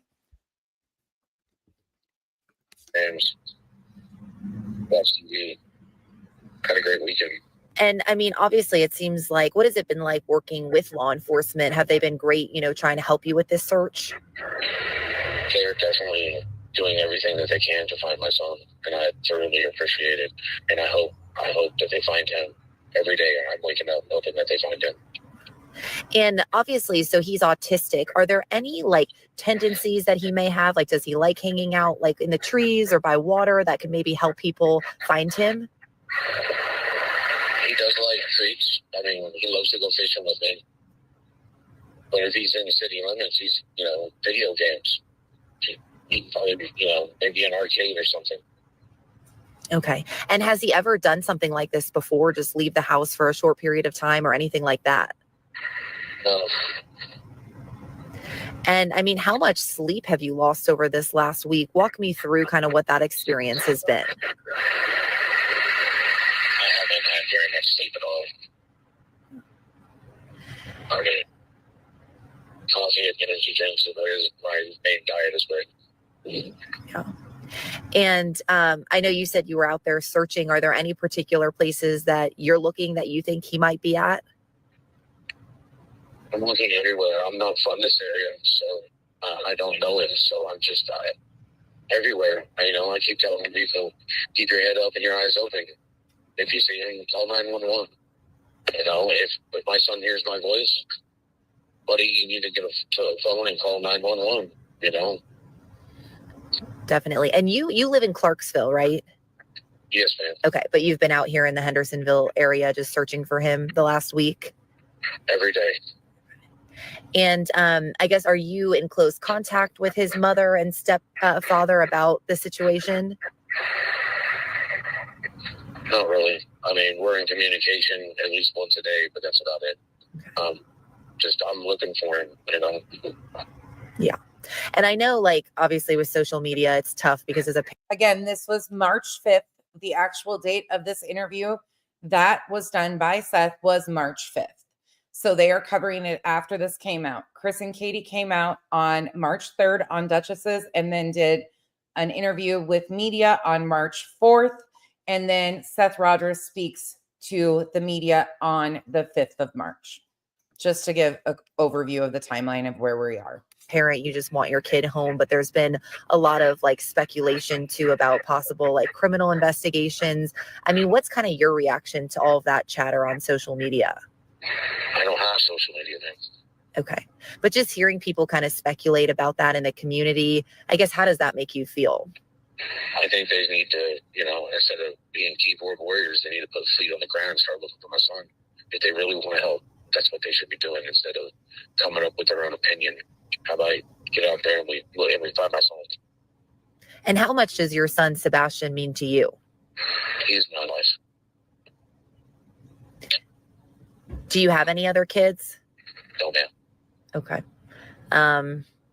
And I guess, is there, anything you want to say? I don't know how well you know the stepfather or the mother, but is there anything you'd like to say about that? And that this kind of bothers me, if I'm being honest. She was the first reporter to really grab onto the salacious bullshit that had been going on already.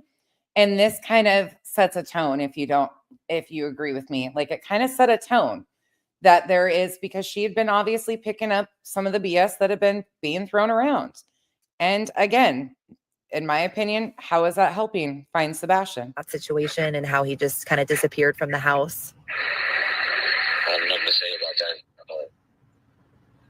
Okay. And if you could say something to Sebastian right now, what would you say? If you are hearing this, son, you need to tell people who you are and tell them to call 911 for you. You need to tell people that you are Sebastian Rogers and that you need them to call 911. And anything you'd like to tell him about returning home?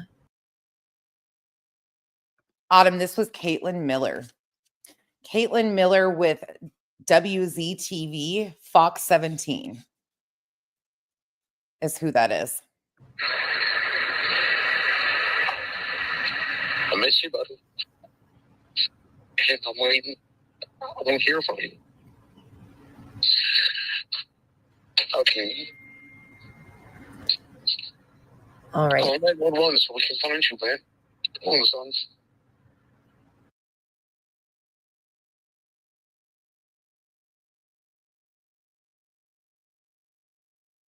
Yeah, very, very sad situation, folks. Let me make myself bigger here. I'm going to read a comment here by Kyra Steele. She said something very interesting, and it was the very first thing on my mind. Didn't the stepdad say they were looking together with the dad? Like they were all in communications together. Sounds like the dad barely knows him.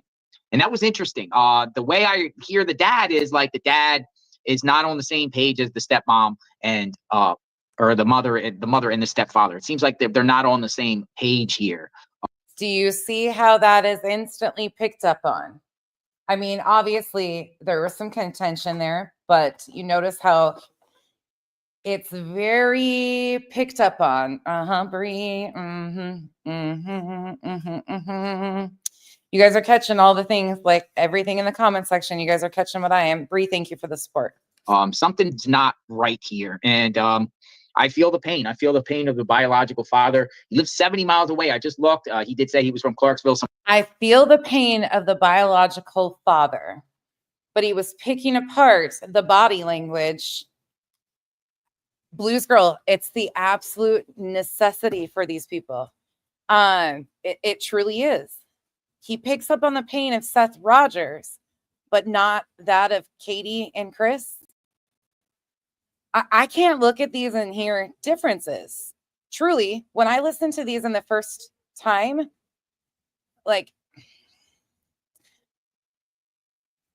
and they were trying to do everything. In my takeaway from this, and you can have differing opinions, but they really were trying to kind of show a united front. And the reason for that, whether they had, I mean, what divorced families don't have contention? But in my opinion, they had all decided that they were going to do the best in their power to put that aside for Sebastian. For Sebastian. It's their formula. Absolutely, Susie. 100%. We're watching it play out for sure. Some people in the comments before he said that were saying he was from Clarksville. I appreciate that. We were asking where exactly he's from. That's, an hour, that's a far distance. He said the last time he was with his son was, I guess, the weekend before. What's going on here, people? Like, what is Liz, very good takeaway from that. They asked for the same thing. They asked for the exact same thing. They asked for Sebastian. They gave Sebastian a message and hoped for his return. Same thing, but one has been vilified and one has been praised. Crazy. And could that be, if we're being genuine, again, because Katie was the last one to see him? But again, if you're following the facts and evidence, law enforcement has stated cooperative, no evidence of foul play. That should weigh heavily into this. But some people will tell you it doesn't. What is going on here? And, what makes authorities think that Sebastian walked off? Like, how much are the families, all of them, are cooperating? Are they cooperating? Are they still cooperating? Did anyone take a lie detector test? Did anyone submit their phones yet? Anyone do any type of interrogation in interviews? Notice that the mother and the stepfather were not side by side with authorities at any press conference. Instantly going into the investigative role right here. Instantly going into, oh, have they taken lie detector tests? Are they still being cooperative? All of the scenarios to make a salacious story. So these are just some of the things that I'm observing and trying to get an understanding of the situation. Again, folks, check yourself for the area there where this young child, we'll call him a child, young man, a man that, a 15-year-old autism, where he vanished. It looks like a neighborhood there. It looks like homes are, it's not like Summer Wells case, where the Wells live way out there in rural anywhere. This looks like a neighborhood with a cul-de-sac with homes one next to it. And insert another prominent, emotionally driving case, the Summer Wells case. So we've got Madeline Soto that he's inserted, and now Summer Wells. The comparison of cases and insert inlay for, it's all about mind control, the power of suggestion. No evidence of any scent going out of that house and no evidence of any surveillance. So these are some key things that I take of this situation, but we're going to keep you aware. We will follow up. Apparently the stepdad said anyone can reach out to him and talk if they want to talk. So we'll try to do that. Maybe I've heard him give some interviews. Well, he can spread the message, maybe share some stuff that we haven't discussed or some new information that we don't know about. But yeah, keep Sebastian's name out there. Great crowd today. The more the crowd watches this, the more we get his face out there in this whole situation. Public awareness is important. And we're over a week now. So you have any credible information about this, contact authorities in. Public awareness is important. What did he not do? What are you guys taking away? Public awareness is important, but what are you seeing is a major difference between JLR's coverage and those bringing awareness. Anyone put your finger on it? We've already talked about it like 15 times. He's saying public awareness, but what is he telling you? And what is he showing you? No flyer, no information about details of Sebastian. Sebastian's face isn't anywhere on his screen. All he's doing is talking about the parents' interviews and the narrative that they're about to build and push all over there. No information about Sebastian. He's saying public awareness. Public awareness to what, JLR? A targeted narrative about the parents? It's interesting going back, and you can see how different these are and what you are seeing right in front of your face. Tennessee and share that information. If you know something or hear rumors, make sure it's credible information, but I'm sure authorities would be very grateful to get something and try to bring this young man home, this young child home. Teenager would be appropriate. 15 years old. 15 years old. All right. I am JLR Investigates. Appreciate this segment, everyone. So, all right. Switching gears. Tell me in the comments your takeaways from JLR's interview. And we are going to switch into, this will be where we end it for today. Like I said before, we got another one. We are going to Pascal, just so you guys can see that this is also March 5th. This is another one from March 5th. Brianna says, he missed the whole just because you can doesn't mean you should memo. Uh-huh. Absolutely. Never say never. A lot of people don't. I didn't notice it either until calling him a child. We're going to call him a child is really messing with me. Amy, it's interesting, huh? It's interesting. All right, let's go to Pascal's from March 5th, excuse me. And I'm interested to see what you guys say about this one and what you notice in this one. That was weird. I bumped it forward because of his music. Thumbs up. We're going to talk about it here in just a second. Okay, we're going to try to get through this show. And thank you, Bree, for the support. Some ish is going down. I don't know what's going on. Okay, I'm going to be really honest. So we're going to be talking about this. Okay, looks like everything's still on and popping. Things are still good to go. So do me a favor while we get into the groove of things. Do me a favor, hit that like button down below. Music City Mom, thank you so much for watching. If you catch up to this, thank you for the support. Appreciate it so much. Below, please and thank you. Crush it. Okay, send it past 300 likes as you guys start to file in. Do not forget to crush that subscribe button. If you're watching on Facebook, hit that reaction button underneath this feed right here. If you're watching on Facebook, that is. I doubt it. Which we will be talking about here in a second. And of course, if you're watching on YouTube, crush that subscribe button. Hit that join button. Become a member of the family. Autumn, that's a very interesting thought too. Very interesting. Okay. Please and thank you. Yeah, there's some crazy stuff going on. I don't know what's going on. And I'm hoping that, we're going to talk about it. Notice how he builds this up? Some crazy stuff. I don't know what's going on. Some crazy stuff. He is rolling in that this story, although awareness of a missing child, there's some crazy stuff going on here. Insert drama.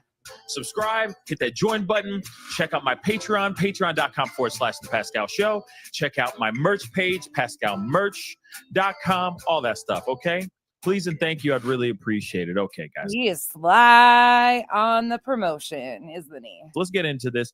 All right, so there's a couple weird things that are going on right now.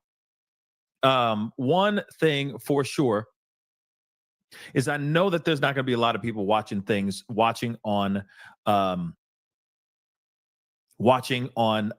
Facebook right now, because they are saying right now as we speak that Facebook is down. Facebook is officially down, y'all. Bree, I think this has been here a lot longer than a lot of us realized with him. I was disappointed, but then I went back and looked and I was like, oh, I don't know how I ever liked this guy to begin with. That's what I was trying to do. Okay, yes. Facebook is down right now. Facebook and Instagram are allegedly down right now. I don't know about you guys, but I woke up this morning. I'm getting things ready to go. This is the reason why I started a little bit later. Because Kenna, yes, she is on my list too to insert into this too. Do you guys want me to tell you who? Hold on, let me give you a quick overview of some of the people that I am going to be including, because this is where a lot of the targeted narratives came from. Some of them have came and gone, but I think these are really important because of their ability to push information. So we've got Chris McDonough with the interview room, TikTok Tony. These are some of the people in the timeline. We've got the PIs, Silver's on the scene, Crime Time Buzz, Julie, which are closer to the end over here. But we've got Terry Lynn, Trevor Lee, Smiley, Clue, Duchess, Ikmel, Pascal, JLR, Josh Little Lab, Trevor 757, Justin for All, Clutch Those Pearls, Jay for Justice, Lolly, BJ, Peter Hyatt, Behavioral Panel, Deception Detective, Surviving the Survivor, Sweetie Pilo, Dolly, The Lore Lodge, Nick and Dog, a bunch of the Fallouts. So that is kind of an overview of some of the bigger ones. Pascal, of course, is in here. And there are some other ones that we will pick up and put into this too as we go. But these are like some of the bigger points where some big dramatic switches happen. And that's throughout this timeline that we're doing. If you can think of anybody else that I need to maneuver in there too, or you want me to add to it, let me know. But I think that's a pretty, did I say Peter Hyatt? Peter Hyatt. Oh, Jennifer Coffendoffer. Sorry. I've got multiple pages here. Some are already laid out. The dog handlers come in with the PIs too. That dog handler bullshit situation comes in with the PIs. Surviving the Survivor. 5D. Yeah, she's kind of a clip channel that comes in at the end. We'll probably add more in at the end over here. Justin on TikTok. Yes, Jujubee. Sorry, he's on there too. He is, hold on, let me tell you where he comes in.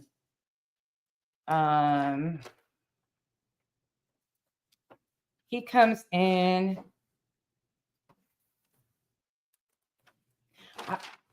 Okay, I don't even know where he comes in, but he's on here because of his interviews with, what's his name? Seth. There's more. Brooks from Crime Lines and Lies comes in. Mob Crew comes in. I'll go through all my notes. I don't have a full list. Like these are just ones off, like the majority of them. But if there's other ones that you guys can think of that we need to put in here, let me know. That Michelle, that's hard for me. How are you getting in any sleep? I do. I think I'm also going to insert like some of the psychics too, but they kind of come in throughout all of it. And we'll kind of do like just a summation of those. Cher doesn't come in until quite a ways after, and she's not really as influential. Oh, Spirit Seeker Squad is on there. She's another one. Brooks is on there because of her interview with Seth and the neighbor. Who else is there? There was another one. Shit, what's his name?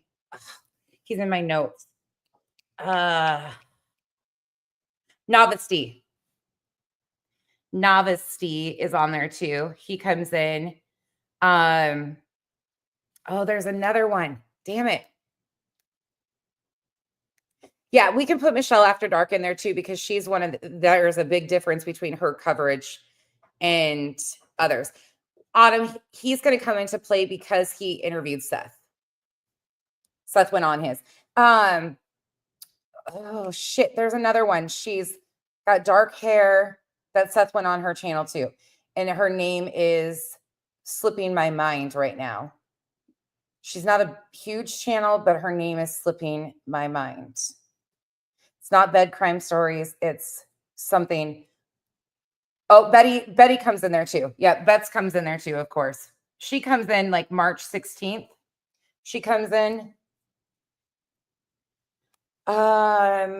Shit. What is her name? I'm gonna have to go dig through my Crime Stories Obsessed. Chris went on Crime Stories Obsessed, so we'll put that in there too. But it's going to drive me nuts. I'll be back to it. Let's listen to this. Because I was planning on doing a very, very early show with you guys, or a much earlier show. And there's certain content that I wanted to get off of Facebook. Couldn't get that stuff. Suddenly I'm sitting there just trying to pop back in, trying to do everything I can to get back into Facebook and all that. And I don't know. Suddenly Facebook was down, and I'm hearing that Instagram is down as well. Now, is it back up and running yet? Some of you guys are saying it's back. Like Sue42 said, it's back. Okay, if it is, I don't know about it. I'm gonna wait. Okay, but still, no matter what, I still want to give you guys the story because unfortunately this afternoon I'm busy, so it's not like I could just sit here and push and wait for the end of this week or the end of this night to give you guys this story. Okay, so regardless, we're here to talk about a few things. But first, I want to say a big thank you, Kimberly. Thank you so much for gifting 5 Pascal Show memberships. I really do appreciate it. Thank you. And welcome to the family, the 5 new members. Welcome to the family. Okay. Again, thank you so very much for all the support. It really does mean a whole lot. Okay. But nonetheless, Facebook and Instagram, I know some people are saying that it's back up. Maybe for some people it is. Some neck of the woods, it's back up. Some, it may not be up at all. Okay. But nonetheless, no, you did not get hacked. No, nothing weird on your end happened. It has all happened via them. Okay. And if it's back up, then it's back up. Thank you so much, Mimi, for the love. Okay. Thank you so very much. Thank you so much. And welcome to the family, the new member. Sharing is caring, baby. So I do appreciate that nonetheless. Okay. But we are here to talk about something very important. Okay. There is a young boy. Okay. There is a 15-year-old boy by the name of Sebastian Rogers from Sumner County, Tennessee, is now missing. He has been missing for over a week now. And family, friends, police are doing a desperate search in trying to find this young man. I will say this young man. He's 15 years old. Okay. Young boy, young man. He's kind of he's on the cusp. Okay. But nonetheless, this young man, Sebastian, allegedly just one morning got up, walked out, and never came back home, according to his parents, or according to his mother and his stepfather. Now, there is an interview from the father, the biological father, as well.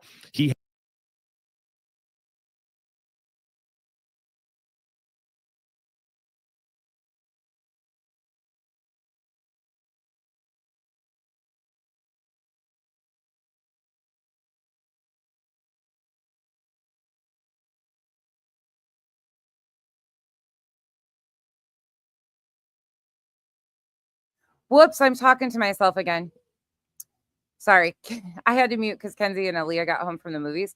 A criming shame is who I was talking about. A criming shame. I didn't fall asleep. I didn't fall asleep. A criming shame was who I was talking about. We also have Chronicles of Olivia, who was out there too and went local on location.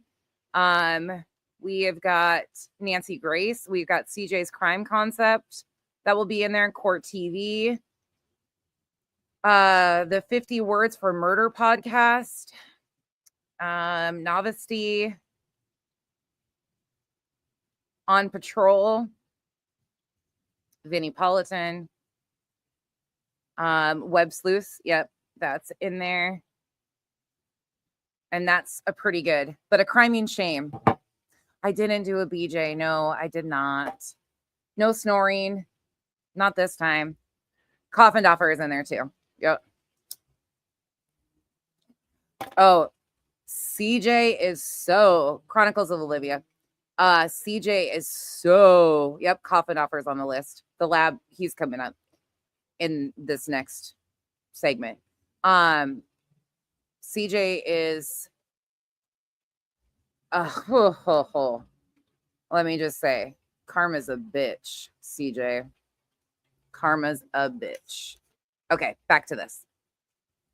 So Pascal does put his flyer up. I'll give him that. He had an interview, kind of like an audio, radio. Or his face, you know, there's that. A phone interview with a reporter in the area as well, talking about all this stuff. And it's very weird. Nonetheless, it's a very odd situation because I got questions. There are things that are asked in the interviews with the mom and the stepfather that are damn good questions that spark many more questions on top of it because they.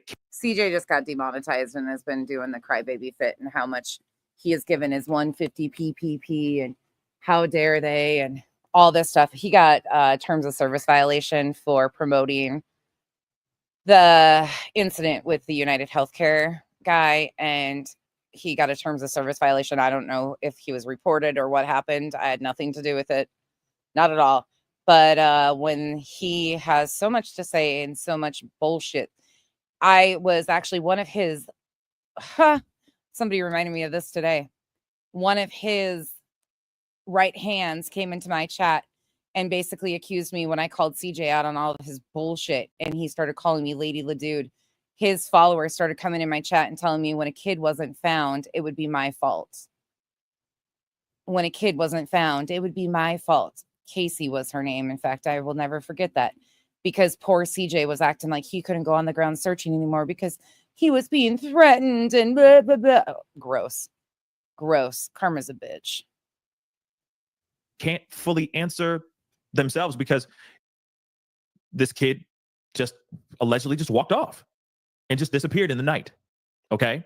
So I want to give you guys a little bit of a breakdown because like I said, this is still kind of new for me. This story is still very new for me. I know it's very new for a lot of you guys that are filing in. Thank you so much for being here. Okay. Good morning, good afternoon, and good evening to every single last one of you guys. I really do appreciate it. Make sure you hit that like button down below. It helps get the word out. Okay. Helps get the story out. Helps get people to know what's going on with this particular case. But I wanted to share this with you guys. And like I said, I'm still learning as I go as well. This is a very strange, heartbreaking situation. And right now, police are doing everything they can to find this young man, okay? This teen, all right? He is out in they believe he's still out in the woods and they're just trying to rescue him. It's not they're still operating this as a rescue and not a recovery, which is still keeps the positivity up, keeps the hope alive in this situation, okay? From my understanding, they were blasting some of his favorite music, maybe in hopes to inspire him to kind of emerge from the wooded area that they believe he is in right now and all that. It's very, very crazy, this situation, and it's heartbreaking, okay? And he's known to, allegedly from the mom, he's known to not be a quote-unquote runner. He doesn't just run off. So they're still trying to understand, family, police, etc., still are trying to figure out what the hell is going on here, and they're trying to find out why and where he is. Real quick, on the up and up, thank you so much for the 5. I'm in Hendersonville, and my niece goes to school with him at Beach High School. You know, I can.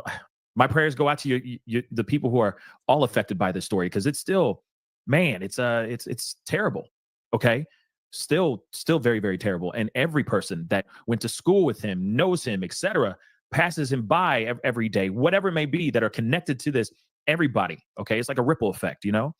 There's a Oh, Bree, good catch. You're right. Paranormal. Yep, you're right.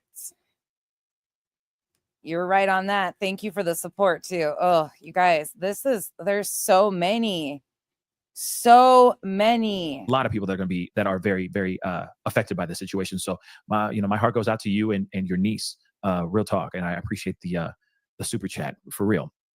But let's get into this article, okay? So of course, Sebastian Rogers missing. Okay, so what happened to him? All right, he's 15 years old. He has autism. He's autistic. Okay, he's missing from Sumner County, Tennessee.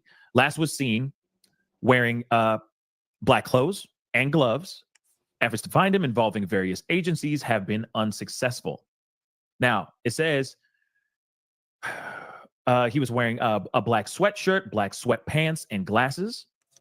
He's described as 5'5".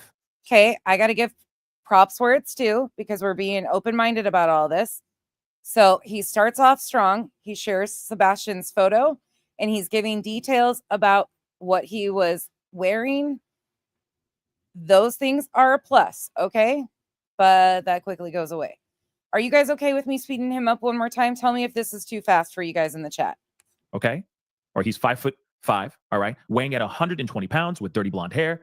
Despite extensive search efforts involving multiple agencies, including helicopters, K-9 teams, and drones, Sebastian has not been located yet. Concerns are... Pika, don't worry. It only lasts for a short little bit.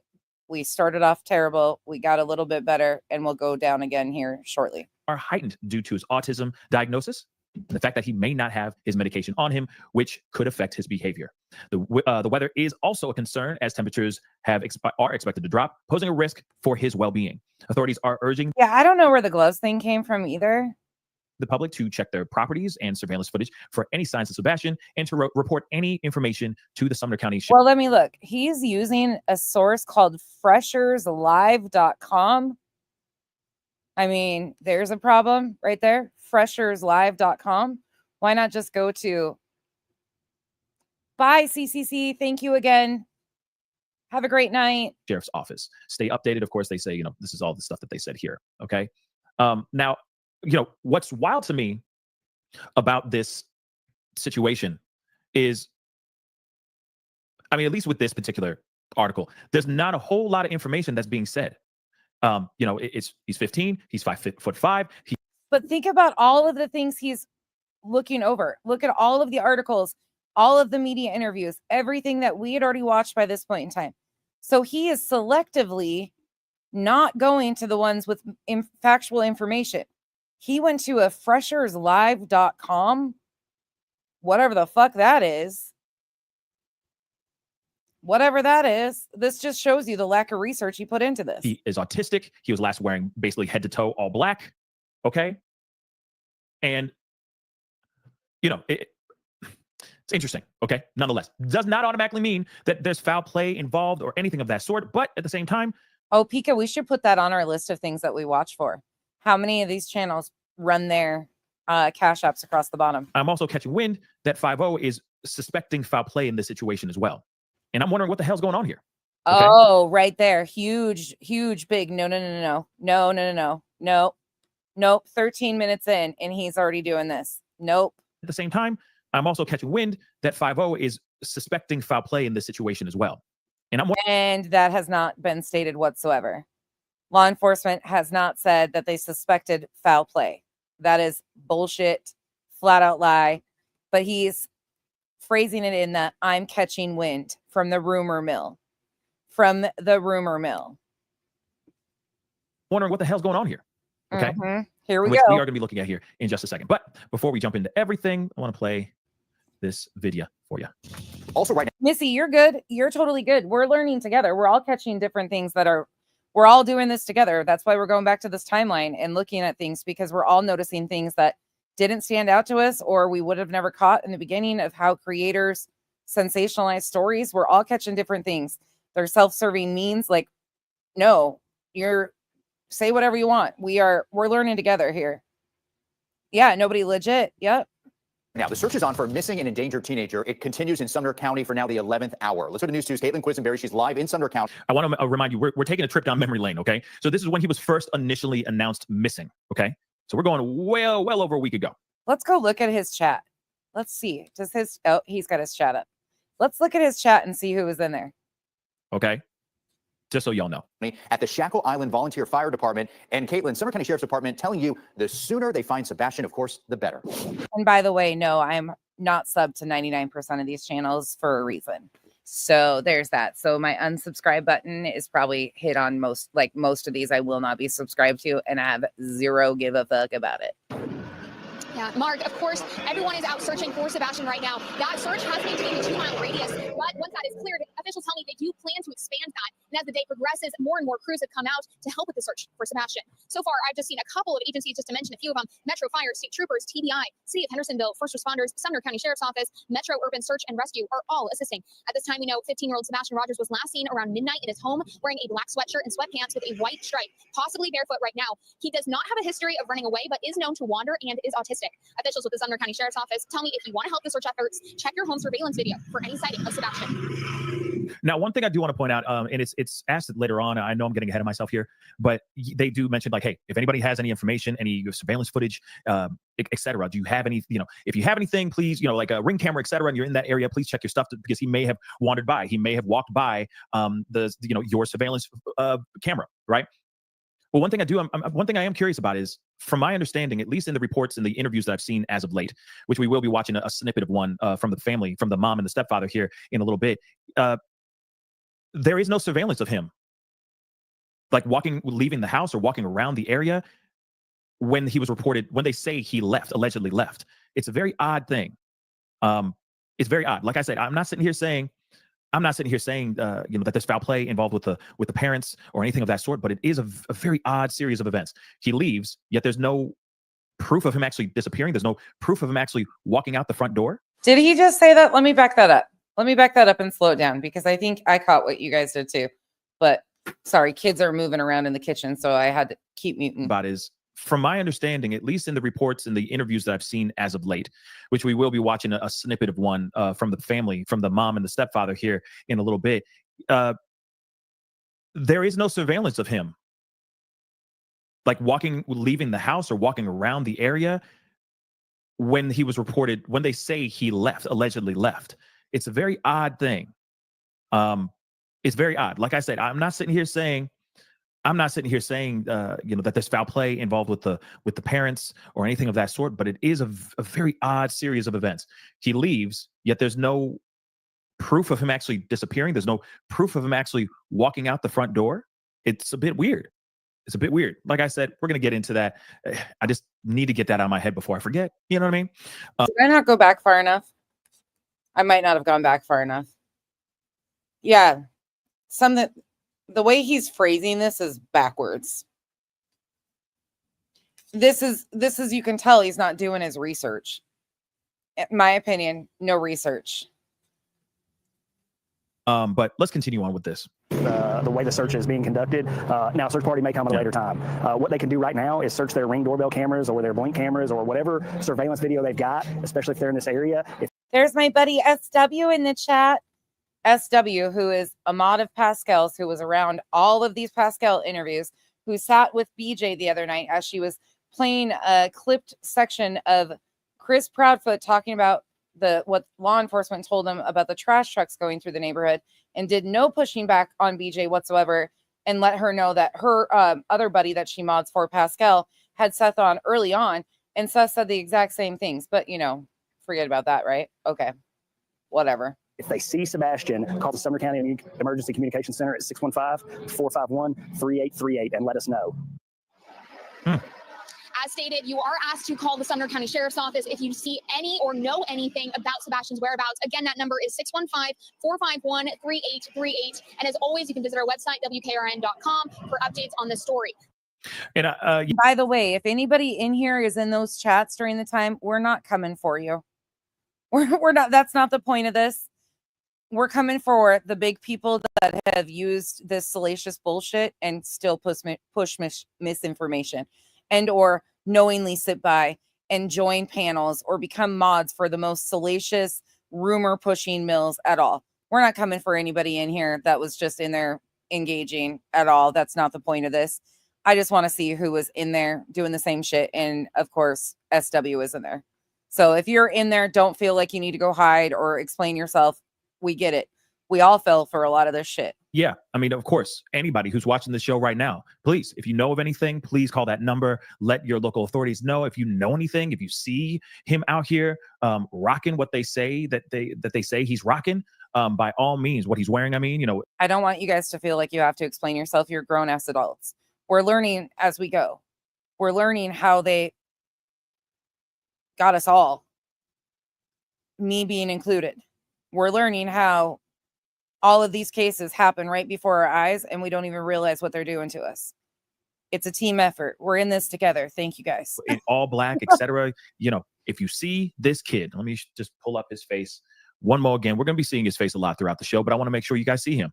If you see his face, please. Oh, watcher, trust and believe. When he inserts himself, you will see a huge shift here, and it'll go back into a lot of these little nooks and crannies.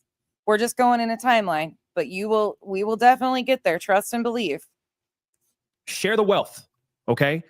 Share the knowledge, share the information, okay? Call, let people know, okay? Because I'm sure there's a lot of people that want to see him home and want to see him safe, okay? Nonetheless. But spooky. Am I wrong? But is there not a constant theme here of these men ripping apart other men who are being protectors of their family? Can you imagine if one of their kids went missing? I would hope that they would act like the protector of their family, like Chris did, and protect their wife. Like, I would think that these men, instead of ripping these families apart, would protect their families, protect their wives, protect their spouses, be the manly men. And there is a constant theme in this. It is majority men that have really sold this narrative in this story. Well, Betty rips that anybody. And there is some females that get into this too. But there is a lot of men. It is becoming a bigger thing that there's a lot of males that inserted themselves into this. It's wild to me. Moving on. Sorry, guys. 1 second. Just trying to get some. If you think for 1 second Kyle wouldn't be just like Chris Proudfoot and protective of his family, you've got another thing coming. You guys already know how Kyle is. Right, Spooky? Agreed. Agree with you guys. I love to. That's true, Kim. I agree with you. I agree. And it's wild to watch this. It's really wild to watch it. You wondered if it was because Sebastian is a boy. We should really take a look at the Summer Wells, because there's a lot of men in that case too. That's a manly man. Like, I was raised around protective men. Bitch made. True, Ari. True. Some things.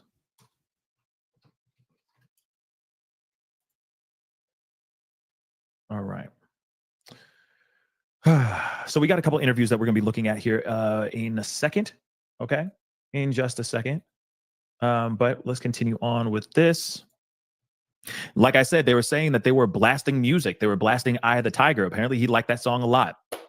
I don't blame him. Gets me hyped too. Okay. Makes me want to. Okay, wait. Look at who he is pulling for sources. That's a problem. Real big problem. That is a problem, John QQ, in building both cases. Ooh, Duchess. Yes. Yes. Amy, same.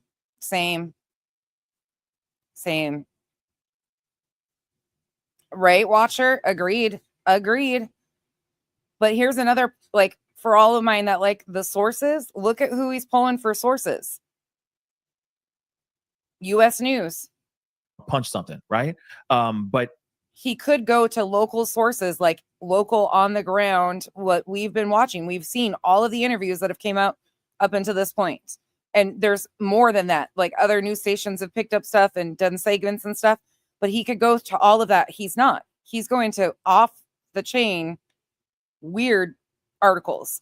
yeah, they were blasting this music in hopes of getting him out of this wooded area that they were searching in at the time. Okay. And we do have some updates from Oh, Miss Upper Thigh, that's because you haven't been in the building. That Michelle has been in the building. Peekaboo has been in the building. Jay Reese has been in the building. If you have not been in the building, Miss Upper Thigh, you are probably in great hands, because you have avoided being in the building. That is John QQ. To wrap it up. What did that? I live in Hendersonville in law. It's a criminal investigation now. I'm also part of a national Amber. No, it's not. It's still not a criminal investigation at this point. with some updates from from some reporters, et cetera, that we're going to be looking at here very shortly. But I just wanted to give you guys a little bit, some broad strokes of the process and the efforts that the law enforcement have been taking to go and try to find Aries. He was just in BJ's the other day. him. Okay. So the desperate search for a missing Tennessee 15-year-old boy with autism dragged into its 8th day on Monday, with authorities even. Yeah. Somebody else just said, just south of history, in his comment section, making sure I'm not muted. No, I'm not muted. Says in his comment section, yes, just confirmed they believe foul play was involved since day one. Confirmed with an insider at the police department right here. Can you guys see this one right here on your screen? Look at that. Look at how much bullshit are you spewing through the chats. And of course, they have an insider at the police department. Fucking wild to see these chats. Booming his favorite song at one point over the last week in the hopes of drawing the teen out. Sebastian Rogers was reported missing on February 26th, sparking an Amber Alert as multiple agencies scoured the area around the city of Hendersonville using drones, police dogs, helicopters, and boats, according to reports. Like, there's so many, you got so many acronyms like CIA, FBI, like, you know what I mean, DEA. You got everybody involved out here doing their damn job, okay? Helping and trying to find this young boy. Like I said, we're going to be seeing his face a lot, okay, throughout the course of this show. But again, they went land and sea. Dogs, drones. Shout out to Karen in the comments. Are y'all here to bash these parents? I watched the interview in whole, and these parents are not sus. I hope I don't have to read accusations. Please pray for his return. Go, Karen. Go, Karen. Okay, land, sea, air. Okay? They're not even close to the sea, but okay, dumbass. It's weird. Authorities are also came up with a unique approach in hopes of finding this teen. Didn't get it fast. Didn't get it enough. Look at that. Just south of history. Had to send a super chat with misinformation. It's confirmed that foul play is suspected now. No, it's not. This was March 5th. No, it wasn't. Though it didn't pan out. Okay. We're told his favorite song is Eye of the Tiger. That's what the deputy chief said, according to WKRN. We've tried playing that kind. And the discerning comment says right back to her, yep, the community has come together to feed the first responders, but after day 7, they scaled back. It's now a criminal investigation. No, it wasn't. Kind of call. Oh, sorry. We've been playing that to kind of call him and let him know we're here to help. I'm sure that he could see what's going on here and be intimidated. Okay. But if he sees this newscast, I want him to know, Sebastian, come out. We're here to help you. We just want to go, Mona. Go, Mona. I'm sick of people blaming parents before any evidence has been presented. Go, Mona. get you home safe. And I mean, you know, like I said, they are looking everywhere. They're going all the way. Like they're doing the job. Okay. And sorry, I'm going to start cheering on the comment section from Pascal's because wow, you can see where they are headed already and some pushing back. Good for them. You know, I appreciate all the multiple agencies, you know, that are involved in the sky, land, and water. The dogs, everybody who's putting in the hard work to try to find this young boy, this young teen, because at the end of the day, I mean, if he just ran off, then he just ran off. It's just anything's possible here, guys. And again, you know, like I will say this too. It's so easy for us all. I've been seeing the internet, you know, before Facebook got shut down. I've been seeing people, you know, just jumping into the group chat, saying all kinds of crazy stuff. I feel like there's a lot of people trying to find something in the interview with the mom and the stepfather, like there's something even deeper, more sinister in there. And it's like, wait a second, it doesn't look sus to me. Oh, really, Pascal? You don't stay on this very long. It didn't. It looks like two very concerned. Wish you would have stuck there. Devastated parents that are just trying to get their kid back. That's just how I see it. But like I said, I know some people will try to, you know, some people interpret it their own way. I interpret it like, hey, they're devastated. They're just trying to find the kid. I wish you would have stuck here. You tried, Pascal. You tried. But then again, I could be absolutely wrong. His comment section didn't like that. That interview was definitely sus, in my opinion. Also, we'll say this too. Some evil will be smiling in your face. We'll do it in such a way, such in a cunning, slick way. And then next thing you know, they're evil. And then sometimes thanks for becoming a member, Shane. Welcome to the cabana or the cock-a-doodle-doo house at this point. Evil is just right there and you just can see it. And we've seen that countless times. Evil wears many, many faces. Okay. All the masks may be different, but underneath, whatever's underneath, it's all the same. It's all evil. Okay. But that doesn't mean that these two, or the dad even, are evil. But I will say this, though. Of course, when it comes down to an investigation of any kind, if there's foul play, if there's a oh my God, you guys, that just south of history says my brother-in-law, who is law enforcement, says foul play has been suspected, but they are now publicly confirming it. No, they have not. No, they have not. No, they have not. Which song? Which one? Welcome to the jungle. We got fun and games. Or are you talking about this one? Frankly, my dear, I don't give a damn. Because they're liars in the comment section. You guys, this comment section is like, what the fuck? But just south of history, the one that had to send the super chat says, my brother-in-law is in law enforcement, says foul play has been long been suspected, but they're now publicly confirming it. Somebody else says, listen to the interview from the night before with Duchess. Real weird. Person, it is very easy, and of course, makes a lot of sense for us to instantly look at the parents or the loved ones.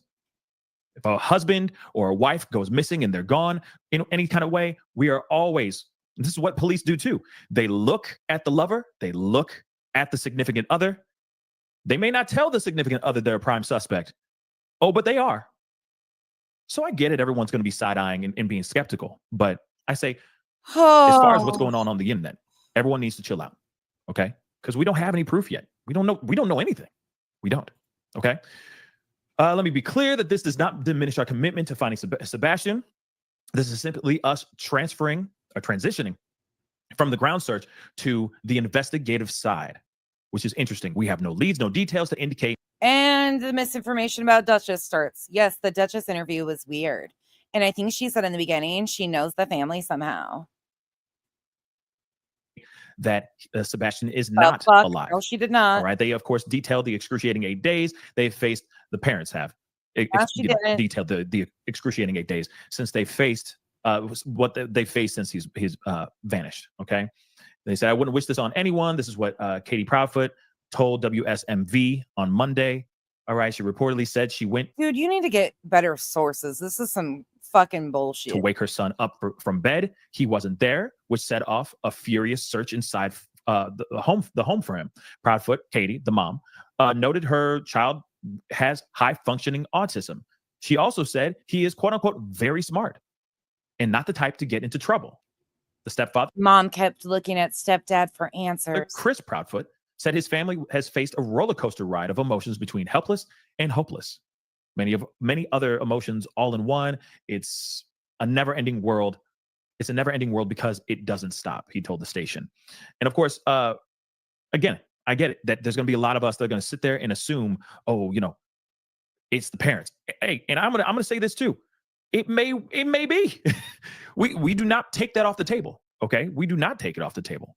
But at the same time, I think that we need to be careful.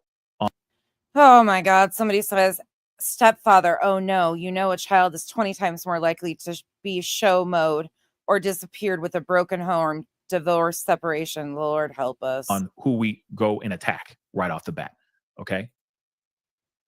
There is. Let me find it, Duchess. Let me find it. Borders girl. Her name's Borders girl. I'm out, and people. Something I do want to share with you, for though. my friends. Let me grab this before we continue and look at other videos and all that in interviews. But apparently, this is something that was shared about. I think it was last night. Okay. But this is from a reporter. Okay. A big shift. Let me blow this up here. A big shift in the search for missing Sebastian Rogers. A significant shift in the case. All right, is taking place as authorities are now calling it an investigation. Don't mind me. I'm over here fixated on this chat, trying to find who's coming for my friends so I can come back for them and blast their asses. Like we just read in that article I just read to you guys. Now they're saying now it's ventured into an investigation. The original thinking was Sebastian Rogers walked away on his own from his Sumner County, Tennessee home. But the fact that he disappeared without a trace now has authorities looking at the very real possibility of foul play. There's no security video of the teen walking away. Bloodhounds picked up no scent, and there is no trace of Sebastian. See, this is the part that I go, wait a second, that doesn't make any sense. So you're telling me that, and again, like instantly I can see why people are looking at the family going, well, Pika, there we go.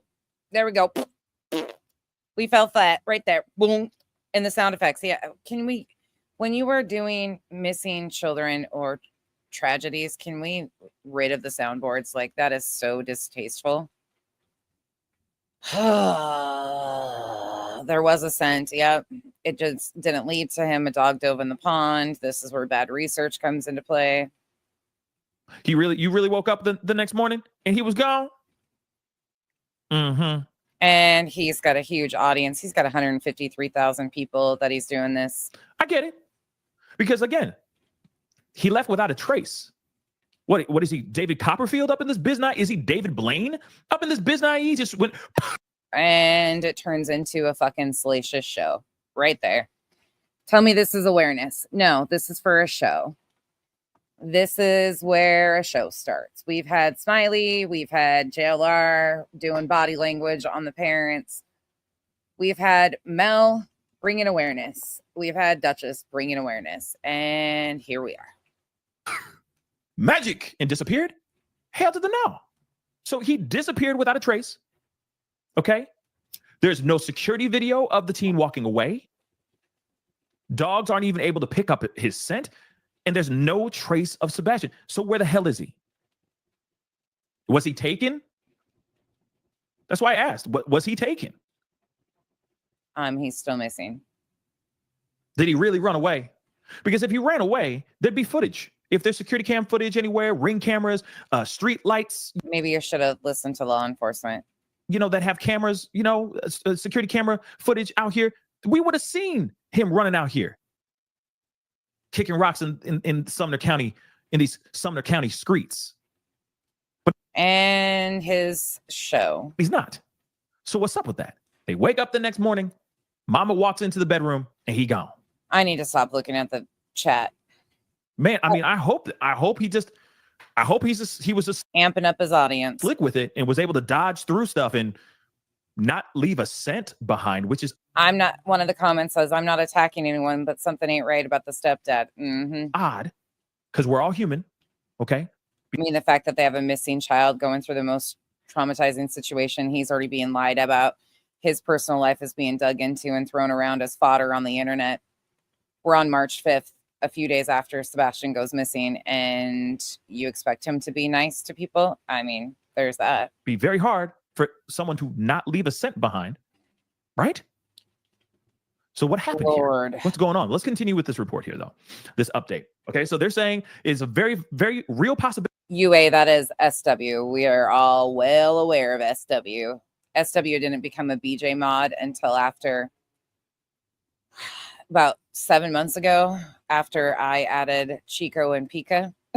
And there was a huge letter written about my coverage on BJ by another one of her mods to another creator that I have mutual mods with that SW used to mod for. It was a whole thing. SW is a shit show. Ability of foul play. There's no security video of the team walking away. Dogs aren't even picking up his scent, and there's no trace of Sebastian, which is very weird. We are used to producing, and this is one of those cases we are not able to produce yet. Okay, and this is apparently the Sumner County EMA director. No one is giving up. Sebastian could still be alive somewhere, alone, hurt, lost, or trapped. The search effort will continue, but not the same way it was last week. We're scaling it back a little bit. What exactly does that mean? Sources close to the case confirm authorities are now considering foul play and that this missing teen case could become a... Are now considering, and his comment section has been saying, it is. Foul play's been long been suspected. Yeah. Criminal investigation. And again, that's not true. Authorities have named no suspects, which they could become a criminal investigation. They're not going to sit there and say out loud, "Oh, it was him." They're not going to say that. They're going to be like, "No, we're not naming anybody yet, because we still need to do our due diligence. We still need to deep dive. We still need to do our Googles. We still need to make sure that all the dots are connected to that particular suspect." So they ain't. Somebody in the chat said, "Sounds like Summer Wells all over again." Somebody else says, "Stepdad was already gone that morning." Gonna say nothing yet. If there's a suspect to be had, to be nabbed. Okay. And say that to date, the parents have fully cooperated with the investigation. So that, Ellen, I'm glad to have you a part of the ilk. All of us in our ilk. Detectives will now re-interview and vet everyone who may have had contact with Sebastian, looking for inconsistencies. They are also asking the public to provide any ring camera videos, not just from the Sunday evening the boy disappeared, but of anything suspicious from much earlier in the day. In fact, I would even say you might as well just cover the whole damn weekend, because you never know. Duh. This could be a situation like with what happened with Elijah Vu, right? I feel like there's a lot more with Elijah Vu than just him going over there and then he just got, unfortunately loses. Shane, just like that, Just like that. That's how they work their audience. his life, and then he just gets dumped in a dumpster, within the same day. I don't think that's how Stepdad didn't look upset to me. What's with these stepdads and kids being unalived? World has gone cray. it went down. I think there was a lot more time. They sat, they waited, and then they moved the body. Same thing with this situation. If there's any type of Wow. Comparing cases with horrible outcomes right there. There you go. There's another one. We watched JLR inlay Matty Soto. Oh, foul play involved, I wouldn't just look at Sunday. I'd look at all the way back to Friday, just in case of that time. Friday of that time when he went missing. good Lord. Which is 9 days ago as of today. Definitely, I would look back. You just never know, guys. Anybody question how he became one of the most popular channels covering this and aligned himself with Seth? Do you think Seth, for 1 second, wasn't going to go running right towards this, where his chat was already gassed up to go this way? Literally, he could still be out there in the woods. He literally could still be out there in the woods. Let's not forget that. But if any foul play happened to him, I'd look at that whole weekend. Everyone's a suspect. You see what I'm saying? Anyone with information. Even though law enforcement hadn't named anyone a suspect or a person of interest, but okay. Of course, they're going to investigate everybody around the child. I mean, that's typical. Information on the case can call 1-800-TBI-FIND. Okay? 1-800-TBI-FIND. Man, that's crazy. Aristocat. This is some crazy stuff, Thank you y'all. for being here. It's just frustrating. I mean, I'm hoping that this kid just, I hope this kid just kick rocks. I'm really hoping for that. I don't think any of us are ready. Somebody said could have happened the day before, and the mother is covering for the stepdad, in my opinion. Holy shit, they were already on it. For to hear anything different. You see what I'm saying? And I don't think anybody wants to hear anything different. Let me keep that a buck, okay? Because this is terrible. This shouldn't be happening, guys. A kid walking out? No, it shouldn't, but it happens all the time, and you guys made a salacious story out of it. But I got some more. I'm going to play a few videos for you guys here. Let me play this one here. A significant shift in the case of Sebastian. Sweet one. He came out and said he wasn't backing away from the case, and then sure as fuck backed away from the case. Isn't that interesting after he went down there? Pika, we had the Facebook group of the locals around Seth Rogers that was started the 27th. JLR's Facebook group has not started yet, but they were digging into family and doing exactly what we were talking about, how they go and follow comments and people that commented, the sisters page, the moms page, the local groups, anything like that. They were already polling anonymous. And I think some of the other smaller Facebook pages had already popped off, but JLR's page hasn't started yet. I've got that coming up in the timeline. Rogers, the missing autistic 15-year-old. This case we have followed closely since he disappeared. We care what. Yep, the GoFundMe had already started, and the local Facebook group with the family and the people close to Seth, a private Facebook group, the Finding Sebastian Rogers Facebook group with Bobby the Bullshit, Karen, and Seth's sister. Happens next, just like you. And now 1 week after Sebastian vanished from his Sumner County home, authorities are scaling back the search effort, and they are now calling it an investigation. Nick Barra shares the latest details, and we also hear for the first time publicly today from the missing teen. Somebody in the comment section says these women who choose a man over their own flesh and blood need to be in cuffs, in my opinion. We have no indication. Again, this was just March 5th. Teen's mother and stepfather. Look at this. And the original thinking was that Sebastian. And people wonder why this family wasn't defensive. And people wonder why this family wasn't defensive and coming out swinging. And they didn't. I would have came out swinging. Let me tell you, I would have came out swinging. I would have shut these channels down. I would have been a bitch in cuffs. Let me just say that. You talk about my family the way that he's allowing these people to be talked about when there's no proof, no evidence that they did anything to Sebastian. Still, 9 months later, still no evidence of the sort. And they're allowing this narrative to be built in his chat. Fuck that. I'd have been in jail. Straight jacket jail somewhere. Rogers left home on his own, but the fact that he disappeared without a trace now has authorities looking into the very real possibility of foul play.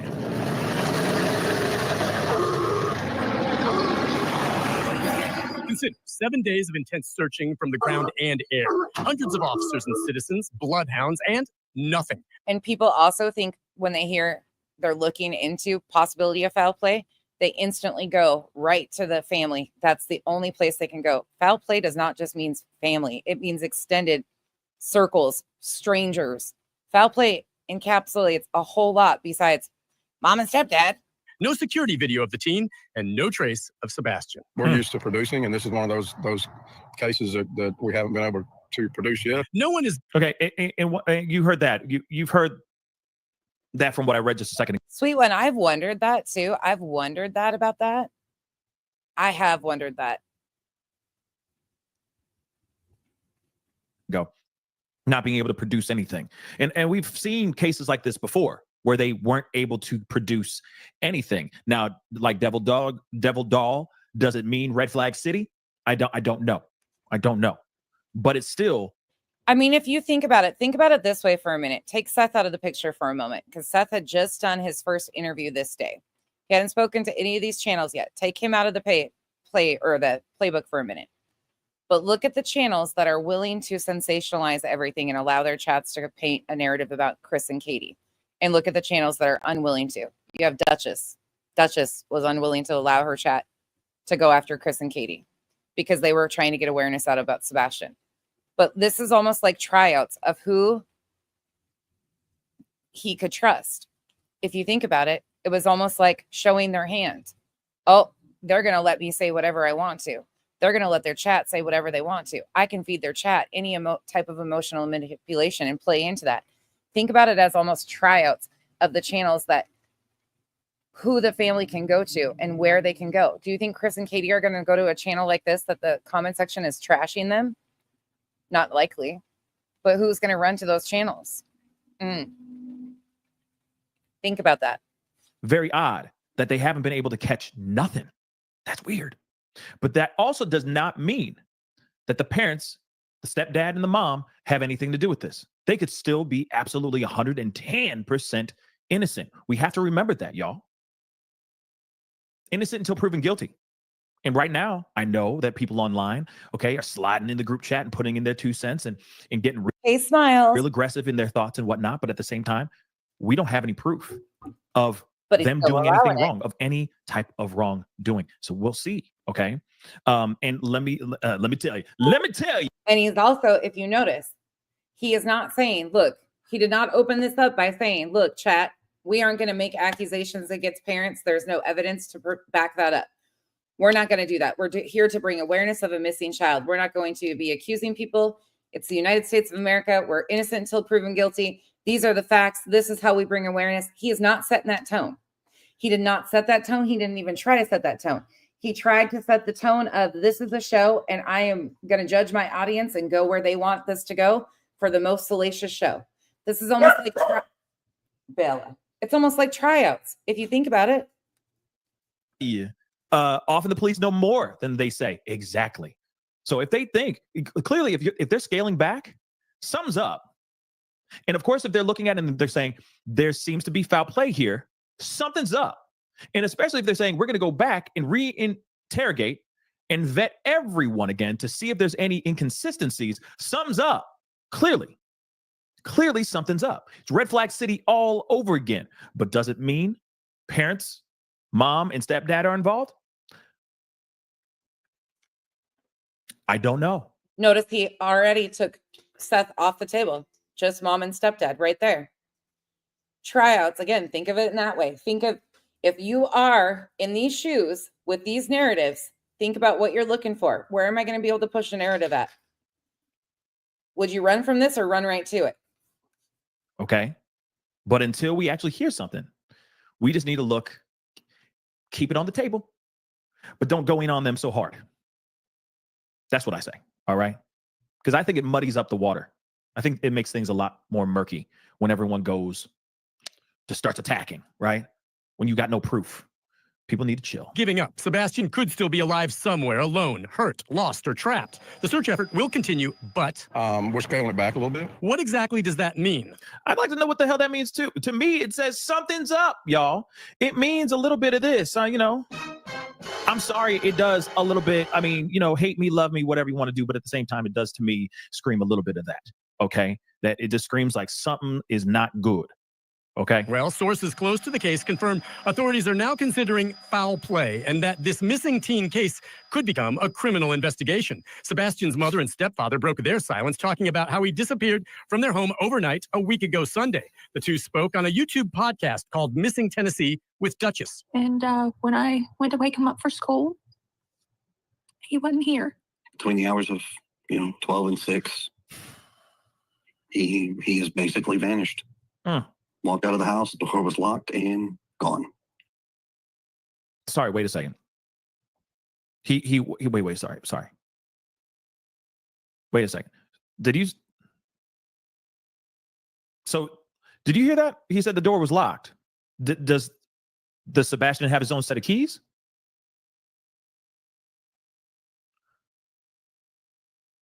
You see what I'm saying? Like, I'm gonna roll that back. This is the first time I've actually listened to this piece, to this part.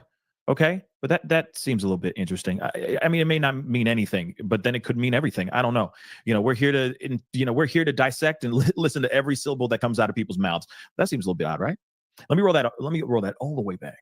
Okay, actually, let me get right about here so we can hear that interview part one more again. What did he say? What did they say? Between the hours of 12 and 6. 12 and 6. He has basically vanished. Walked out of the house, the door was locked and gone. Interesting. He didn't take a phone. None of his shoes are missing. Authorities have named no suspects and I'm sorry. Oh, damn. Okay, we just dealt with Madeline's case, right? Madeline Soto. Door was locked. He left his phone behind, which to me is red flag city. All his shoes were still home. That's also red flag city. Oh, and just so you know, the person that's speaking, the man that's speaking in the interview is the stepfather. Just so you know. There's a stepfather and then the mama, the biological mother. So I guess he lives primarily with his mom and his stepfather. But they're saying the shoes were left behind. So Stephen just says, so he left without his shoes. So all of his shoes were there? That seems a little bit odd. Isn't that a little bit weird? He's setting the tone. He is absolutely setting the tone, and the chat's eating it up. That's a little bit weird. Okay, so the door was locked. He had no shoes on, or he left his shoes behind. And then also another red flag. He left his cell phone behind. Who does that? Red flags, comparing cases. Comparing Madeline Soto case to this. You're a red flag, Pascal. What teenager, let's keep it a buck, what teenager is leaving their cell phone behind? Same thing with the whole Madeline Soto situation. Oh, she has ADHD. She just leaves her cell phone behind from time to time and blah, blah, blah. Okay, fine. But at the same time, that chat is eating this all up. You got kids that love them some phones. Okay. These doggone things are everything to all of us. I don't know the last time I went on a walk or even went outside for longer than 5 minutes. That's why he's got such a big channel, is because he's willing to sensationalize and bring out salacious details and let his chat go everywhere with speculation and accuse the parents with no evidence. That's why if you don't do that, if you cut that off and say nope and set that tone, people don't want to be a part of it, because if you're going to deal with facts and facts only and bring awareness, they're not interested. That's truthful. It's sad, but true. Without my phone, I'm either listening to a podcast or listening to music or doing some research for the show, listening to other things, so on and so forth. Texting my family. Like I said, it's very odd, right? Deb just said odd statement. Absolutely. This is odd, right? Oh, he's paying attention to his chat. But then again, and you know what, Trace? You're right. I don't understand autism. I don't. Yeah. Okay. And no disrespect to that at all. There could very well be that factor at play here too. There could be something that happened that caused him to react in a certain way. Is he on new medication? Did he forget to take his medication? You see what I'm saying? There's other things to put into to factor in here, but it is a bit odd. Okay. That this teen would get up, leave his phone, walk out barefoot, and be gone this entire time. I feel like he'd be back. You see what I'm saying? And then, yes, Madeline, I would sit there and say too, like apparently high functioning as well. You know, I don't know. Yeah. You know what I mean? Same with autism or not. They know to put on shoes if they were leaving. Exactly. And I feel like the thing is, But what if he had shoes the entire time? What if he had another pair of shoes? What if he had a pair of slippers?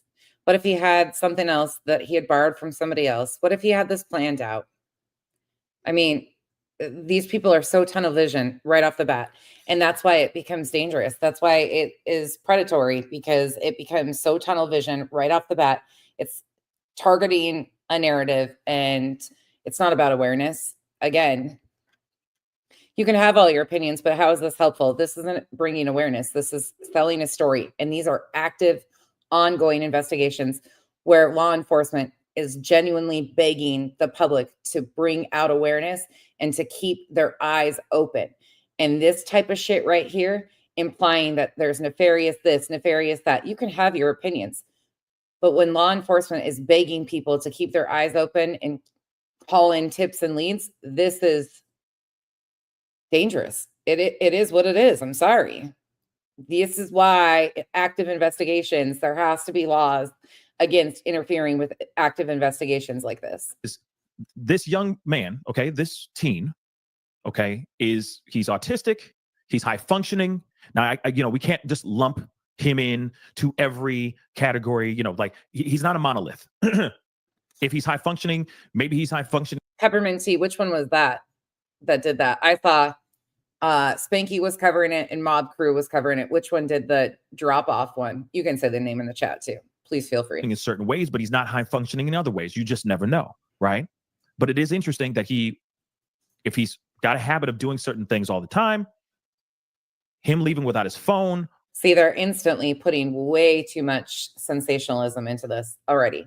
March 5th should have been facts only, but we've seen how it's progressed to this point. And looking back, you can't unsee it. You can't unsee how they sold this story and how they got it to where it is now, 9 months. It's fucking mind-blowing. Sorry, I gotta shut my alarm off.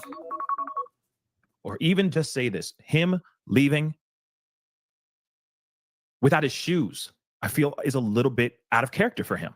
Then on top of it, the parents, the mom even said, he is not a runner. He is not one to run off. We're going to hear it in a snippet from the interview. He's not a runner. He's not the type to just get up and run away. And I feel like if he was to get up and run away, would he leave his cell phone and his shoes behind? I'm sorry. I know there's people in here that like the Mob Crew, but what a fucking travesty. What a travesty that guy is. That guy is a crack to me. Like, that guy is an embarrassment to me. The whole bullshit with the lights, the sedan, now the green hoodie shit and taking dog and twisting it. And I thought he was going to stick to, like, law enforcement debunked this. Nope. As soon as he got an opportunity, he went right back to spinning today. Chris is a fucking travesty. He gives me the heebie-jeebies because of his fucking bullshit. Maybe it's the whole Utah thing. Don't mind me. If you're from Utah, love you a long time. Most of you. Not him. Drives me fucking nuts. The way that the men have gravitated on to this young boy, this young teenager story, and ran it home the way they have. I want to, and y'all know me. I like to emasculate some fucking bitch ass men. Y'all know that that's my favorite pastime over here. Okay. I don't even try to hide that shit. When you are a bitch and you act like a bitch and you take a missing teenager story and turn it into a sensationalized story for clicks and views, you ain't nothing but a bitch. It is what it is. Sorry. I said what I said. I stand on what I said. But what have we watched? Consistently, we have watched men do this to a missing teenager.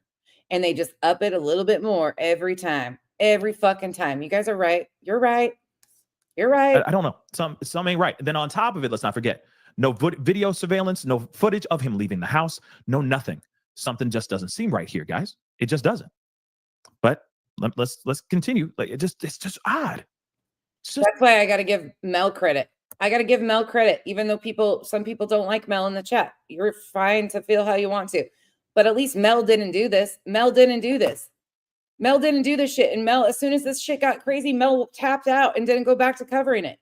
I got to give respect where respect is due. And No. Yeah. Mob crew, Lindsay. Yep.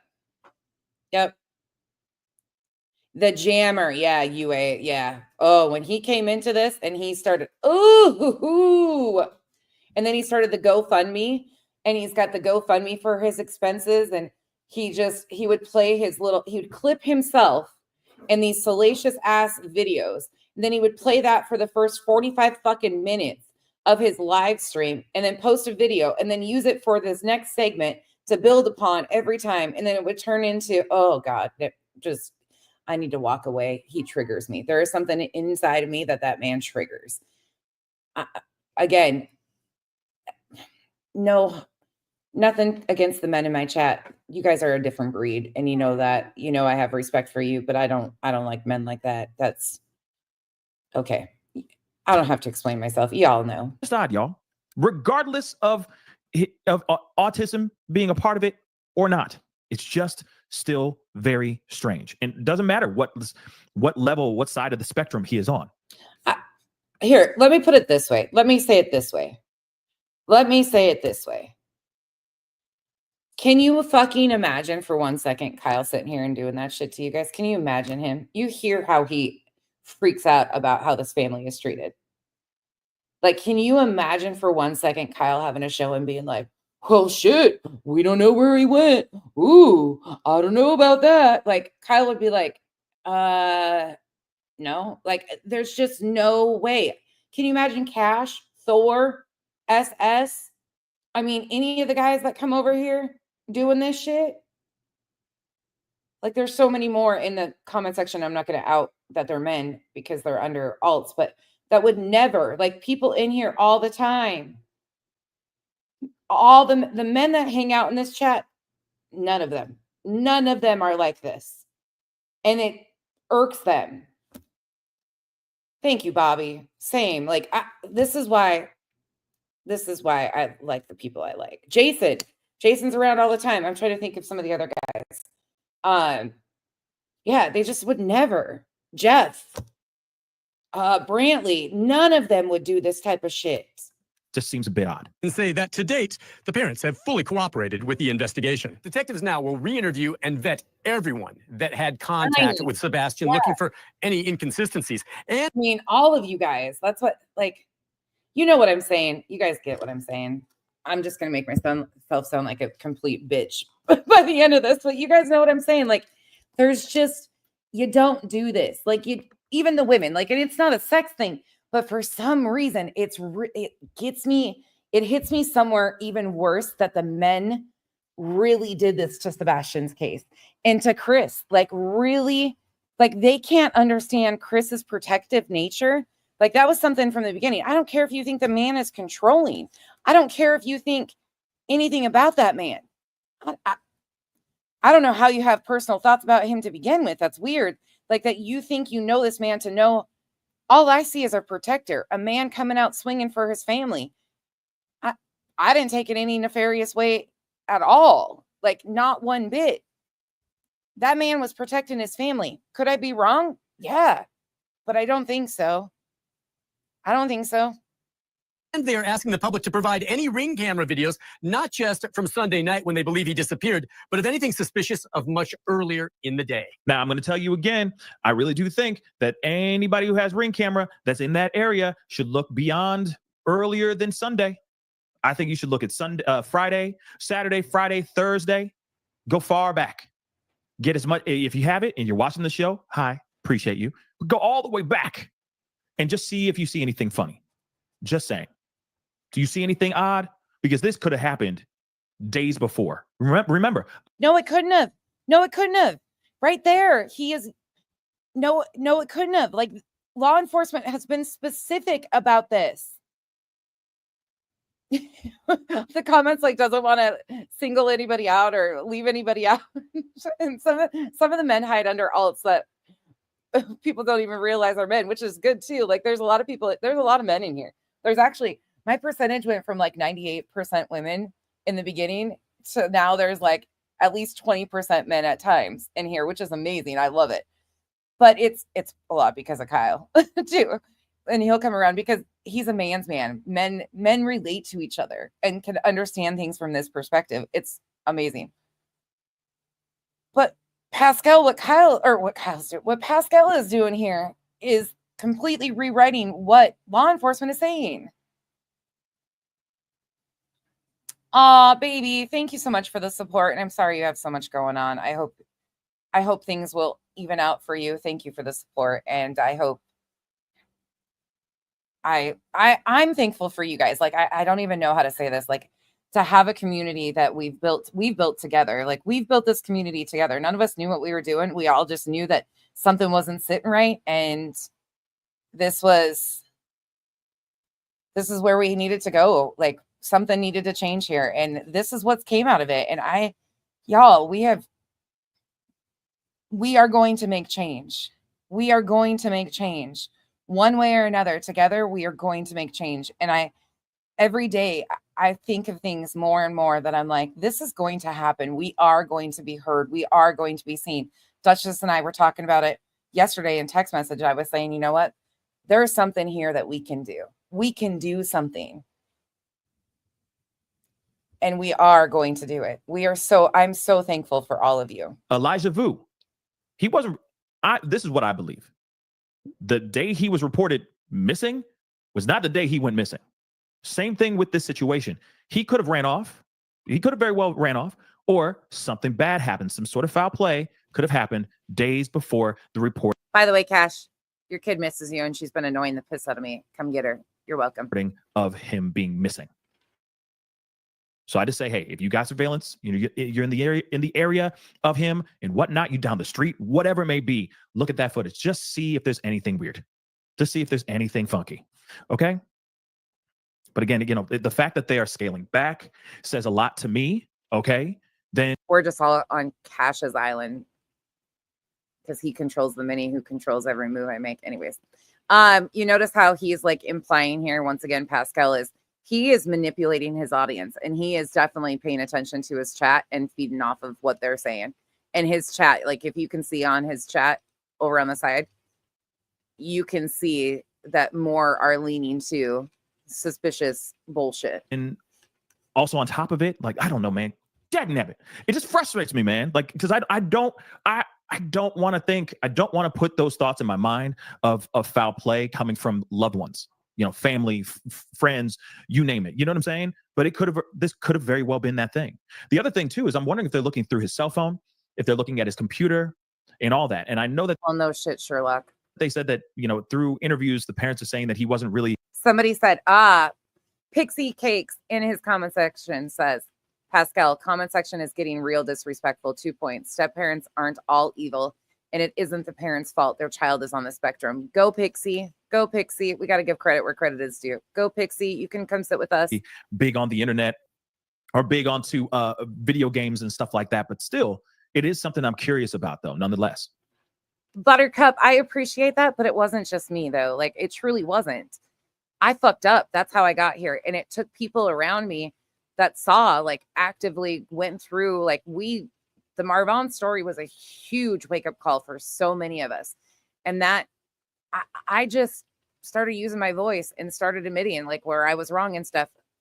I just show up. You guys come and like, it's us. It's not just a me thing. I'm just the voice behind the channel that spews the thoughts and likes to timeline shit and am anal about it. But you guys really have made this community. Without you guys, there wouldn't be a community. So it's an us thing, but thank you. I have a hard time taking stuff like that, but we have built a community that's growing, and we've luckily got other creators that we're a part of and overlap with that I'm so thankful to, Duchess, Chico, that talk about raw, real things, and they have their own things, and we overlap and they bring awareness and talk about real stuff. Like, I am proud to have the friends and the people I do on this app, truly. What kind of dialogue was he having? Who is he corresponding with online? If he was, okay, this is a 15-year-old kid. Okay, regardless. So I'm curious about that as well. Let me get to this. We got more. We got a whole lot more. Actually, hold on. Roxanne, isn't it weird watching it back and like playing it out and seeing how this goes? It's really weird. Did that not work?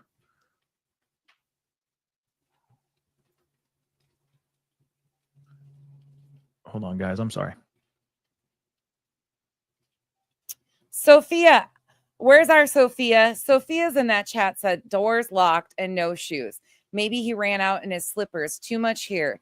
Isn't that not, too much here? Isn't that's not adding up? I'm praying he's alive. Sophia being realistic about maybe he had slippers. Sophia's not targeting narratives saying that there's a lot of things that aren't, which is okay, but still throwing out, you know what? Don't get tunnel vision here. Go, Sophia. Let's see what's going on with the I'll give Sophia credit. with the Book of Faces. Oh. Wow, we're back up and running again. Playbook 101. Go into Facebook, the Book of Faces for more narratives. Look at that. Okay, it's back to normal. Wow, it's been losing its mind. Well, we'll see. Hold on. This thing is What'd Shop do? This thing is still being a little funky. Okay. Where'd Shop go? I gotta find it, Shop.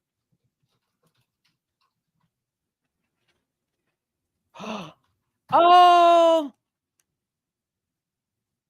Shop, you always have the best freaking news ever.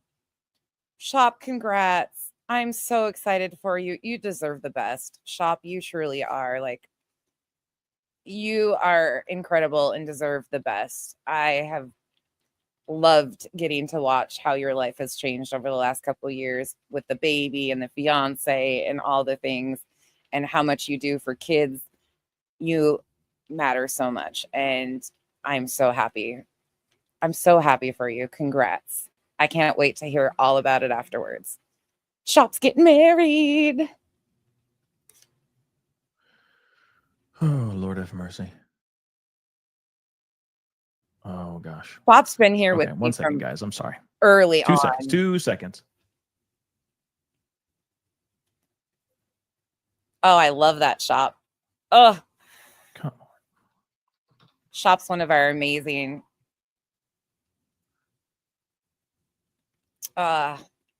I know Cash. She's going to be wifed up.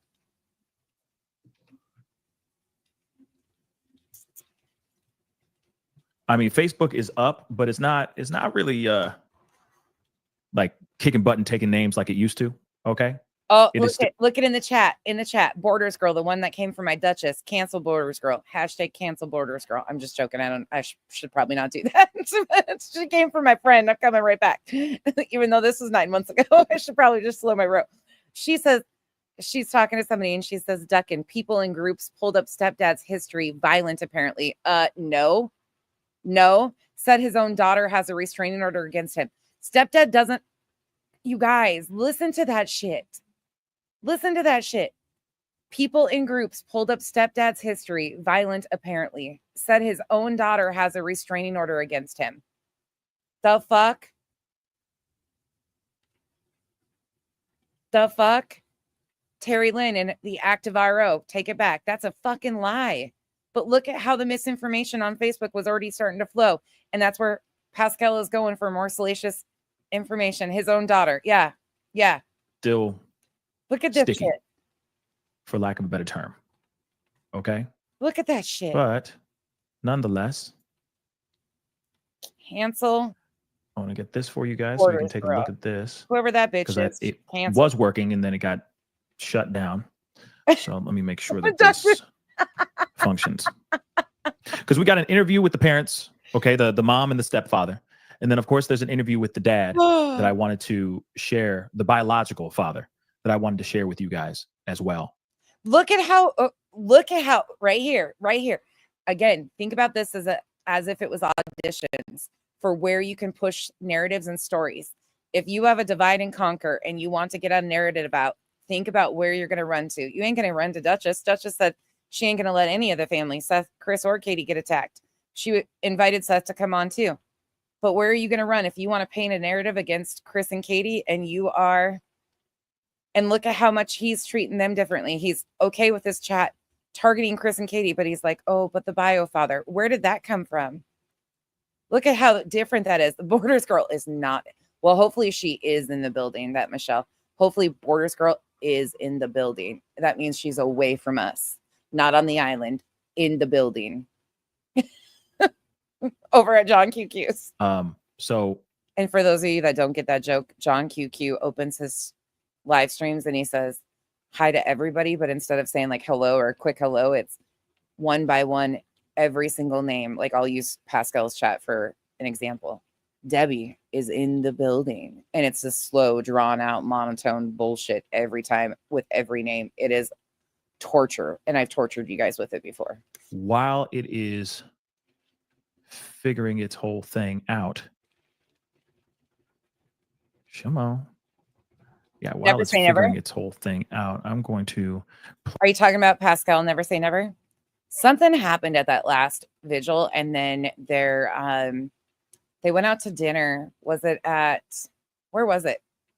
They went out for a meal after the vigil, and something happened. He came back and said he wasn't backing out of the coverage or whatever, but then he took that, either put it on members only or privated it, and then hasn't really touched this case since. And then he came out and released that he was going to be releasing CPS reports, and then they went on and never, they used it to emotionally amp up everybody and then dropped it flat again. Something happened. I'm not really sure what happened. I think it was Red Robin. Was it Red Robin that they went out to eat at?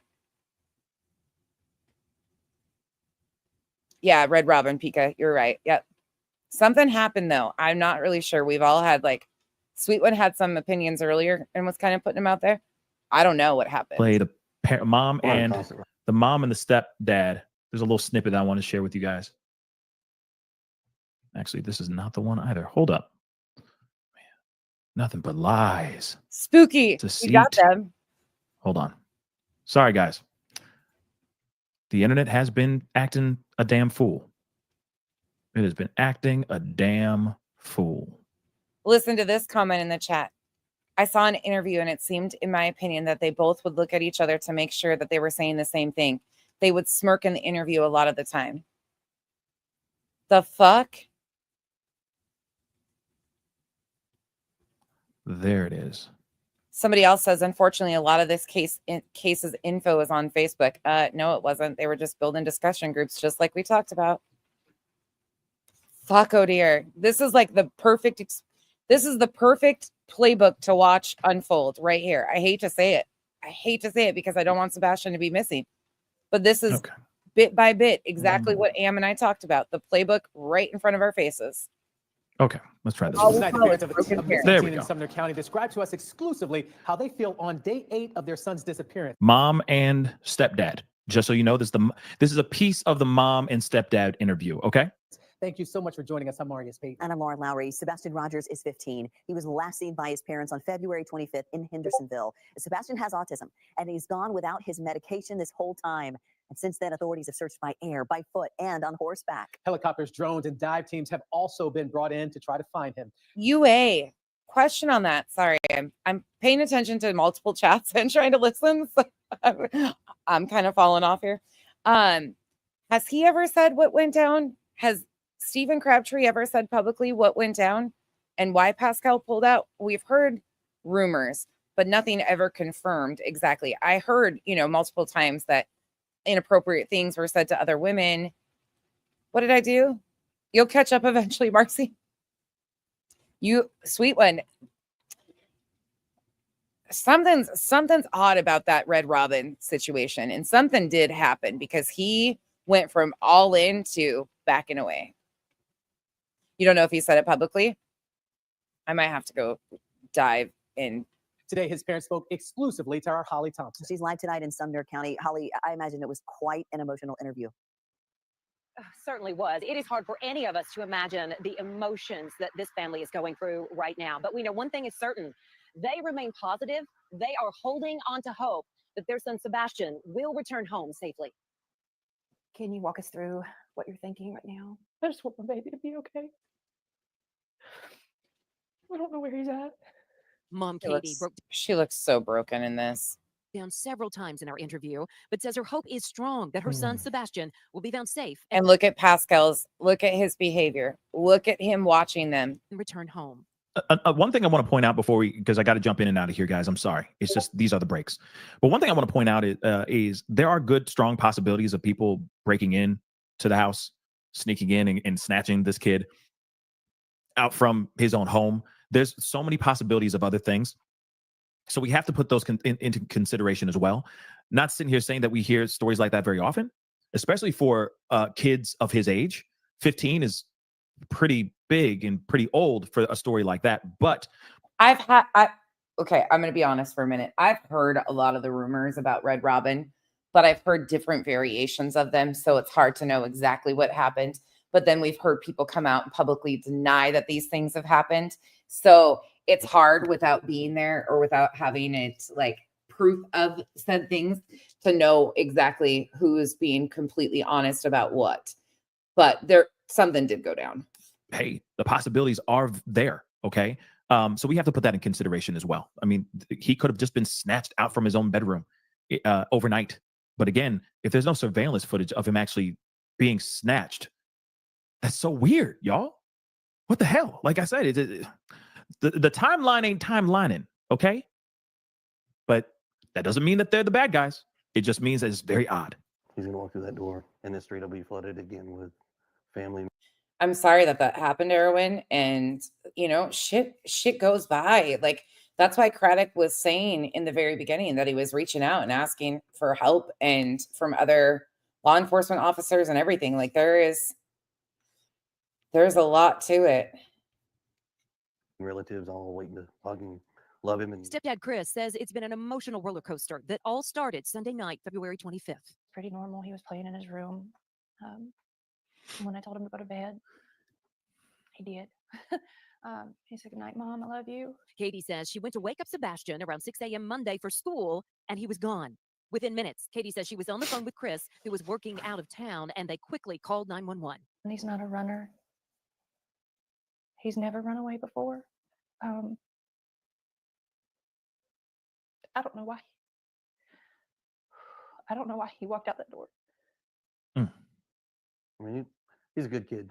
He's not a mischievous child by any means. Katie and Chris say Sebastian is not on social media. No, Pika, we're almost done. If you need to bounce out too, feel free. Yeah. While he loves to play Minecraft, they tell Sorry. I'm trying to get through the end of the 5th. We only did 2 days because there is so much that happened and these people picked up. I know it's going to take us forever. I'm trying though. I'm trying. He does not have any online capabilities. I asked if there was any reason he might want to leave. We've been going over that day and even the weeks before he left, and I hadn't been able to figure it out. He's that morning he was laughing, he was joking. It's as if Sebastian vanished. No sign of him on any video throughout the community. Thousands of miles logged by law enforcement, canines, helicopters, even dive teams, and no sign of him. Chris and Katie tell me they've been harassed, people pointing fingers at them. You're not in this situation. You don't quite understand. I wish people would step back, take a different wide open view, and not assume. SW in the chat says kids don't just run away. They go because they lost a fight with a parent and didn't get their way. That's all. What they know.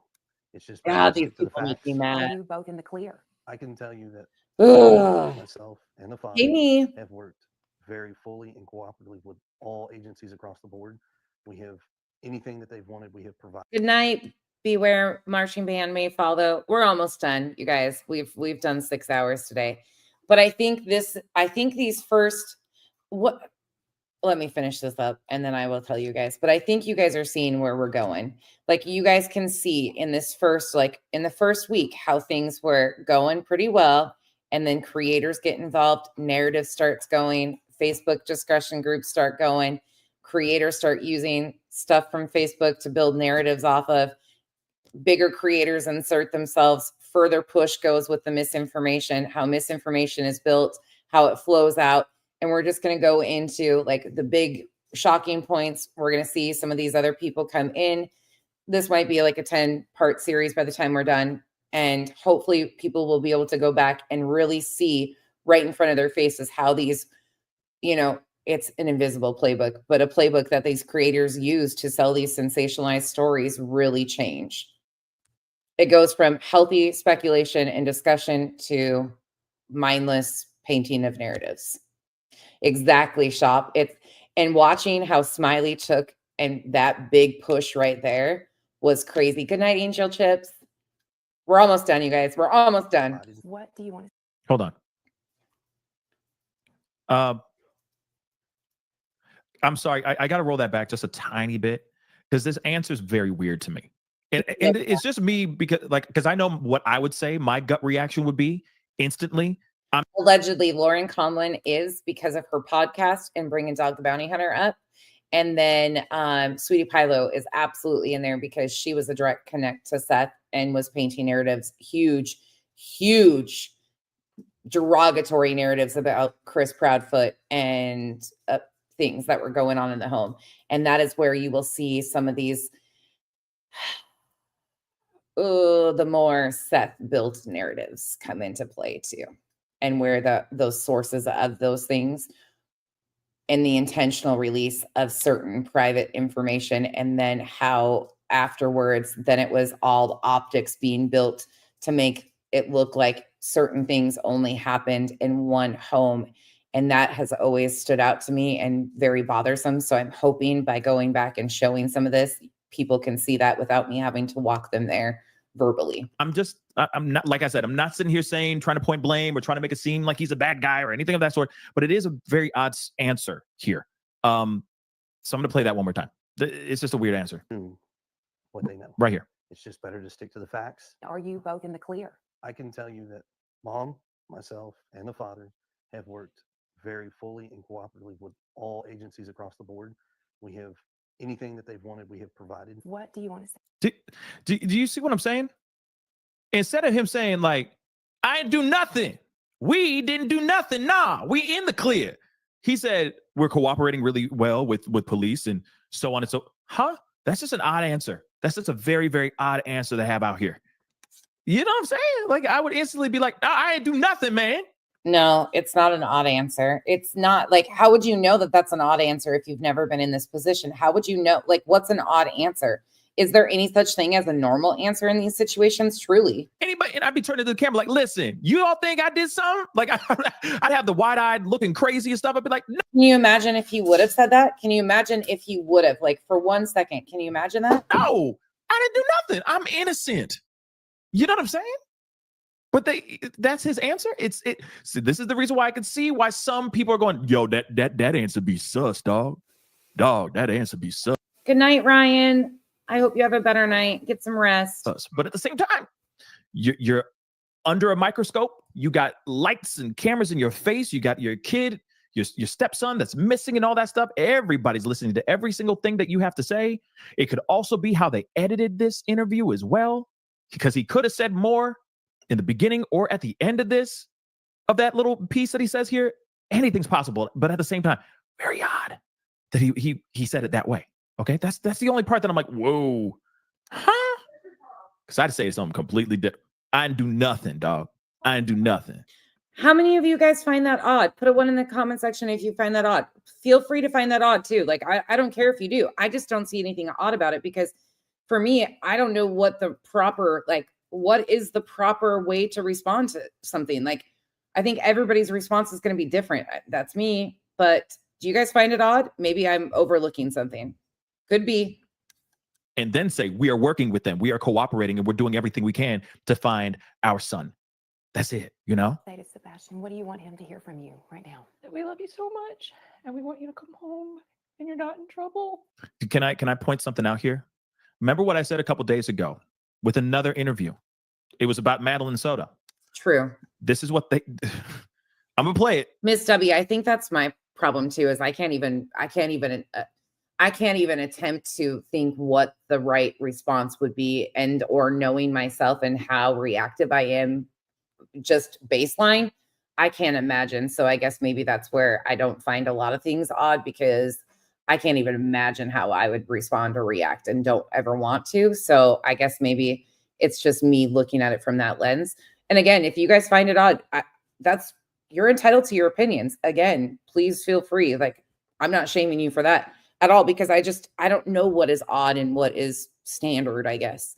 Every one of these to me seems so different. I'm gonna play it. Don't worry. Chef Apples just said, Pascal, listen to what the mom said. I'm gonna listen to what mom says. Okay, here in a second.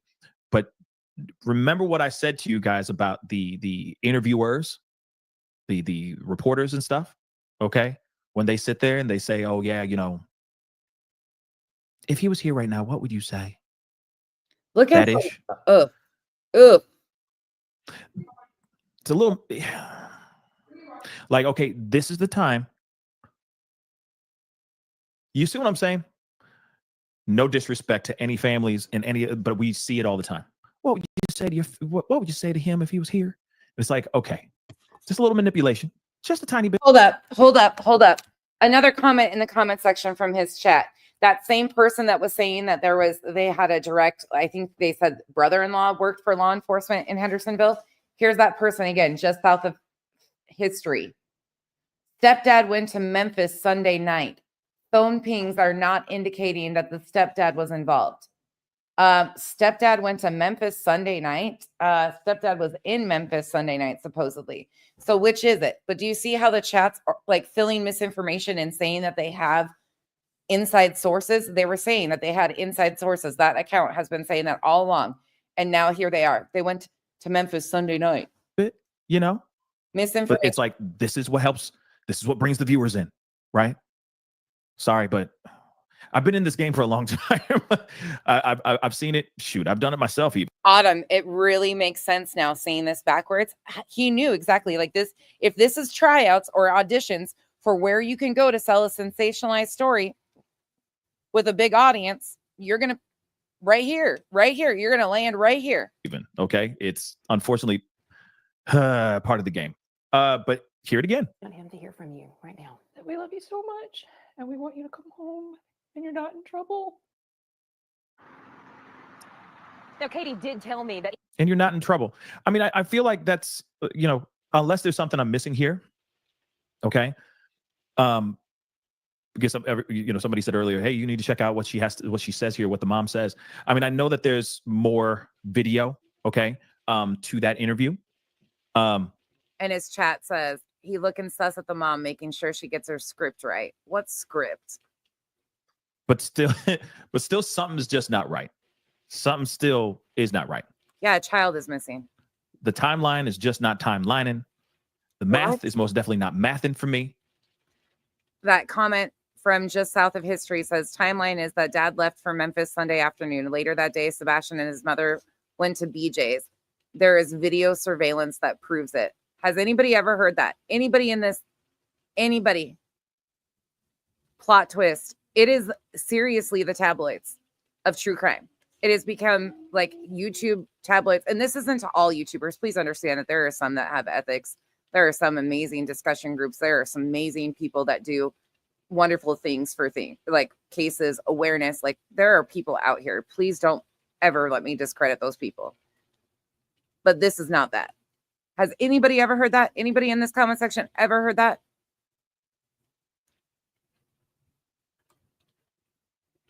I've never heard that said. Timeline is that dad left for Memphis Sunday afternoon. Later that day, Sebastian and his mother went to BJ's. There is video surveillance that proves it. This is somebody in the comment section saying that they had an inside source. I mean, we know that that's likely bullshit, but I've never even heard that. But here they are just making shit up in the chats. It just something doesn't seem to make sense. But we do have the dad's interview, the biological father's interview. Okay. One thing I also want to say is, according to, let me pull up their video. We're on a constant roller coaster ride of helpless and hopeless, and many other. This is just another clip. It's a never-ending roller coaster. It doesn't stop. So one thing I want to say, from what they say in this interview, stepdad was on a job, like he was out of town. I think he was in Memphis or something like that, on a job doing something completely different, away from the house during the time that Sebastian went missing, the day that Sebastian disappeared. And I'm just saying, there's just things that just are not mathing. So he'd been out of town working. Of course. And everyone's still a suspect. So we still need to exercise the. Even though nobody was named a suspect, everybody is going to be looked into and investigated because the child is missing, but nobody was named as suspect. Possibility of maybe stepdaddy took him.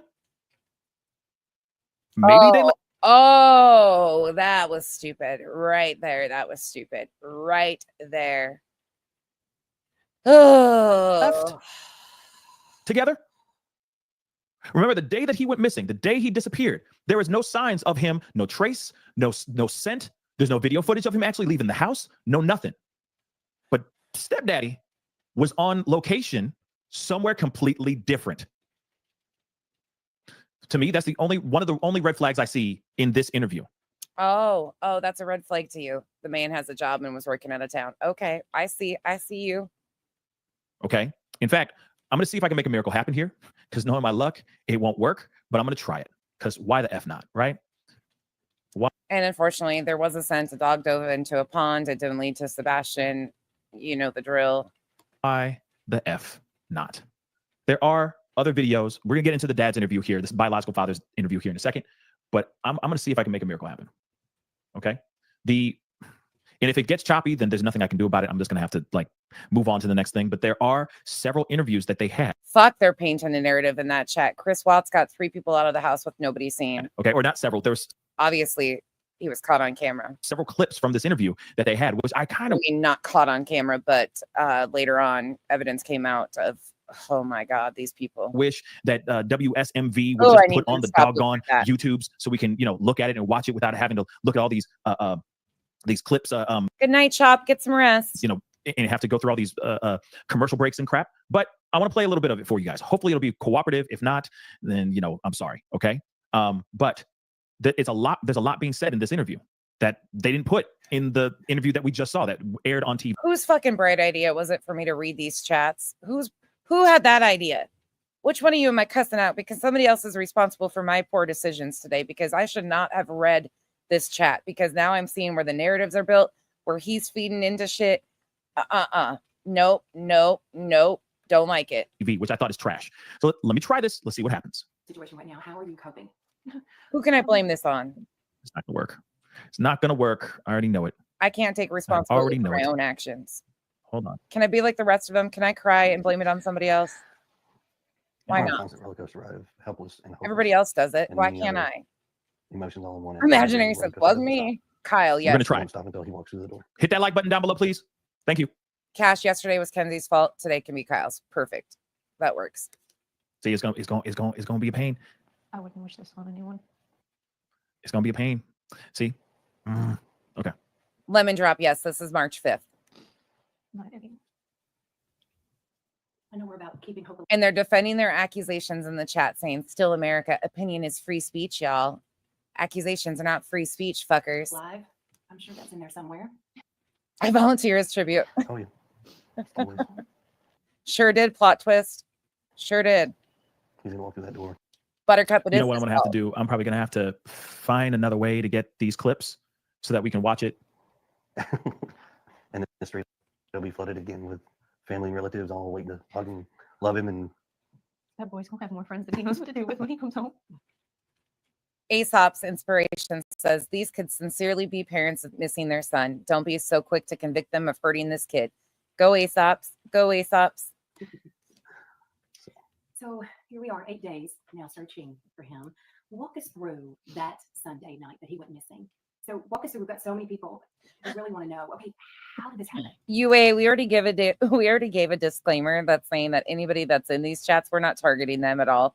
We're going after the ones that have chronically continued to still carry misinformation from chat to chat, or the narratives that have been built and continue to be ran with. A lot of us fell for a lot of shit. A lot of us were in chats like this. And yeah, doesn't that name sound familiar, Miss W? I was thinking Miss W. I always say your name fucked up, sorry. But we're not going for anybody else. Like, that's not what we're doing here. We're just reading how like the narratives were built or built upon. So kind of just walk us through that night. Ooh, interesting comment though from the one that had the source. A lot of locals sincerely think parents are not involved, y'all. We were out and about that day. We were having a really good weekend. We got home. True Crime and Chaos, thank you for the support. Everything was pretty normal. He was playing in his room. When I told him to go to bed, he did. He said, "Good night, Mom. I love you." Say goodnight to his puppies. A little bit later, I wound up going to bed, and You can't even hear this shit. We've listened to this before. Let's fast forward and see what he has to say. I'm looking for excuses to get out of here now. Saying all kinds of stuff. In fact, he says later on in one of the pieces, he talks about how people are like pulling up his history. You know, like I guess he has kids from another relationship or something like that. I don't know the details, but he was like, people are putting out stuff that has nothing to do with this situation. Okay, people are putting out stuff that have nothing to do with this case. You're just trying to damage or destroy my character. Okay, I don't know what exactly has been pulled out here about him. Okay, about what's being said about him. Okay, but at the same time, I can see why people. Teresa, where's our Teresa at? Where's our Teresa S at? Teresa gets a freaking MVP award. Look at this shit. Teresa in the chat says, "I tell you, chats everywhere get worse and worse with every missing child. This is ridiculous. Blaming people without proof." Can we get an amen from March 5th to consistently being in our chat saying the same thing? I'm MVP right there. There you go. There's an Islander through and through. People are looking at that and going, wait, this is a red flag. So you're telling me that you were in Memphis when this young boy went missing? What are the chances of you taking him on a ride and dropping him off somewhere? There we if go. You get my drift. This is called victim-centered advocacy right there in that chat, right there. I am blaming people without proof. There we go. That's an Islander. And you have an alibi. There's no way Hell you yeah. could have your hand in destroying this young boy's life because you were somewhere else. And workers, your co-workers are going to be there to agree and also confirm. There we go. Your alibi. Yeah, you were operating. He was definitely operating a crane right next to me. I was talking to him the whole day. He was operating a crane. He was doing this at St. Jude. He was doing this, that, and the third. He seemed fine. He didn't act weird. He came in, he did the job, and then suddenly he got a phone call about his stepson missing. I mean, what if? Like I said, I'm not sitting here going, oh, he did that or they did that, but still, very interesting though, nonetheless. Still the possibilities are. And a commenter from another chat that gets around with spreading misinformation. She gets round sandwich. Y'all know a few, you know the name that I just said. Why is he speaking like he was there, bruh? Still on the table. One other thing I thought that was interesting as well, before we go into the interview of with the dad, I had the full interview of that one, and it's just audio. You. But one thing I also thought that was very interesting about this is we got to hear this out. It's what she says when she first walked into the bedroom, which I thought was weird. I went in there to wake him up, or I went in there and I was waking him up, and he was. There's sandwich again. He did not go missing the day they said. The dogs got no sense. Oh, these people. And it's still the same people running misinformation. I don't know. It just seemed a bit weird. It's the phrase. Now, that could mean nothing. Again, that could mean absolutely freaking nothing, or it can mean everything all at once. I don't know. But like I said, everyone's a suspect. They need to be on the table just as much as anybody else until. Me, 100% agreed with that. 100%. That's what I thought. As soon as I heard her say that, I was like, they genuinely think he ran away. Like, come home, you're not in trouble for running away. Come home, you're not in trouble for taking off. Like, that was my indication from her that she genuinely thought he left. We hear something different, right? Now, the other thing, all right, Seth Rogers, Sebastian Rogers' father, speaks out, and he does this phone call interview, basically, and I wanted to share that with you guys as well. So this is the biological father speaking, okay? If you could just first, as his father, tell me a little bit about your son. There's Teresa again. The dogs did get a scent in the yard and lost the scent near the road. Man, it makes me, you guys make my heart happy. He's got a big heart. He's loving. He's inquisitive. He can be stubborn at times. He loves to play video games. He loves animals. He really loves animals.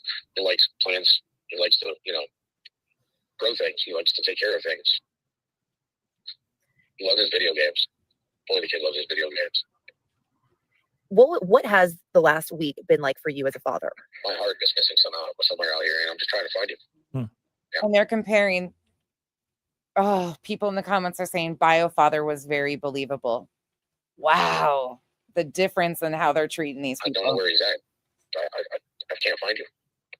Wow. And when was the last time you got to see Sebastian? last time he was at my house. So I was supposed to have him last weekend, and it would have been 2 weekends prior. Crazy. He was at my house, and I got to see him. We got to play video games. Watch TV. Chico, I know, that's why I appreciate it.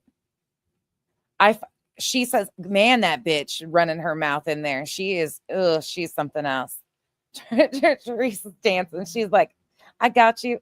This is called standing on business. This is called sick of watching people exploit the families. And I'm so proud that you're an Islander. That just makes, yeah, I'm just like, yep. I found my people. This app found me my people, that's for sure. But Sandwich is in there saying, I find it oddly convenient. Stepdad was out of town. Like, this is targeted hate campaigns. 100%. And I mean, obviously, it seems like, what has it been like working with law enforcement? Have they been great, trying to help you with this search? Yeah. They're definitely doing everything that they can to find my son, and I thoroughly appreciate it. And I hope that they find him every day. I'm waking up hoping that they find him. And obviously, so he's autistic. Are there any like tendencies that he may have? Like, does he like hanging out? Got to give a shout out to Daddy's baby girl too. I haven't seen her in a little bit, but she's in the chat and says, if he plays video games, they have chats on the systems. Who's to say he wasn't coaxed out? Remember the young girl who was coaxed out by an ex-trafficker on her PlayStation 4? People forget that. Go Daddy's baby girl. Out like in the trees or by water that can maybe help people find him? He does like treats. I mean, he loves to go fishing with me. But if he's in the city limits, he's, video games. He'd probably be, maybe an arcade or something. Okay. And has he ever done something like this before? Just leave the house for a short period of time or anything like that? No. And I mean, how much sleep have you lost over this last week? Walk me through kind of what that experience has been. I haven't had very much sleep at all. I mean, coffee and energy. Another shout out to Daddy's baby girl. Trace, exactly. All these conspiracy theories always blaming parents drives me insane. It's another Islander. So my main diet is great. Yeah. And I know you said you were out there searching. Are there any particular places that you're looking that you think he might be at? I'm looking everywhere. I'm not from this area, so I don't know it. So I'm just everywhere. I keep telling people, keep your head up and your eyes open. If you see him, call 911. If my son hears my voice, buddy, you need to get to a phone and call 911. Definitely. And you live in Clarksville, right? Yes, ma'am. Okay, but you've been out here in the Hendersonville area just searching for him. This is such ignorance in the chat. Kids with sensory issues will not go outside without some kind of shoes on their feet. By the way, both my girls have sensory issues, and both of them took out a different trash can tonight without shoes on their feet. One had socks and one had bare feet. So depending on their level and what their sensory issue, like that's again, you can't do that. No, that just doesn't work. And that's just my experience with my girls. And it depends on the day too. Last week.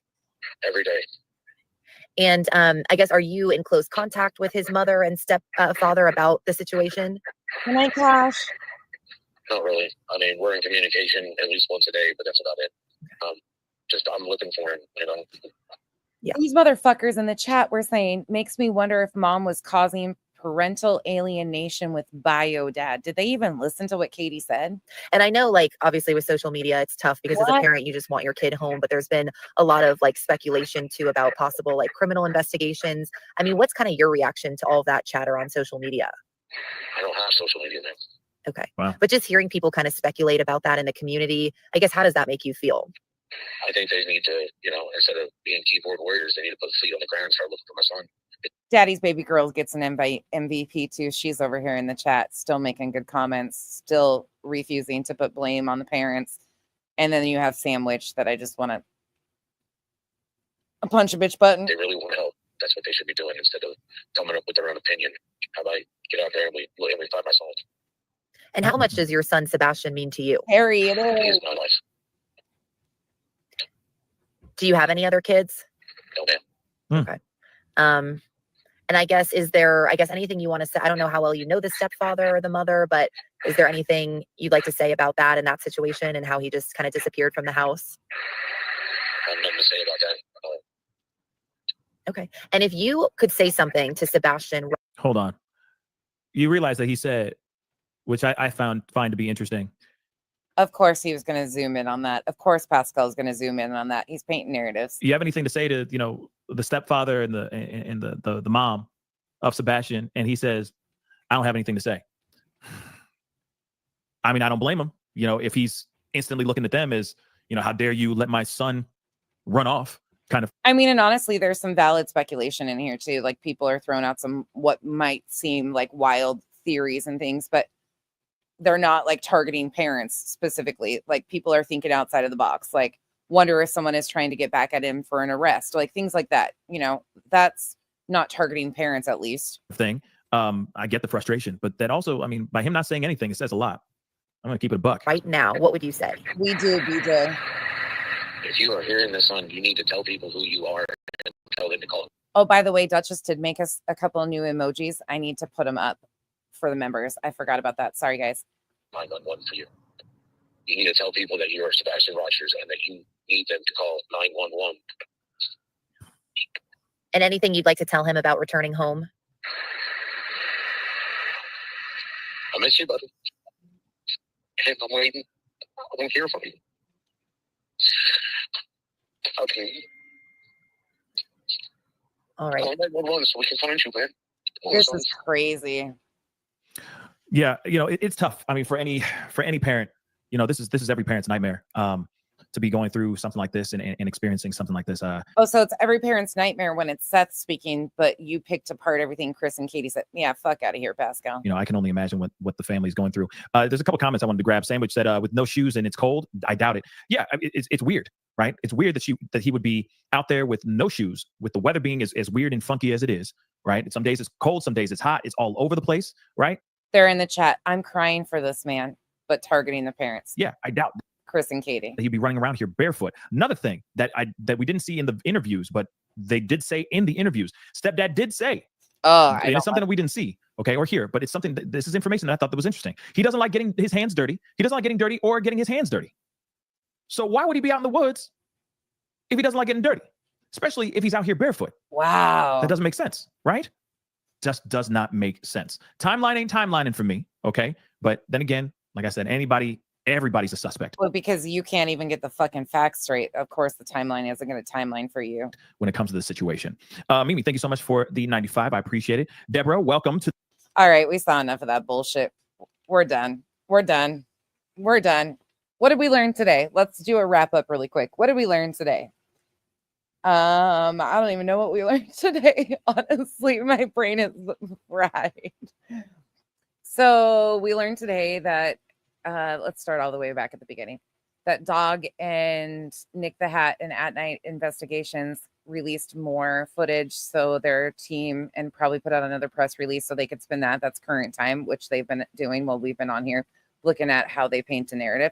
We went back to watching how Smiley on March 4th decided to get really pissed off about Duchess's interview on the 3rd with the parents and decided to call and record law enforcement and also send Duchess's interview to law enforcement, not because of concern for the missing child, but because she dislikes Duchess and was pissed off that Duchess got the interview and how dare she, and started interestingly painting narratives against the parents because how dare Duchess protect them from being ridiculed because they were trying to bring awareness to their child. Then we watched that ICMEL was the first other big channel to cover this on March 4th, who put Sebastian first and foremost, let the media interviews speak for themselves and didn't really speculate in what we saw.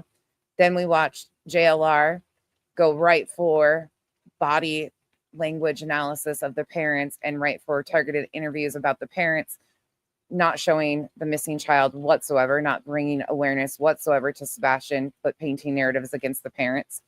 Then we know that ICMEL did another live stream on the 5th. We didn't cover that. We know that law enforcement scaled back the search on the 4th. And Chris and Katie did a media interview on the 4th. Seth did his first media interview on the 5th. And then Pascal gets involved and allowed his chat to run wild with speculation and theory. And we know that it was being built up on discussion groups on Facebook, and the narratives were being painted in this quote unquote playbook that doesn't really exist, but we are basically watching. We could write the playbook. We have written their playbook that we're watching them use. It might not be in paper format, but they all know how to play this playbook. And I learned something new about myself, that I cannot watch the chats of these people and all the salacious bullshit that was running with then, because a lot of it's still the same bullshit that's been ran with now. We've also heard a lot of them acknowledge, like Smiley, that the house had been searched 10 times, but not, mind you, 9 months later, she'll act like the house wasn't searched thoroughly enough. Oh yeah, we learned this. Hold on. Let me go back to this, because this might be the most fun thing we learned today. This part right here. Chantal, did y'all not see it? It was Duchess. Oh, y'all didn't see the interview because nobody really watches that channel. Oh, I'm sorry, Duchess. I'm sorry, but that's Duchess. Did you even know that happened? Did you know that happened before? Yes, Imaginary Enterprise. Yes, they have. Anything else you can pick up on that you guys think stood out to you majorly? I think most of us are like following along with what we're doing and how we're going about it and stuff. So we will pick up on the 6th. Hopefully we can do the 6th, 7th, and 8th. I'll try to do a condensed variation because we can't watch all of their extensive ones. But I think the first few episodes, or the first few go back through this, are important to watch the deeper dives that the creators did, because it really sets a tone that carries throughout these cases. And well, through this case in specific, how these creators aligned themselves and became part of teams. Necessarily, they weren't teams, but they were. Thank you, Revival. I hope that people are starting to see like the bigger picture. Tomorrow we will be back. We have our fundraiser tomorrow. I think we're going to do it for NamUs. That is what I've decided. If that's not available, then we'll pick something close to it, and we'll do another section of this. But we will be going from the 6th on, because we made it through 2 days in this one, and it took us 6.5 hours. I mean, can you imagine trying to do the whole entire 9 months? Nope, never. It would take us 9 months to do the whole entire 9 months, but we've got a list. So just so if people came in late, you guys can understand where we are. So right now we have had Terry Lynn, Trevor Lee, Smiley, Clue, Duchess, Ikmel, Pascal, JLR cover this so far. We will be, Josh the Lab will be coming up, Justin on TikTok, TRev757, Clutch Those Pearls, Justin for All, Jay for Justice, Lolly, Allegedly with BJ, Peter Hyatt, Behavior Panel, Deception Detective, Surviving the Survivor, Sweetie, Pilo, Dolly, Lore Lodge, Nick and Dog, The Fallouts will be highlighted, Nancy Grace, A Crime and Shame, Vinnie Politan, Lauren Conlon, Jennifer Coffendoffer, CJ's Crime Concepts, Julie, Crime Time Buzz, Silvers, PIs, TikTok Tony, Chris McDonough from the interview room, Novesty, Brooks, BHB. We will be talking about how they played a big factor, because most of the ones that I just mentioned, Subaru Steve, yep, he'll be playing in the end of it. But these are kind of the foundational channels. There's a lot of other ones, like smaller channels, things that have been built as we've gone, people that have injected themselves and stuff like that. But I think this is kind of setting the tone for where we're headed. And I hope you guys are able to kind of see how this playbook, again, that doesn't exist, but we know that is used, and we can watch how they do it. Like, you can insert any high profile case. You can insert Marvon's into this and see the exact same formulation. Summer Wells, Kylie Rodney, you can insert that same formula and watch how they did this to every one of them. Brittany, the neighbor, we watched how she was in Smiley's chat on the 4th, creating narratives already about being a local. Again, those Facebook groups, crazy to me. Thank you all. Thank you all. I'm just glad you guys are finding this valuable, because if you guys didn't find this valuable, I wouldn't be doing it. But I think walking it back like this is giving me hope, because I'm starting to see, Bonnie mentioned it the other day about going to like Crime Con. And at first I was like, oh, that's so far out of reach or anything like that, you know, but now that I'm able to like walk it back and I see like, I can show people, of course, not in this long format, but I can find a condensed version of how to, if I could find a condensed version of how to articulate this, that this is what they are doing to families. This is how they grab onto families. This is what they look for. This is how they maneuver. This is how they emotionally manipulate them. This is how they leverage things on the families. And then, you know, have Duchess or other people who bring awareness. And this is what true awareness looks like versus exploitation.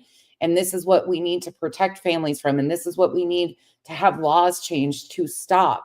Like, I'm seeing something more tangible here that we can work with, so more people are aware and we can get the word out there locally and on a bigger format to get laws passed and changed. Like, I'm starting to see more potential of where we can take this. It's going to take a group of us, a team, a village, you know the drill, because it's so much bigger than just one of us or one of these families. It's unfortunately happened for decades. But I'm starting to see there is potential here of us getting this message out there. There is avenues that we can do something with this and help people really make a difference. And that's what I'm really hopeful for. It might take us a couple of years to get there, but I'm seeing that there is potential. And there's a lot of people that want to help. There's a lot of people that get caught up. There's a lot of people that start off with good intentions and get wrapped up and go completely off the chain. There's also a lot of people that follow the wrong direction and then they come back around and they're like, fuck, I made a mistake. I was one of those people in Marvon's case and had to learn the hard way. So thank all of you for being here with me today and hanging out with me. That was a long afternoon of putting up with me, but I so much appreciate all of you. Every single one of you. Yeah, Susie, they really do. And Duchess, once again. Her Chantal. Did y'all not see it? It was Duchess. Oh, y'all didn't see the interview. Because nobody really watches that channel. Oh, that was worth it. All 6.5 hours was worth just that right there. That was worth it all. It's funny, but disturbing as fuck it is. It really is. But oh, let's do one more though. Let's try it one more time on regular speed. Poor Duchess is like, Becky, I'm gonna kick you if you play that one more time. It's too good not to. It's just too. Oh, that is regular speed. Laura, you want me to? Oh shit, that is regular speed. That's even scarier right now. Thank you to every one of my mods, every one of you, the members, the gifted memberships, all the support. You guys are amazing. Again, like, truly, thank you so much. Say it. It was Duchess. Not see her Chantal. Did y'all not see it? It was Duchess. Oh, y'all didn't see the interview.